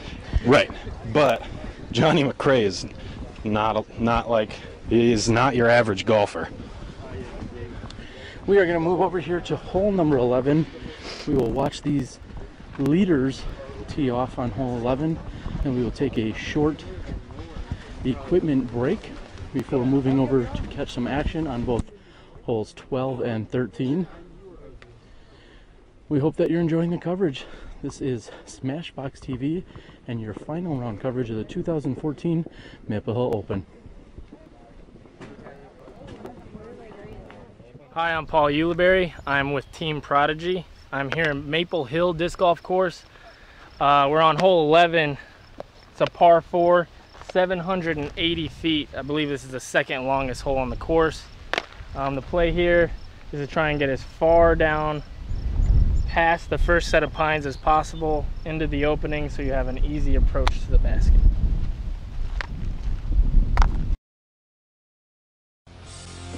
I'm Ross Brandt. I'm from Minnesota and I play for Vibram Disc Golf. Vibram Disc Golf is everything. Disc golf's awesome.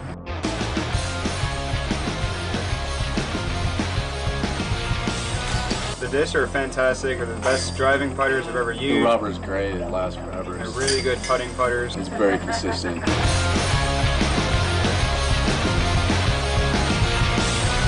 They want the best disc out there. Vibram's definitely making their mark.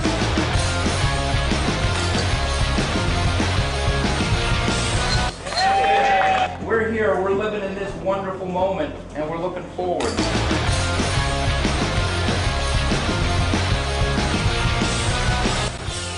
What Vibram's doing is, pushing everybody else a lot harder to commit to the future like they are. The Mach-X's M-Link system takes basket performance to a new level, allowing for more outer chains without the excess weight. Outfitted with the new Trapper Basket 2 technology, the Mach-X has a 10-inch deep tray with additional support railing, eliminating bounce outs.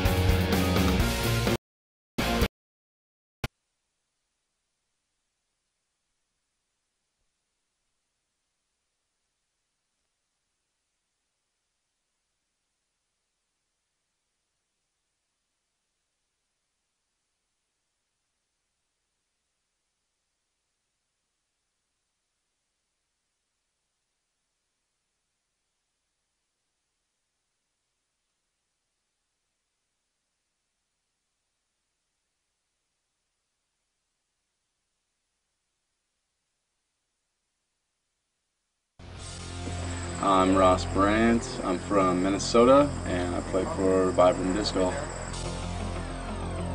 Vibram Disc Golf is everything. Disc golf's awesome.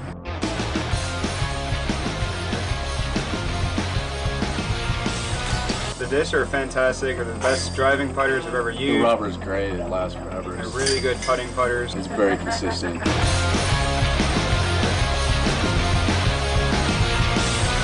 They want the best disc out there. Vibram's definitely making their mark.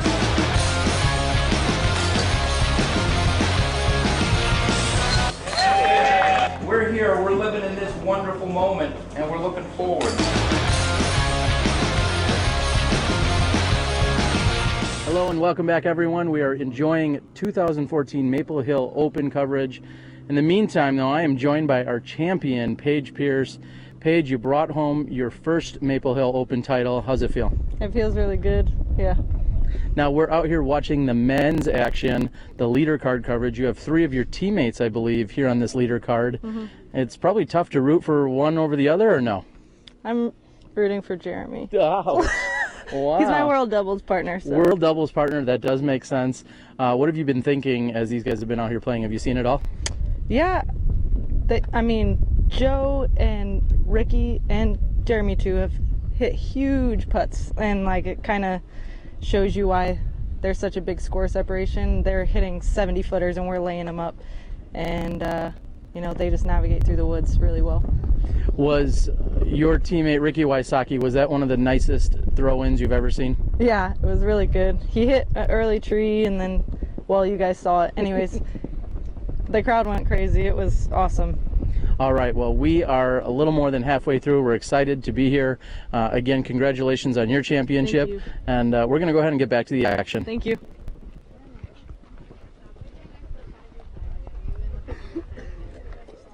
So there you have it. We have caught up with Paige Pierce, who is taking in both the disc golf action and basking in her new found championship.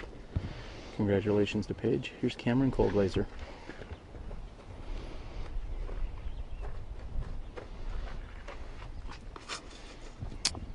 Cam ripping his D3 out there. It's getting a little push from the wind downwards, but he's set up pretty nicely for an approach onto that green. Great shot by Cameron Colglazier. Next on the tee, Jeremy Koling. Jeremy also throwing his D3, trying to get a little bit of hyzer flip action out of it. I think he threw it far enough to clear all the pine trees. Third to tee at 11 under par, Joe Revere.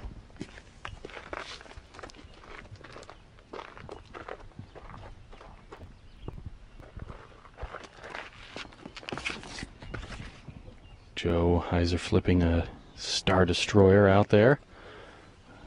Looks like it's Joe looking for a little bit more distance. Yeah, it looks like, or maybe a little less distance. He might be in the Christmas trees.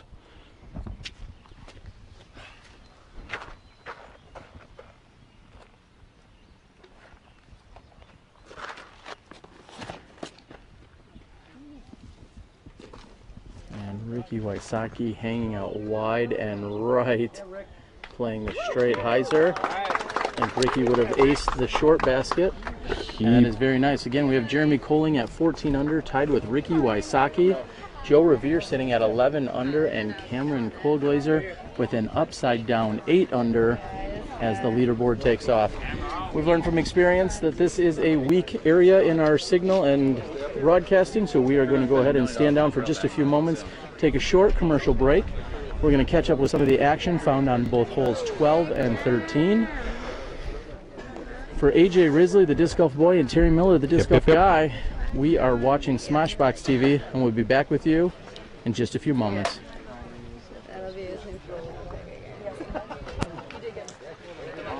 Let's do some battery stuff.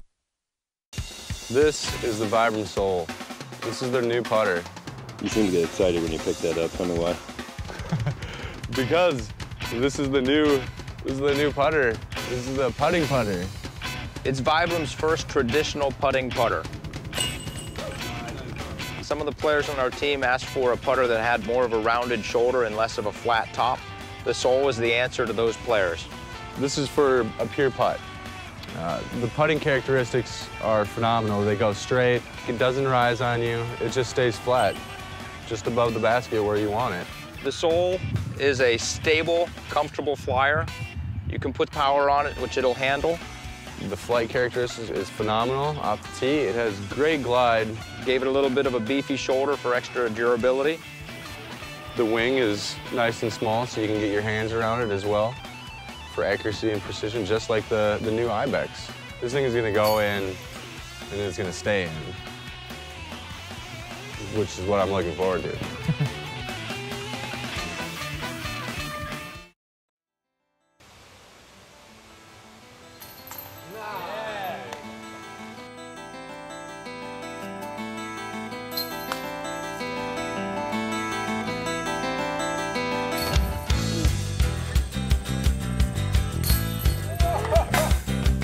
On the watercolor Christmas carol cards adorn the porcelain sides of plastic walls.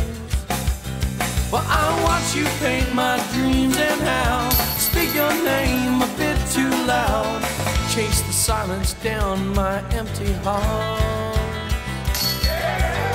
Woo! I've never told you any more than this, and I'm 16 hours late to meet your kiss. No time is right to prove you wrong, no words persist to last that long. My truest aim is solely yours to miss. Down the ladder backward, a silhouette full grown with candle power to light most any home away from home. Summing up in 6 an eloquence unknown to me beside you in my 5 square miles of home.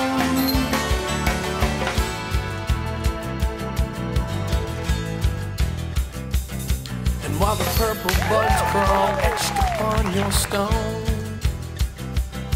and my busy signal scurrying from your phone, the porcelain sinks and shower stalls still dripping ink to find for walls.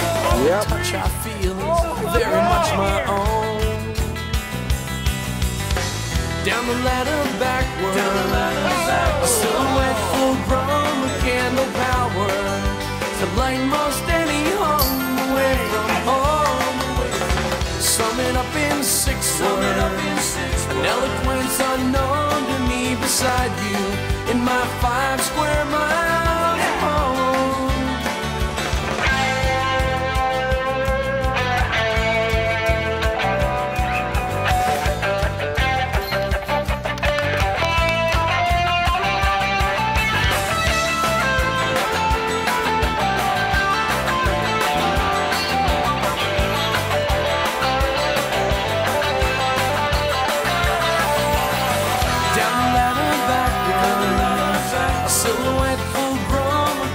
Power to light most any home away from home, away from. Sum it up in 6 words, an eloquence unknown to me beside you in my 5 square miles of home. In my 5 square miles of home.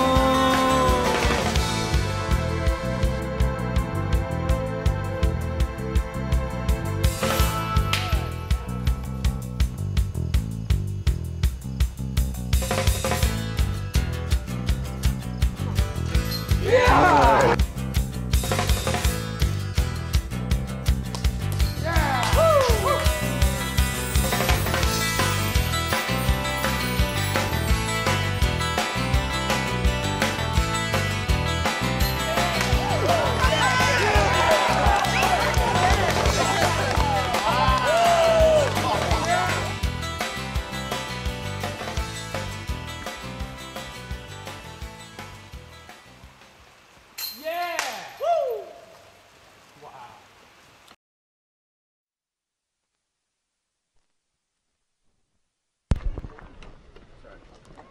All right, let's go, Steve, on the tee.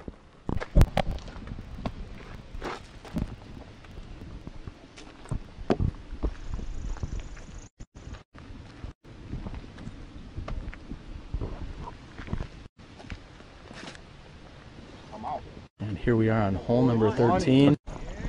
We have Steve Rico. AJ, what do you throw there? Looked like he was throwing champion eagle. Trying to attack the green there. Attack the basket. This is Will Schustrick.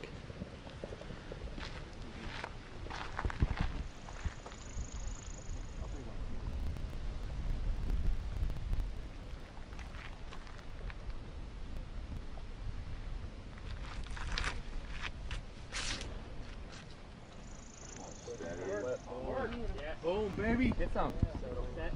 Oh! That's our Will. Shot well. So good.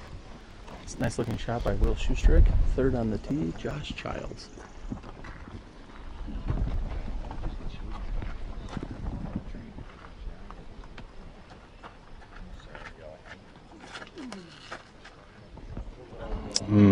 Might have ripped a little bit too hard on it. Turned over into the trees down there. And Josh anxious to get to his lie. However, fourth to tee here, sporting fedora, is Matty O of Deity Dis.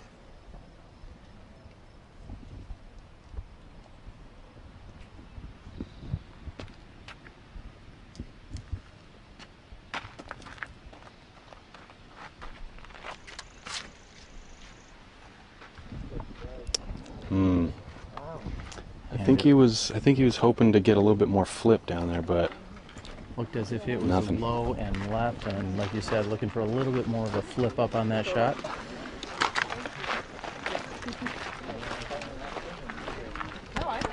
Steve Rico out there grinding away here. He's no stranger to a friendly hug, Terry. No, he does give some of the best hugs in the business. In fact, it's usually when I roll with #HugLife. We did not choose it. It chose us. That is true. So we are standing up here on the top of 13 as we were watching this card tee off. Shortly after this, I believe we're going to have our next card coming up from hole number 12. Again, we've throughout the years have experienced some challenges with our signals out here on top of this hill, which is mildly ironic that we are on top of a hill, yet there's some cellular signal challenges. You know what, speaking of ironic, I probably should have picked a different outfit if I was going to do color commentary, because straight up black and white today. Yeah, you are. And you do have a face made for radio, I think is something they say. No. I'm pretty sure only you say that. Oh, okay, I do. All right.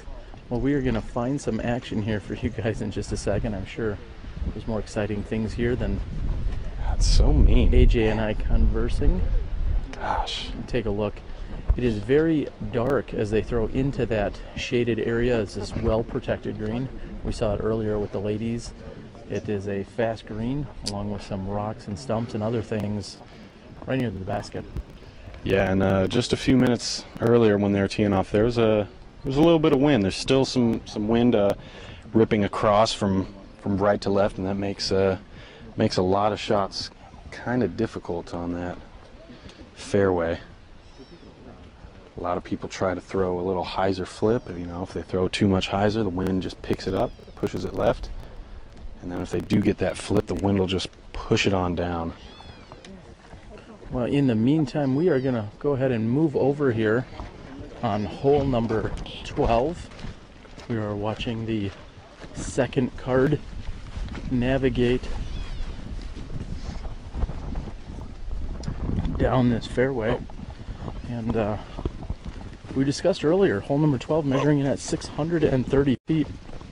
Very challenging for these players. It's yeah, it gets a little trickier once you get down to the basket. And Devin Frederick is first to throw as we're still attempting to get into position. Yeah, he had a nicely placed drive right in the middle of the fairway. It looked like his approach got down there pretty nicely. Looks like Paul Uliberry is going to be next up. He is also right in the middle of the fairway.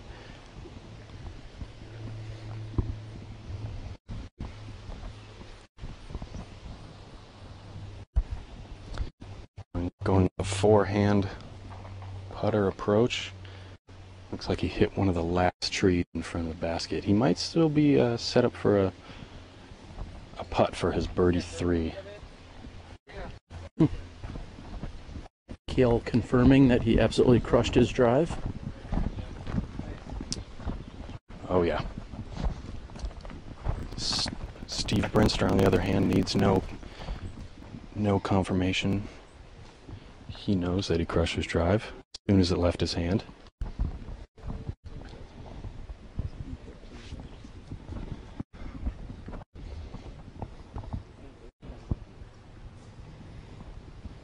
And as we're here on hole number 12, taking a little action from our second card,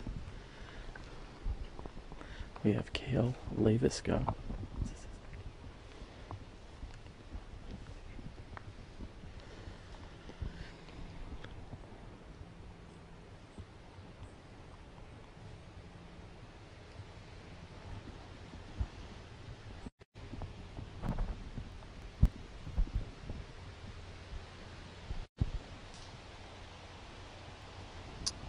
Nicely done. Not an easy approach at all.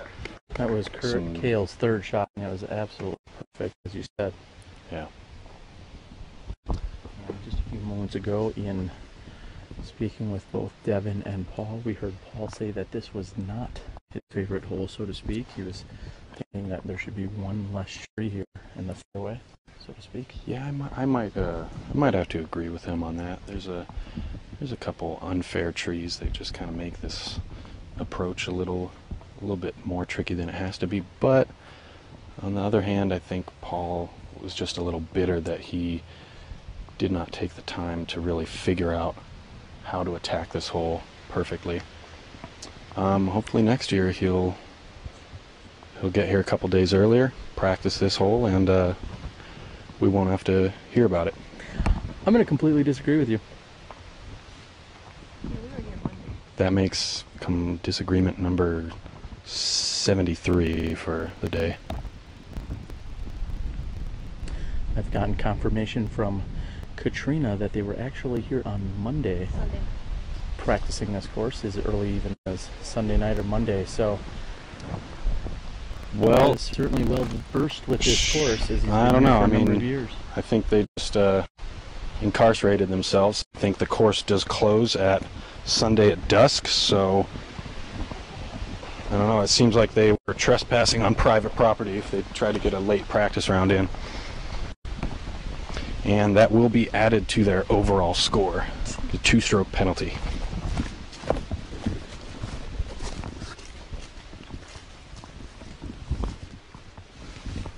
This looks like Devin for his birdie 3.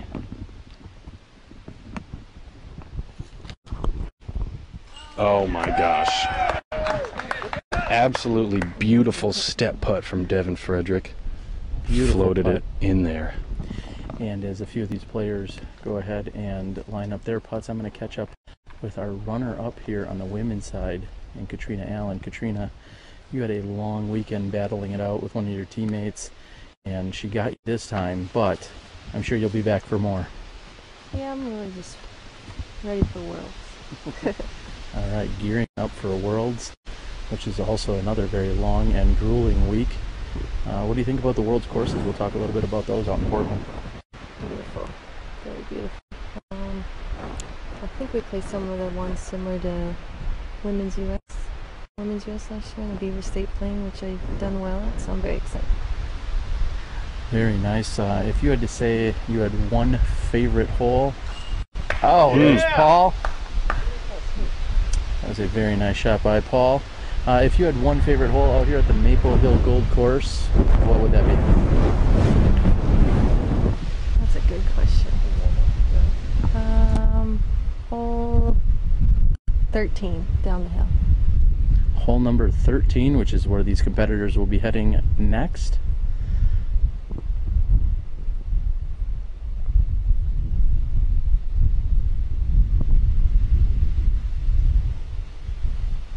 And before we let you go, can you give us a quick update what we're seeing here on this second card? Who is playing well, and is anyone making a charge at the lead?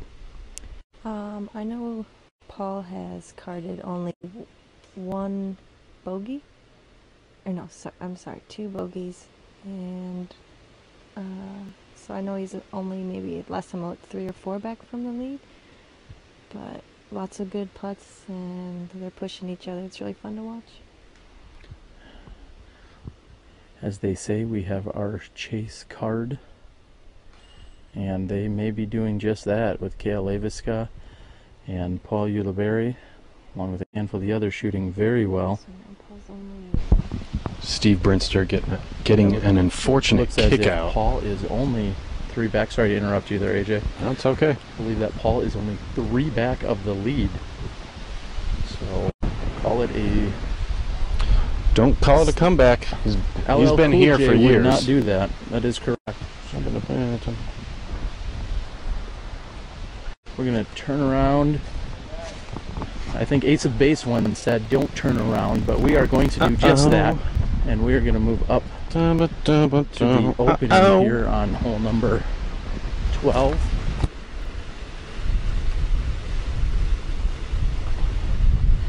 And as we are doing that, AJ, we are feeling our largest gusts of wind from the day so far coming directly into our face, which means these players have a tailwind at their back.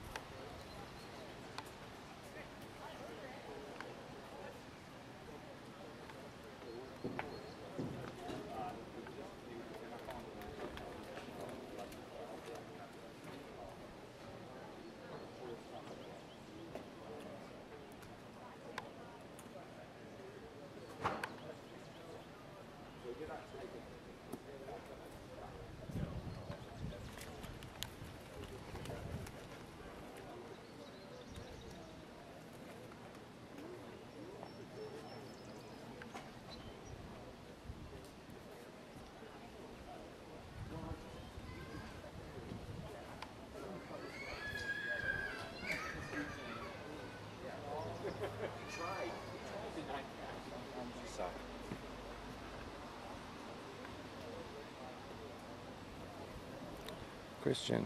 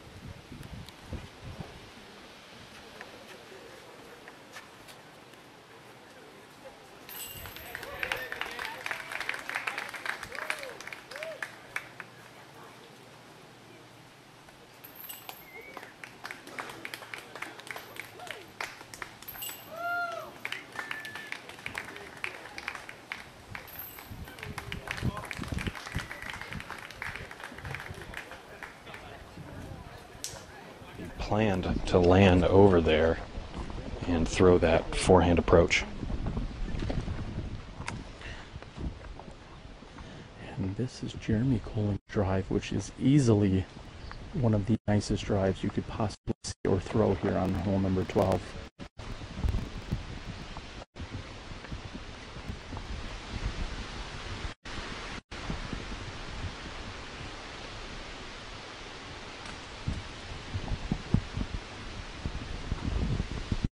And Big Germ deciding if he wants to throw a forehand, a backhand, or even possibly a jump putt. Looks like he's going with a forehand. And he's made the right decision there, AJ. Well done. I think that was a pretty smart decision. He's playing the forehand fade, which will fade to the right and towards the basket, and with a little bit more spin and a lower line, he's going to just slide on these wood chips and pine needles.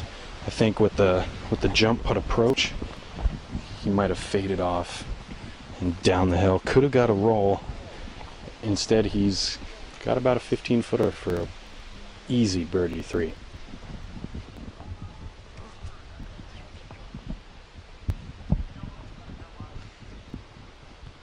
Seems to be a... Looks like a little deliberation about the 10-meter circle, the painted line down there. I do believe these circles were painted sometime in the afternoon on Wednesday, maybe Thursday morning, and that was about 3 or 4 days ago. Yeah, there has been plenty of traffic along with wind and rain. No jump necessary for Joe Revere. Very Great nice putt. putt.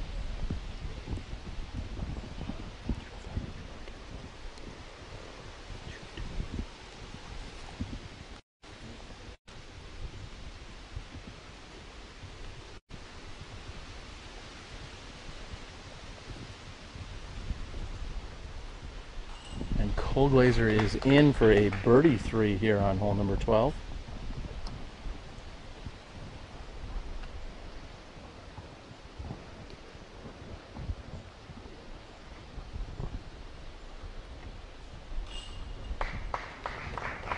Wysocki saves from the left side. He's going to take actually a birdie 3, as will Koling. Wow. That's something you don't really see every day, is a star frame on hole 12. Definitely one of the trickier par 4s to birdie.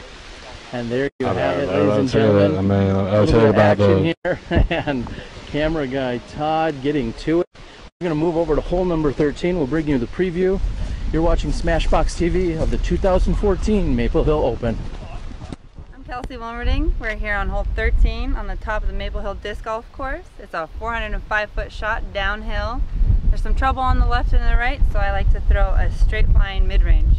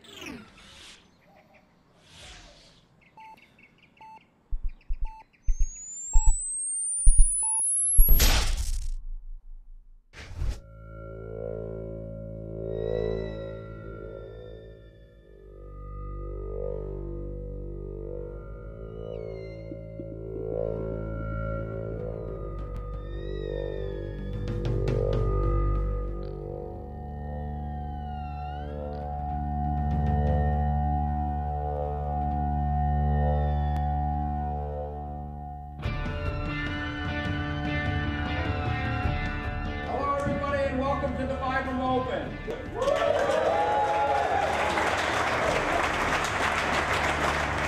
Disc golf has been around for 40 plus years. We've grown it, we've worked together, and we're at a point now where this sport is truly about to launch.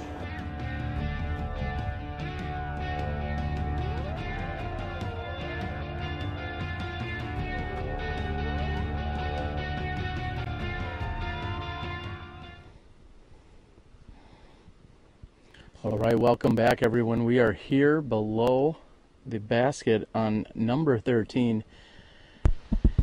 AJ, we saw this hole from the tee a few minutes ago. We start on top of the hill and throw into this valley area, which is also very heavily wooded, and some, well, really quite a crazy green. Yeah, there's lots of trees, there's lots of rocks, lots of roots, no grass, really, and there's another creek. Well, we shall see. Cameron Colglazier holding steady to this tee box. He's at it for a number of holes now. All of these players shooting very well with all pars or birdies the last few holes. And Cam's shot is left. A little bit early on that one, and he didn't get the flip, the turnover that he wanted, I don't think. And this is Big Germ throwing a turnover. The turnover. Oh, but it hits the first tree. He does not quite get the roll that we saw Catrina Allen get earlier in the day. He should be able to get up and down there to save his par. It's Joe Revere. And Joe's got more than enough power as it's coming down. It looks like it had turned over to the right-hand side, and he has ended just a few inches from where Jeremy Koling ended. Yeah, it looks like the players are getting a little right to left wind up there. Looks like that might have pushed Cam's disc off to the left side of the fairway and the rough, and then Joe's disc flipped over and it just kind of got pushed down by that right to left wind. This is Colglazier's drive coming in. Here, no, actually, this is Wysocki turning his drive over a little later than others, which is kind of what you want on this hole. But he'll have a tricky up and down. Yeah, he has gotten at least pin high on that drive. However, he has a lot of obstruction between him and the basket. Yep, a lot of trees and branches and pine needles and all sorts of heck.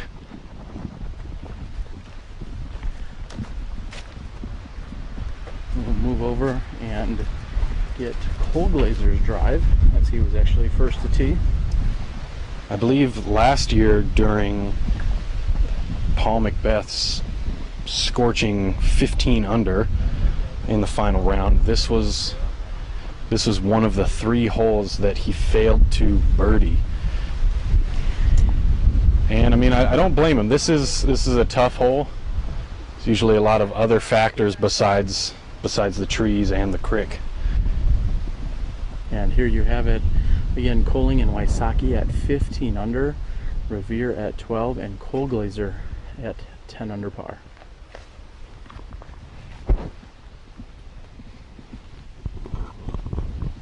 Colglazier's got a lot of work to do as he's sitting more than 100 feet away from the pin, and looking at a forehand stall shot of some sort, or a forehand anhyzer perhaps. Yeah, I think that's going to be his best option. Would you say there's at least 100 trees between him and the pin? I don't know if I'd go that far. I'd say at least 1,000. And Colglazier is going to be first to throw.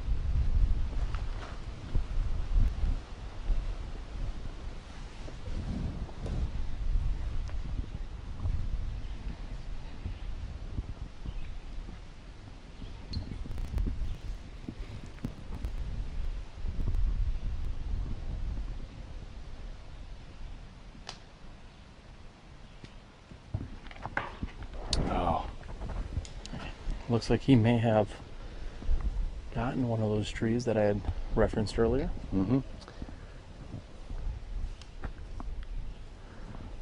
Yep, on that approach he had about 99 problems, and a tree was pretty much all of them. Oh, Jeremy comes up a little bit short on his approach, but he's still going to be able to have a nice par attempt. Joe going for the anhyzer, puts it within 15, maybe 18 feet. Colglazier will be next to throw. I would say that he is, yes, he is in fact further out than Wysocki.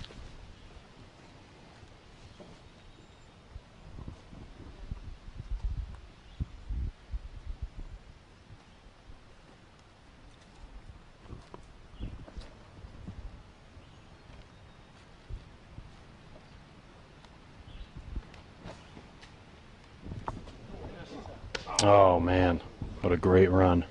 Unfortunately, it looked like that may have gotten up and rolled after it had hit the ground. Again, this is a very challenging green. Here's Wysocki. Wysocki with approximately 50 feet and a very obstructed view. Yeah, he might try to, he's either going to try to do a little stall shot up and over those trees. Looks like that's what he did. He caught one on the way there, but he's within 20.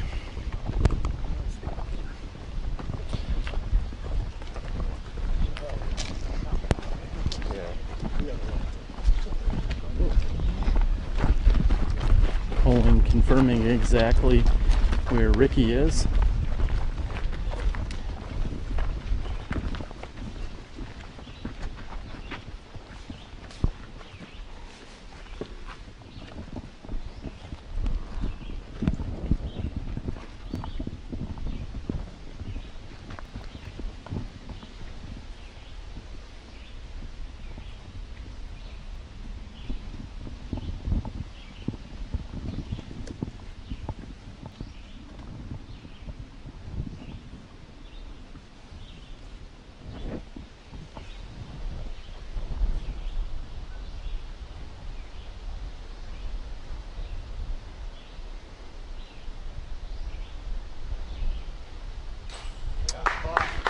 Colglazier, big putt to save bogey.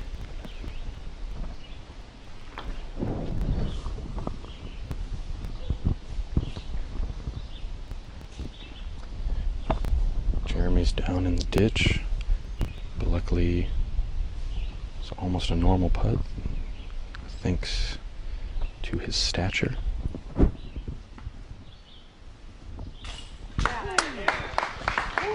Nice right side grab for his par save.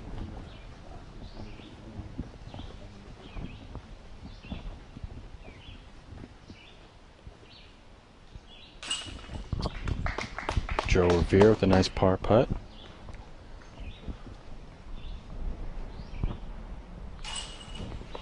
There we go. And there you have it, ladies and gentlemen. That is hole number 13. We're going to move into hole 14, which has nicer signal for us. You're watching Smashbox TV with Terry Miller, the Disc Golf Guy, as well as AJ Risley. Please sit back and enjoy our hole 14 preview.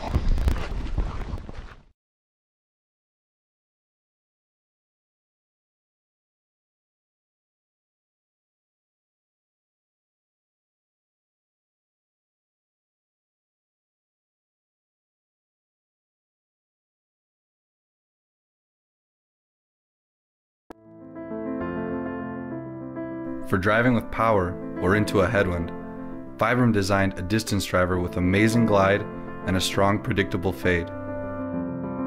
It is the ideal disc for big arms, forehand drives, and smooth right-to-left finishes. Introducing the Olace from Vibram. Durability, grip, performance.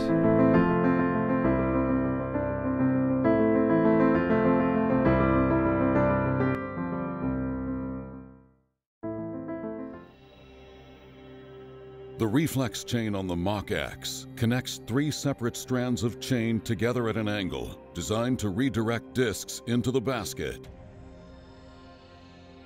The unique recoil chain design fuses chain elements together near the base of the chain, absorbing the disc's energy while maintaining the proper amount of tension on the outer chain to catch even the most errant putts.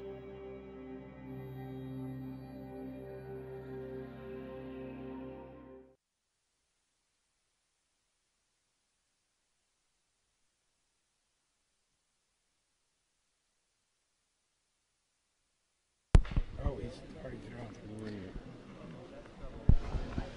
There's Cam. And Cameron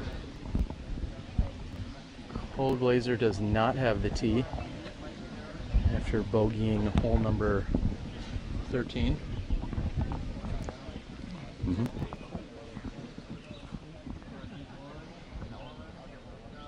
That's Joe. Joe Revere is also playing it very safe. Yep, pretty safe. A couple lucky kicks down there. There is a pond down there that we can't really see, but it does come into play when the players try to play safe. This looks like Ricky Wysocki on the tee. If he really wants to make a charge and secure his spot atop the leaderboard, he'll go for it. But looks like he's playing it safe. Who knows, that could pay off later. And he is safe. And last to tee is in fact Cameron Colglazier after cutting the bogey 4. Wysocki and teammate Jeremy Koling are tied through 13 holes. And there's a very good chance they will also push here on hole number 14. Both looking at par attempts right now. And here's Colglazier. Colglazier also playing it safe. Oh! And after taking a hit off the tree, it actually hits a spectator as well. Absolutely not expecting that from where he was standing, I'm sure.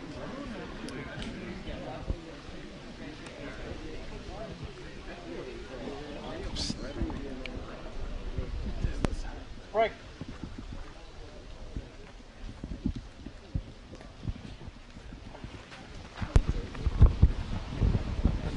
And in just a moment here, unbeknownst to him, we're going to go ahead and grab Chris Sprague just for a moment. Chris, you are out here at the Maple Hill course again. You're a previous champion. How'd your week go?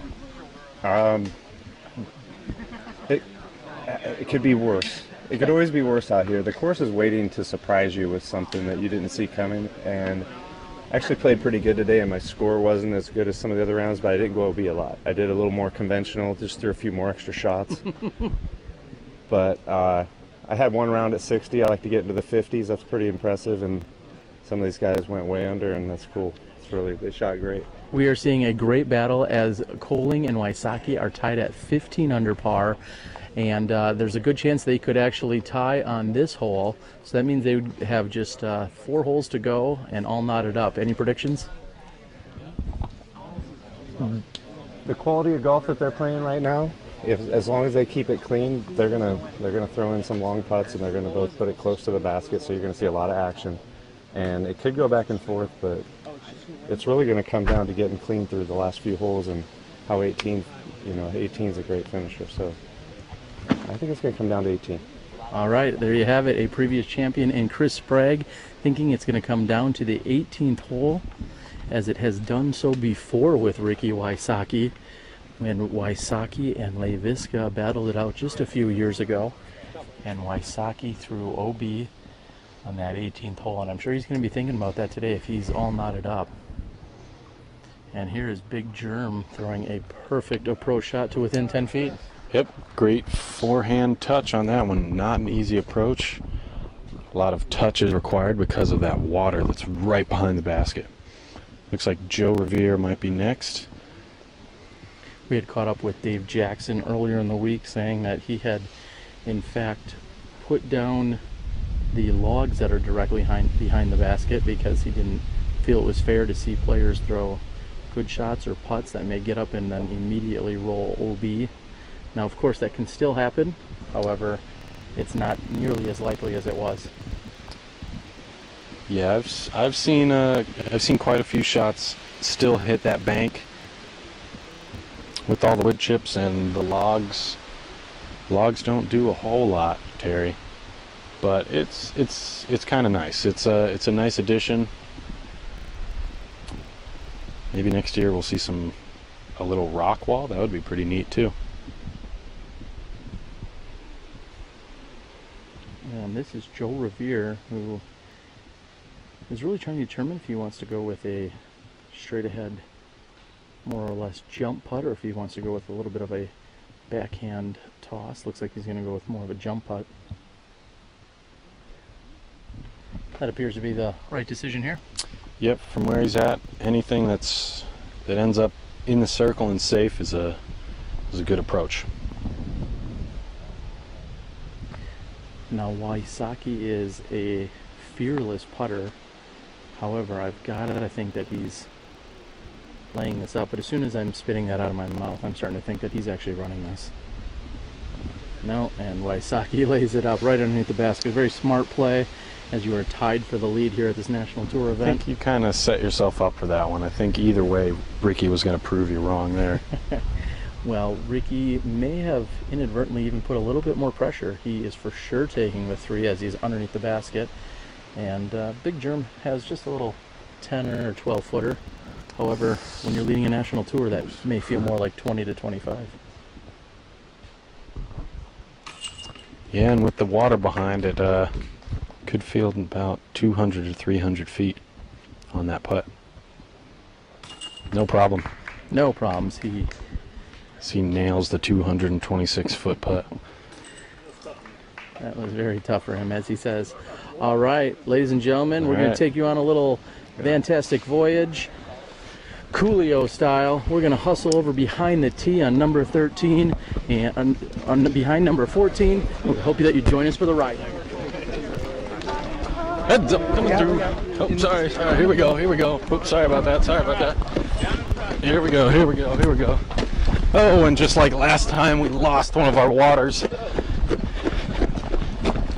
And here we go. This is not on the maps. Don't try this at home, folks. Got it.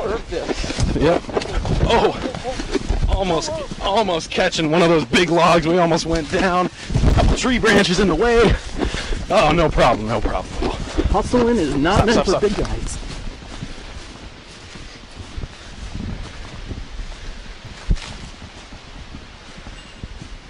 And here we are catching up, making sure we can get to these drives on 15. We've caught up with the chase card.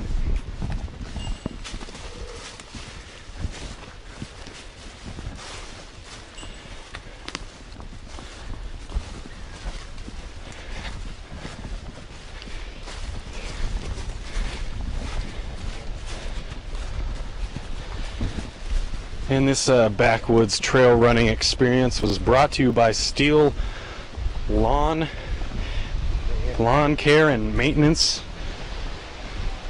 Steel providing the best chainsaws and weed whackers in the business. Unfortunately, the Maple Hill crew has yet to clear out those the deep rough there in between holes 7 and 15. We have managed to successfully navigate behind hole number 15.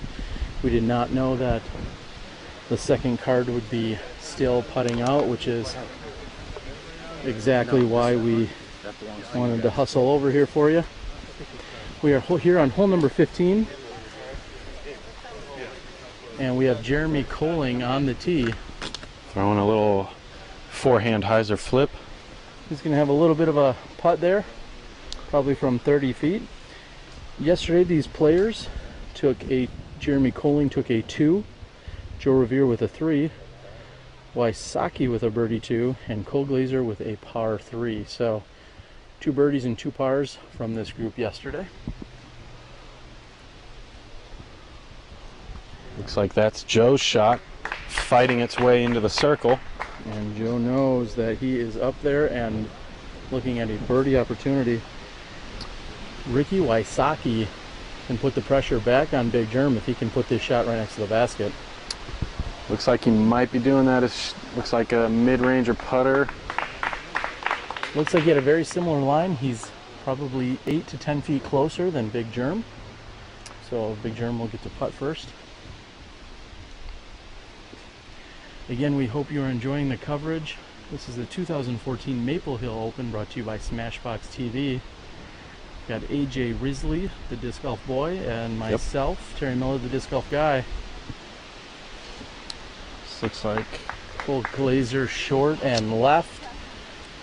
And AJ, you've said it in the past, both on and off camera, that this is truly one of your favorite national tour events, and this Maple Hill Gold Course has provided a little bit of everything for us this week, wouldn't you say?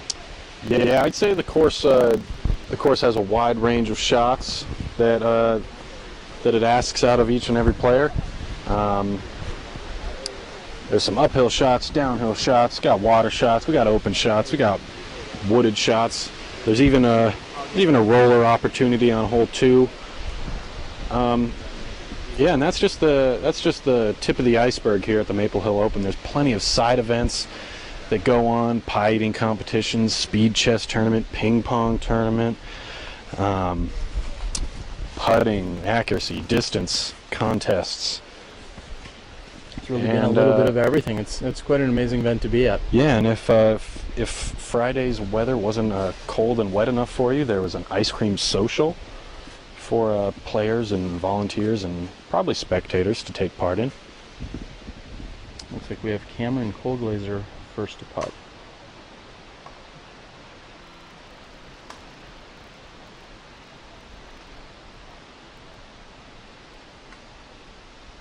Looks like he's spun it enough, and that's in. And Cameron, from more than 50 feet, makes good on his birdie opportunity. Very nice putt by Cameron Colglazier. We're going to get in position here for Koling.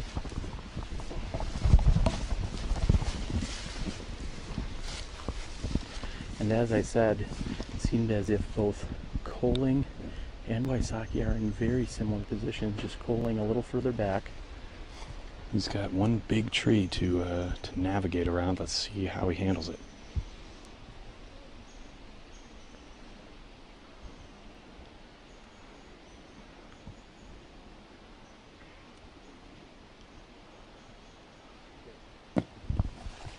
And this may be crucial. This looks like an opportunity for Ricky Wysocki to take the outright lead here on hole number 15. Definitely an open door, but Ricky also has that big tree to get around.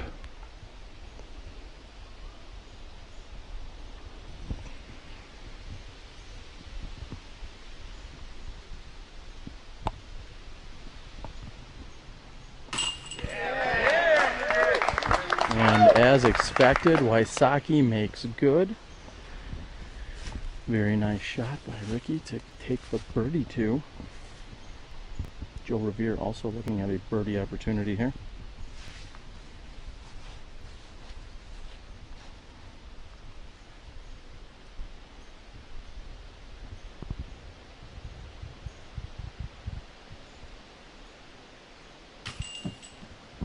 And Joe is just a bit on the left side.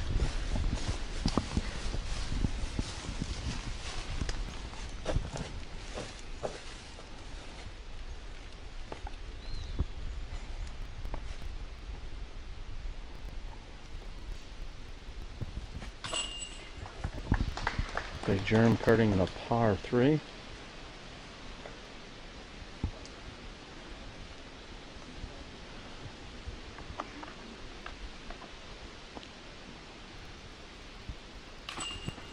And Joe taking a par as well as we watch some of our gallery. Paige Pierce and Liz Dories and others. There you have it. We are through 15 holes. You are watching the 2014 Maple Hill Open presented by Vibram. This is Smashbox TV, and we'll be back with you in a few moments.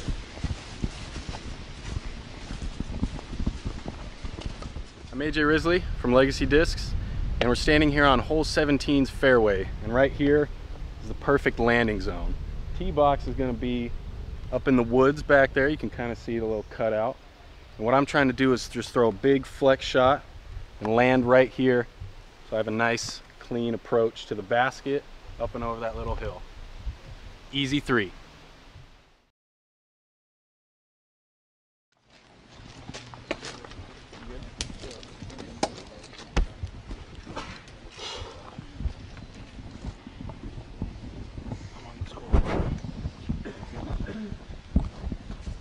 It's gonna be a minute.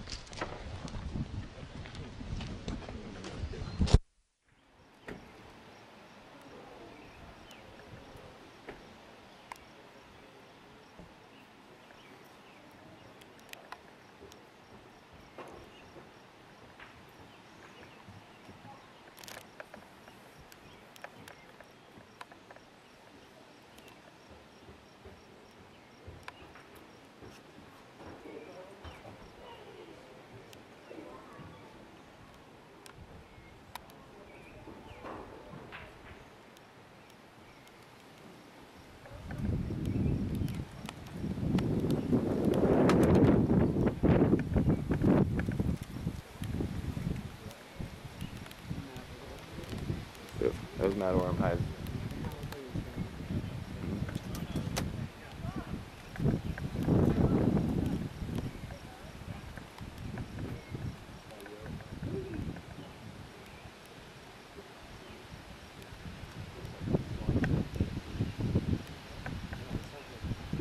Rico. It's Rico.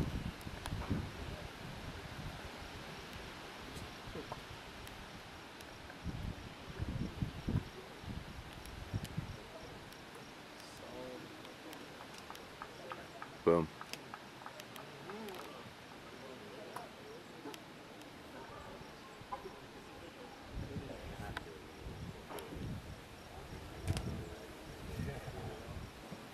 It's Will.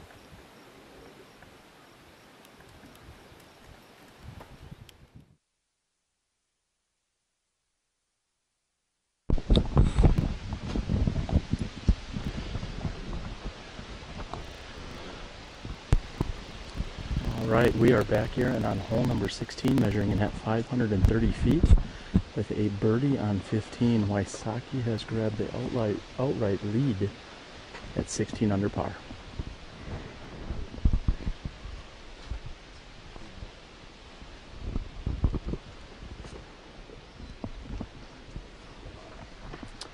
And Wysocki has caught a tree on the left-hand side of the fairway. This has got to be one of the more demanding fairways on the course. Pretty tough if you want to get it all the way down to the basket for a 2.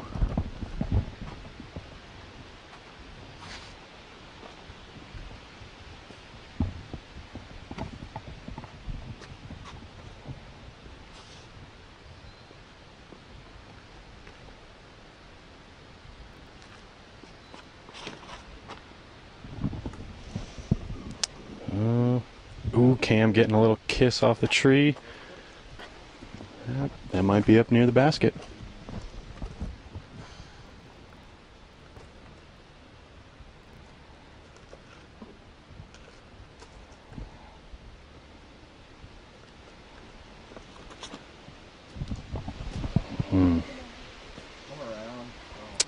And Big Germ has carried also off to the left-hand side, similar to where Ricky Wysocki's finished.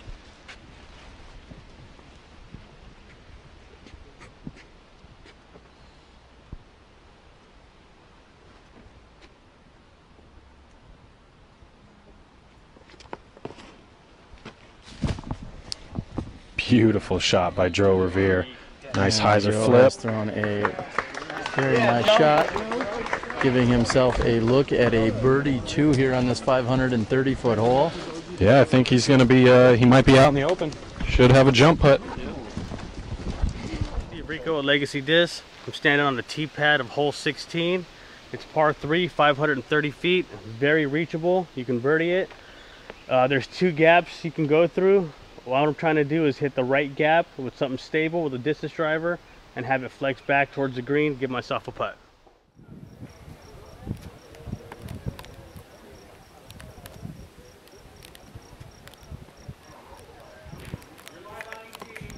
Alright, can you just give me like a foot? Thank you. Just because you just said that.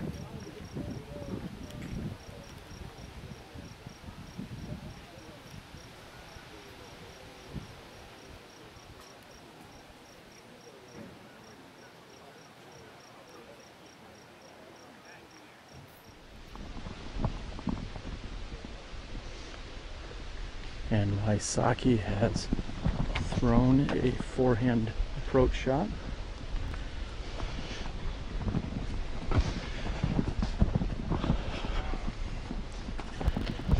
Neither of these players have favorable lies over here. It's a little tricky.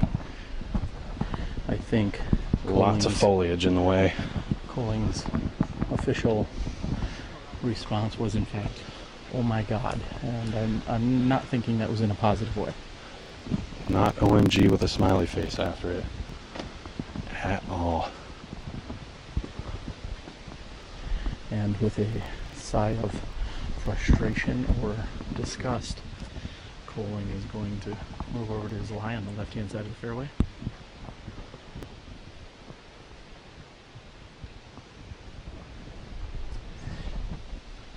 Being from North Carolina, I'm gonna guess that Jeremy's pulled off crazier shots in his career, so I think he might be able to handle this one.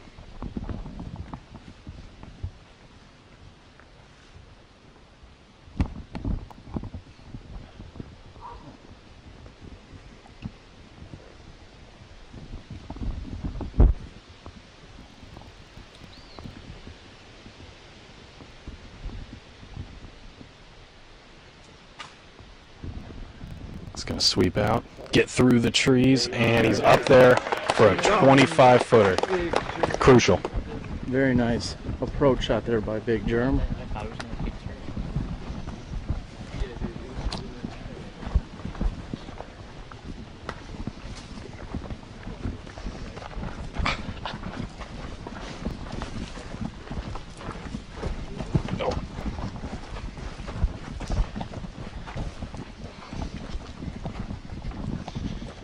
We are going to move over to Cameron Colglazier's lie, who is on this pathway that follows the left-hand side of the fairway. He's left with a little less than 100 feet.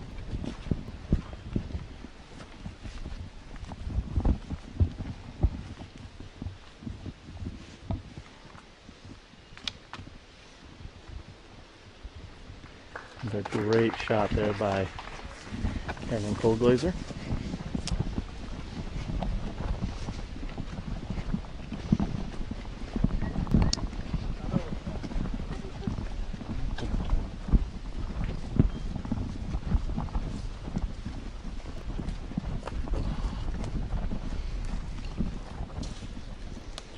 Well, looks as if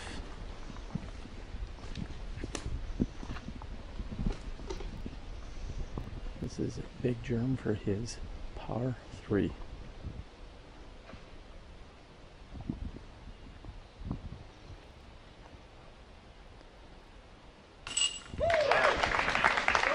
And with a dead center, solid putt.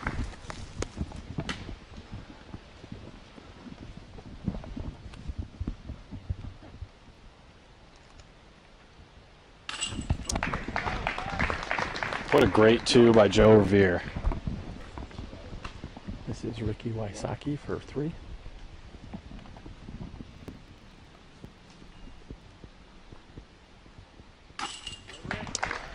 And Wysocki puts in the 3. And just when there was the chance for one or the other to give a stroke, that does not happen.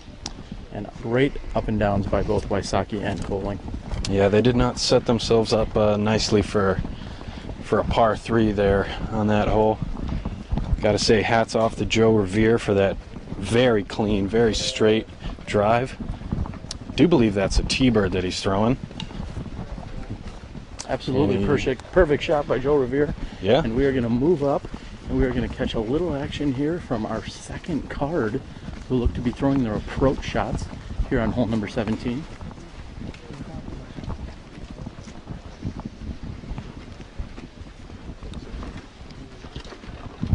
Just saw Paul Ulibarri throw his second shot.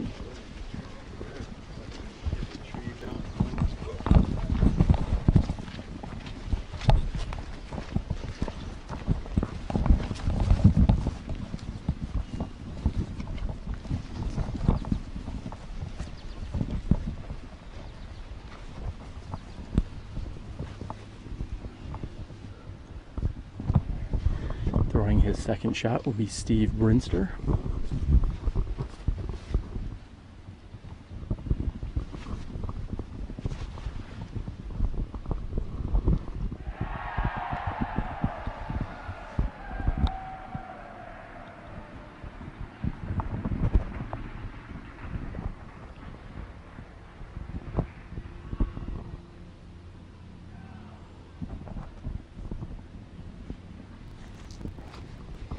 And one of Tank's boys, Steve Brinster, throwing a patent pending. Plenty of patent pending shots necessary on this Yeah, they are absolutely wooded Maple Hill gold course. Yeah, as I was saying, absolutely required out here at this course.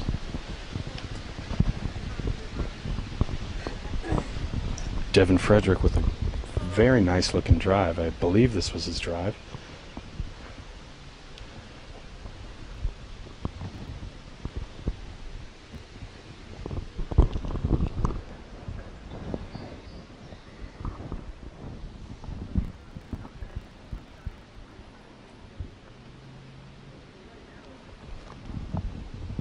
Put it up.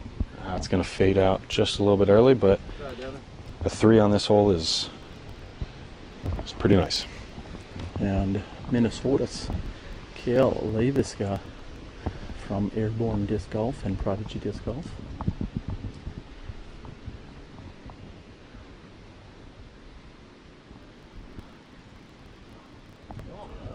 And a very nice attempt there by Kale. Yeah, I believe that was his birdie attempt.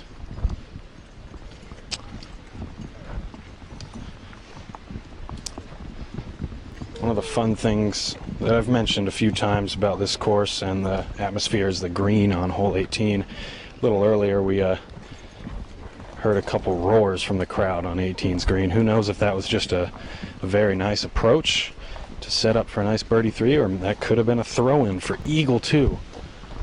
Yeah, really anything is possible there on 18. It's such a dynamic hole. True. We're going to watch this second card putt out here on hole number 17. Looks like Steve Brinster is throwing next.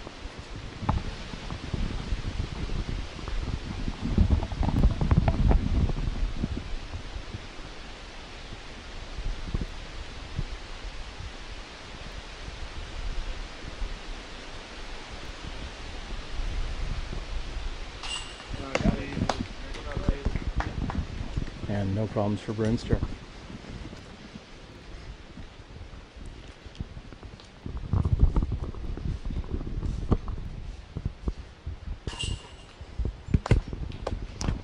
Devin Frederick.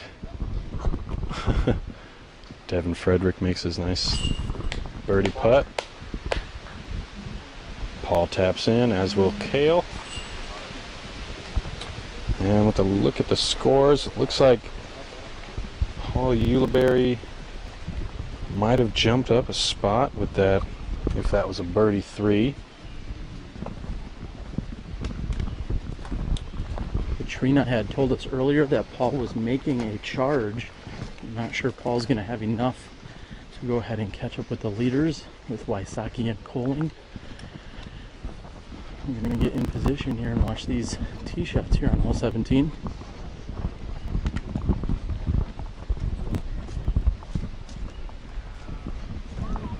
Sorry.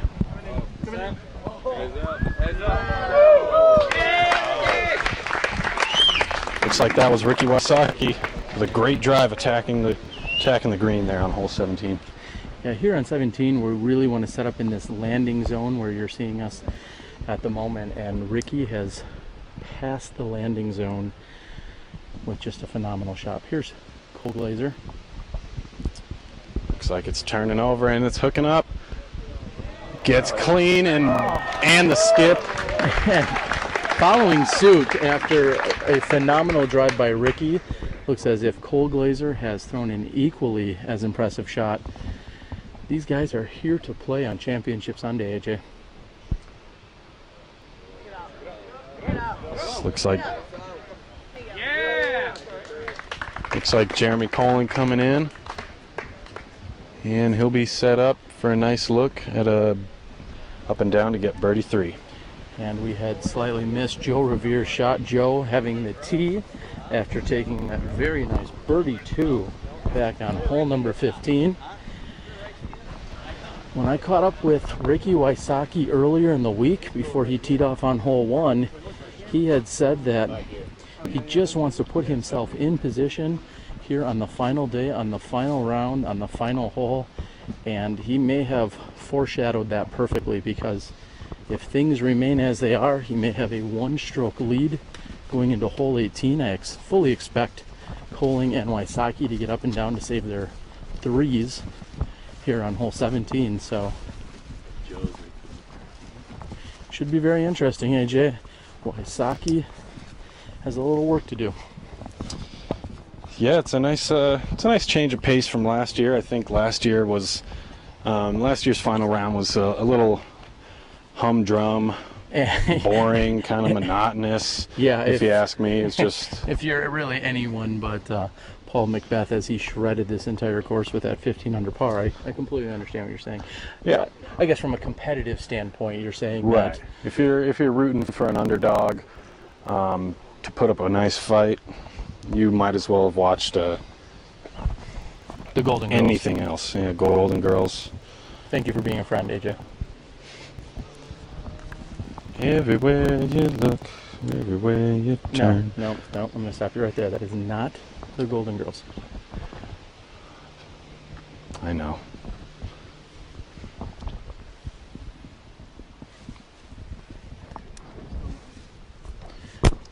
Joe Revere with probably close to 150, maybe 175 feet to the pin, and he must navigate through one of these alleyways that he's now approaching at the moment. Yeah, he's got a tricky shot ahead of him. I was here a few days earlier, I think on the first day, and I saw Dave Feldberg in the same spot, and Dave Feldberg was telling everybody within earshot that this was a very tricky up and down.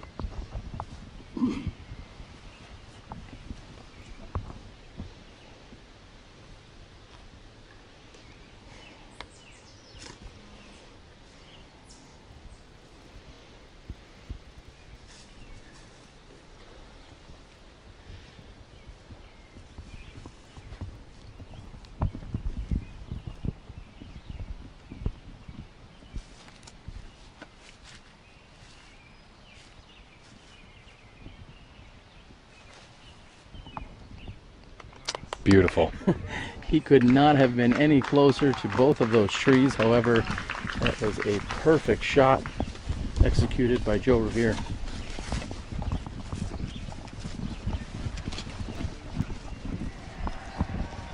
We hear another roar of the gallery on. Yep, looks like someone just landed their second shot on the green. Next to throw is Big Germ.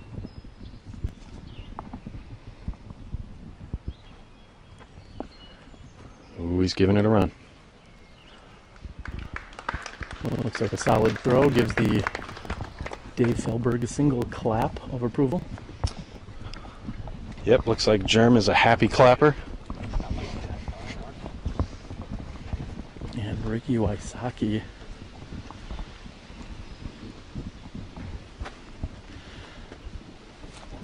left with less than 100 feet to the pin.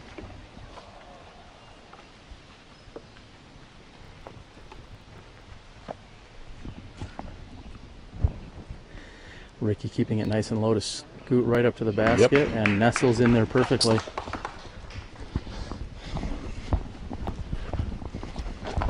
This is probably one of the best tee shots we've ever seen on hole 17.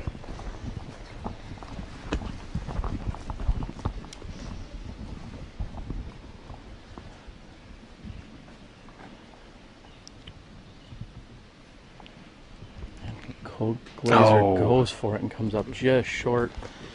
What a phenomenal effort and drive by Colglazier here on hole number 17. AJ, that's as good of a tee shot as you're going to find here on hole 17. Yeah, it's tough to get much better than that one. The green is somewhat blind off the tee. It's really hard to navigate that, find that gap off the tee. But Cam pulled it off pretty nicely. And all with a bunch of tap-ins for their threes. Very nicely played here by our leader card. And we are approaching our 72nd hole here at the 2014 Maple Hill Open. We are so glad that you are along for the ride. We will watch as our players select their final drivers. Hey guys, what's up? It's Patrick Blazik, Team DD, on hole 18 at Maple Hill. Par 4, 605 feet. Just trying to throw a big anhyzer here. Try and land safe out there in the middle in the open so I can have a good look for my upshot to get a 3 at worst of 4. Let's do it.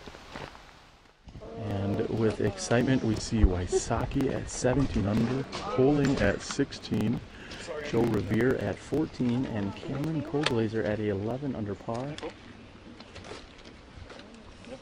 Again, we'll just wait for the gallery to move out of the way here.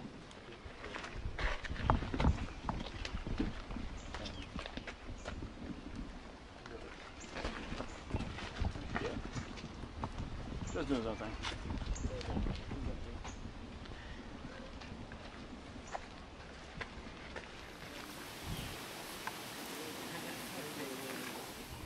AJ, it's been said before, this is one of the most exciting 18th holes that we will find in all of disc golf. Yeah, I think really we set can. Up any better. Yeah, we can agree on that one, definitely.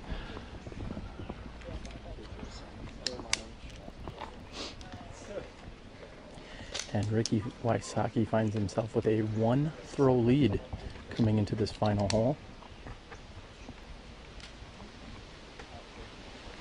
Ricky was again so close just a couple years ago, battling it out with Cale Leviska, and tied going into the final hole. Ricky found himself thrown out of bounds. Cale was able to get up and down and take the victory. Cale, our only two-time champion out here at the Maple Hill property.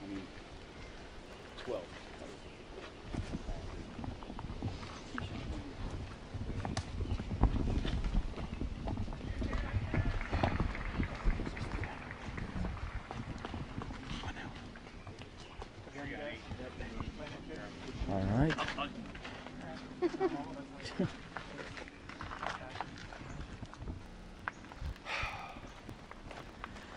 And as Ricky comes back toward the tee, we will get into position. Joe will have the tee after carding the birdie 2 on hole number 15. This is the 72nd hole of the Maple Hill Open. I don't know. I think so. And here we go.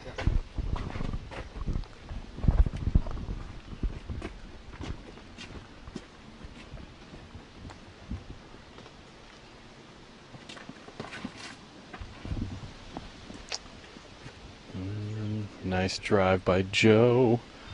Joe throwing a nearly perfect shot. Yep, holds on just long enough. Ricky Wysocki on the tee.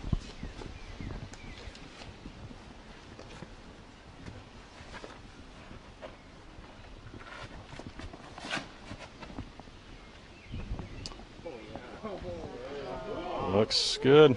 And Ricky Looks Wysocki good. has absolutely crushed this drive, placing him in perfect position.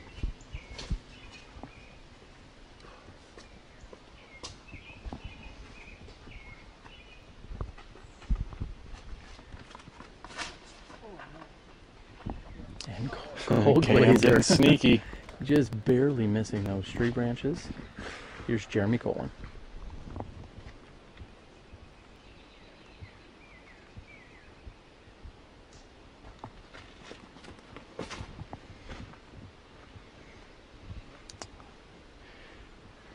It's got to get up a little bit, but And man, that's Koling has nice. executed. AJ, as we move down this fairway, we have to talk about just how big of a crush that was, not only by Wysocki, but maybe more importantly, his drive, which is a little bit further, is going to force Koling to throw first. And that really could determine the entire outcome here, couldn't it? Yeah, it could. I think Jeremy, if I were him, I'd be going for the Eagle 2 on this one. Because really, if you're going for the Eagle 2, chances are you're probably going to be fine. If you don't make it, you're going to be fine with a birdie 3. Well, we do know that with a one-stroke lead, Wysocki will be watching very intently as to what Koling does, because if Koling were to not get on the green, then Wysocki could also just lay this up and play very conservative for the win. Very, very true. You know what? I think this is a little deja vu to a couple years ago. We'll see what Germ does. Looks like we might have Cam up first.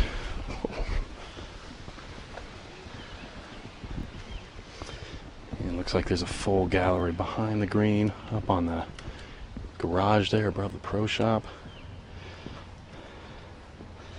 It's pretty exciting.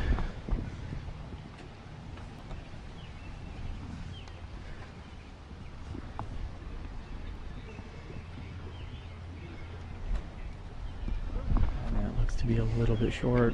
Oh. And Cameron has come up short. And this is, in my opinion, what I would call the deciding moment here at this 2014 Maple Hill Open. Ooh, I'm nervous, Terry. I'm nervous.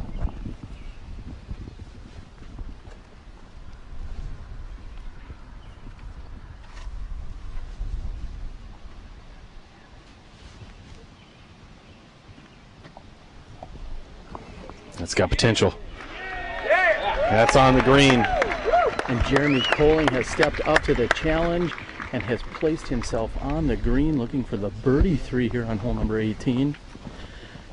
Very solid shot by Jeremy. Joe's going to pull out the sidearm too. Nice shot up and in. Great shot by Joe Revere. Crowd loves it.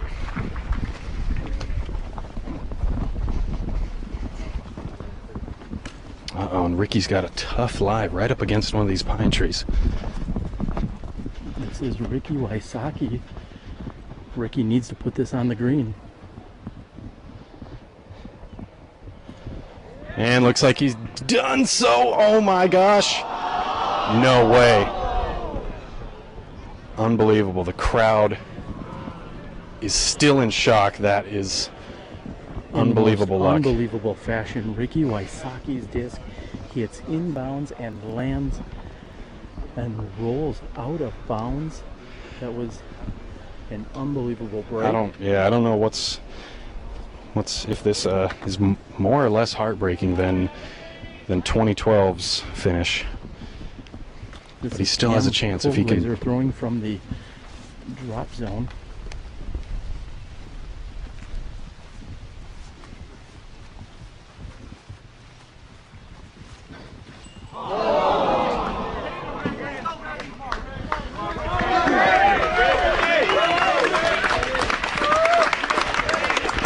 Ricky needs to put this in to force a playoff. The crowd is rooting for him.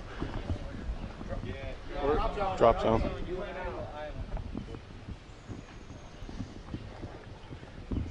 This is the biggest putt Ricky Wysocki will have in 2014.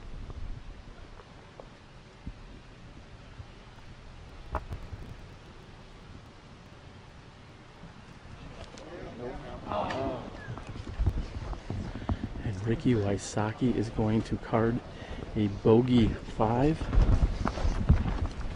after getting a very unfortunate break, hitting off the rock wall and rolling out of bounds. Joe Revere is going to tap out.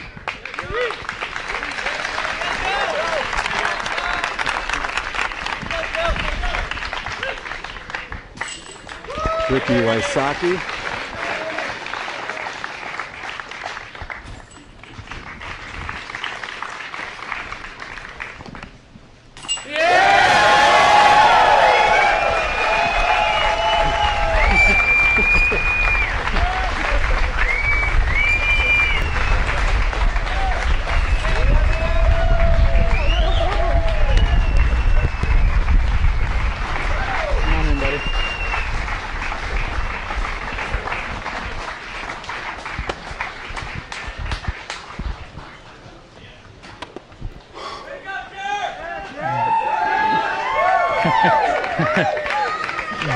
Big Jerm Koling, a previous Spirit Award winner, an overall champion here at the Vibram Open. Three-time pie eating champion. Three-time pie eating champion, and now Maple Hill Open champion. How does it feel, buddy? It's the best feeling of my life. Is this the biggest win of your career, and how are you going to top this? There's no topping this, man. This is the best feeling I've ever had in my life. I'm speechless.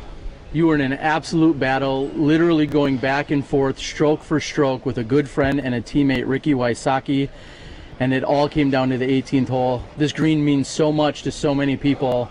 What did it feel like walking up here? I mean, there's a lot of emotions. You know, there's bad luck. You know, I mean, Ricky deserved to win the tournament. He threw a good shot coming into the wall. It's just sometimes it rolls your way, sometimes it doesn't. I made a good approach, did everything I could, and it just happened to work out. I mean, I don't even know what just happened. I announced that Ricky Wysocki had the upper hand because he did slightly outdrive you on that last hole, forcing you to throw first. What were you thinking when you had to step up and put that next shot on the green? I was thinking the opposite. I thought that if I put my approach on the green under the basket, it put a little more approach on him, a little more pressure on him to make his approach, and it just turned out for the best for me this time. Any shots that were any comments you'd like to make out there? We have thousands of viewers. We have people from all over the country logged into Smashbox TV watching, and I know you've got a lot of support and fans out there. Go ahead and give them all your shout outs.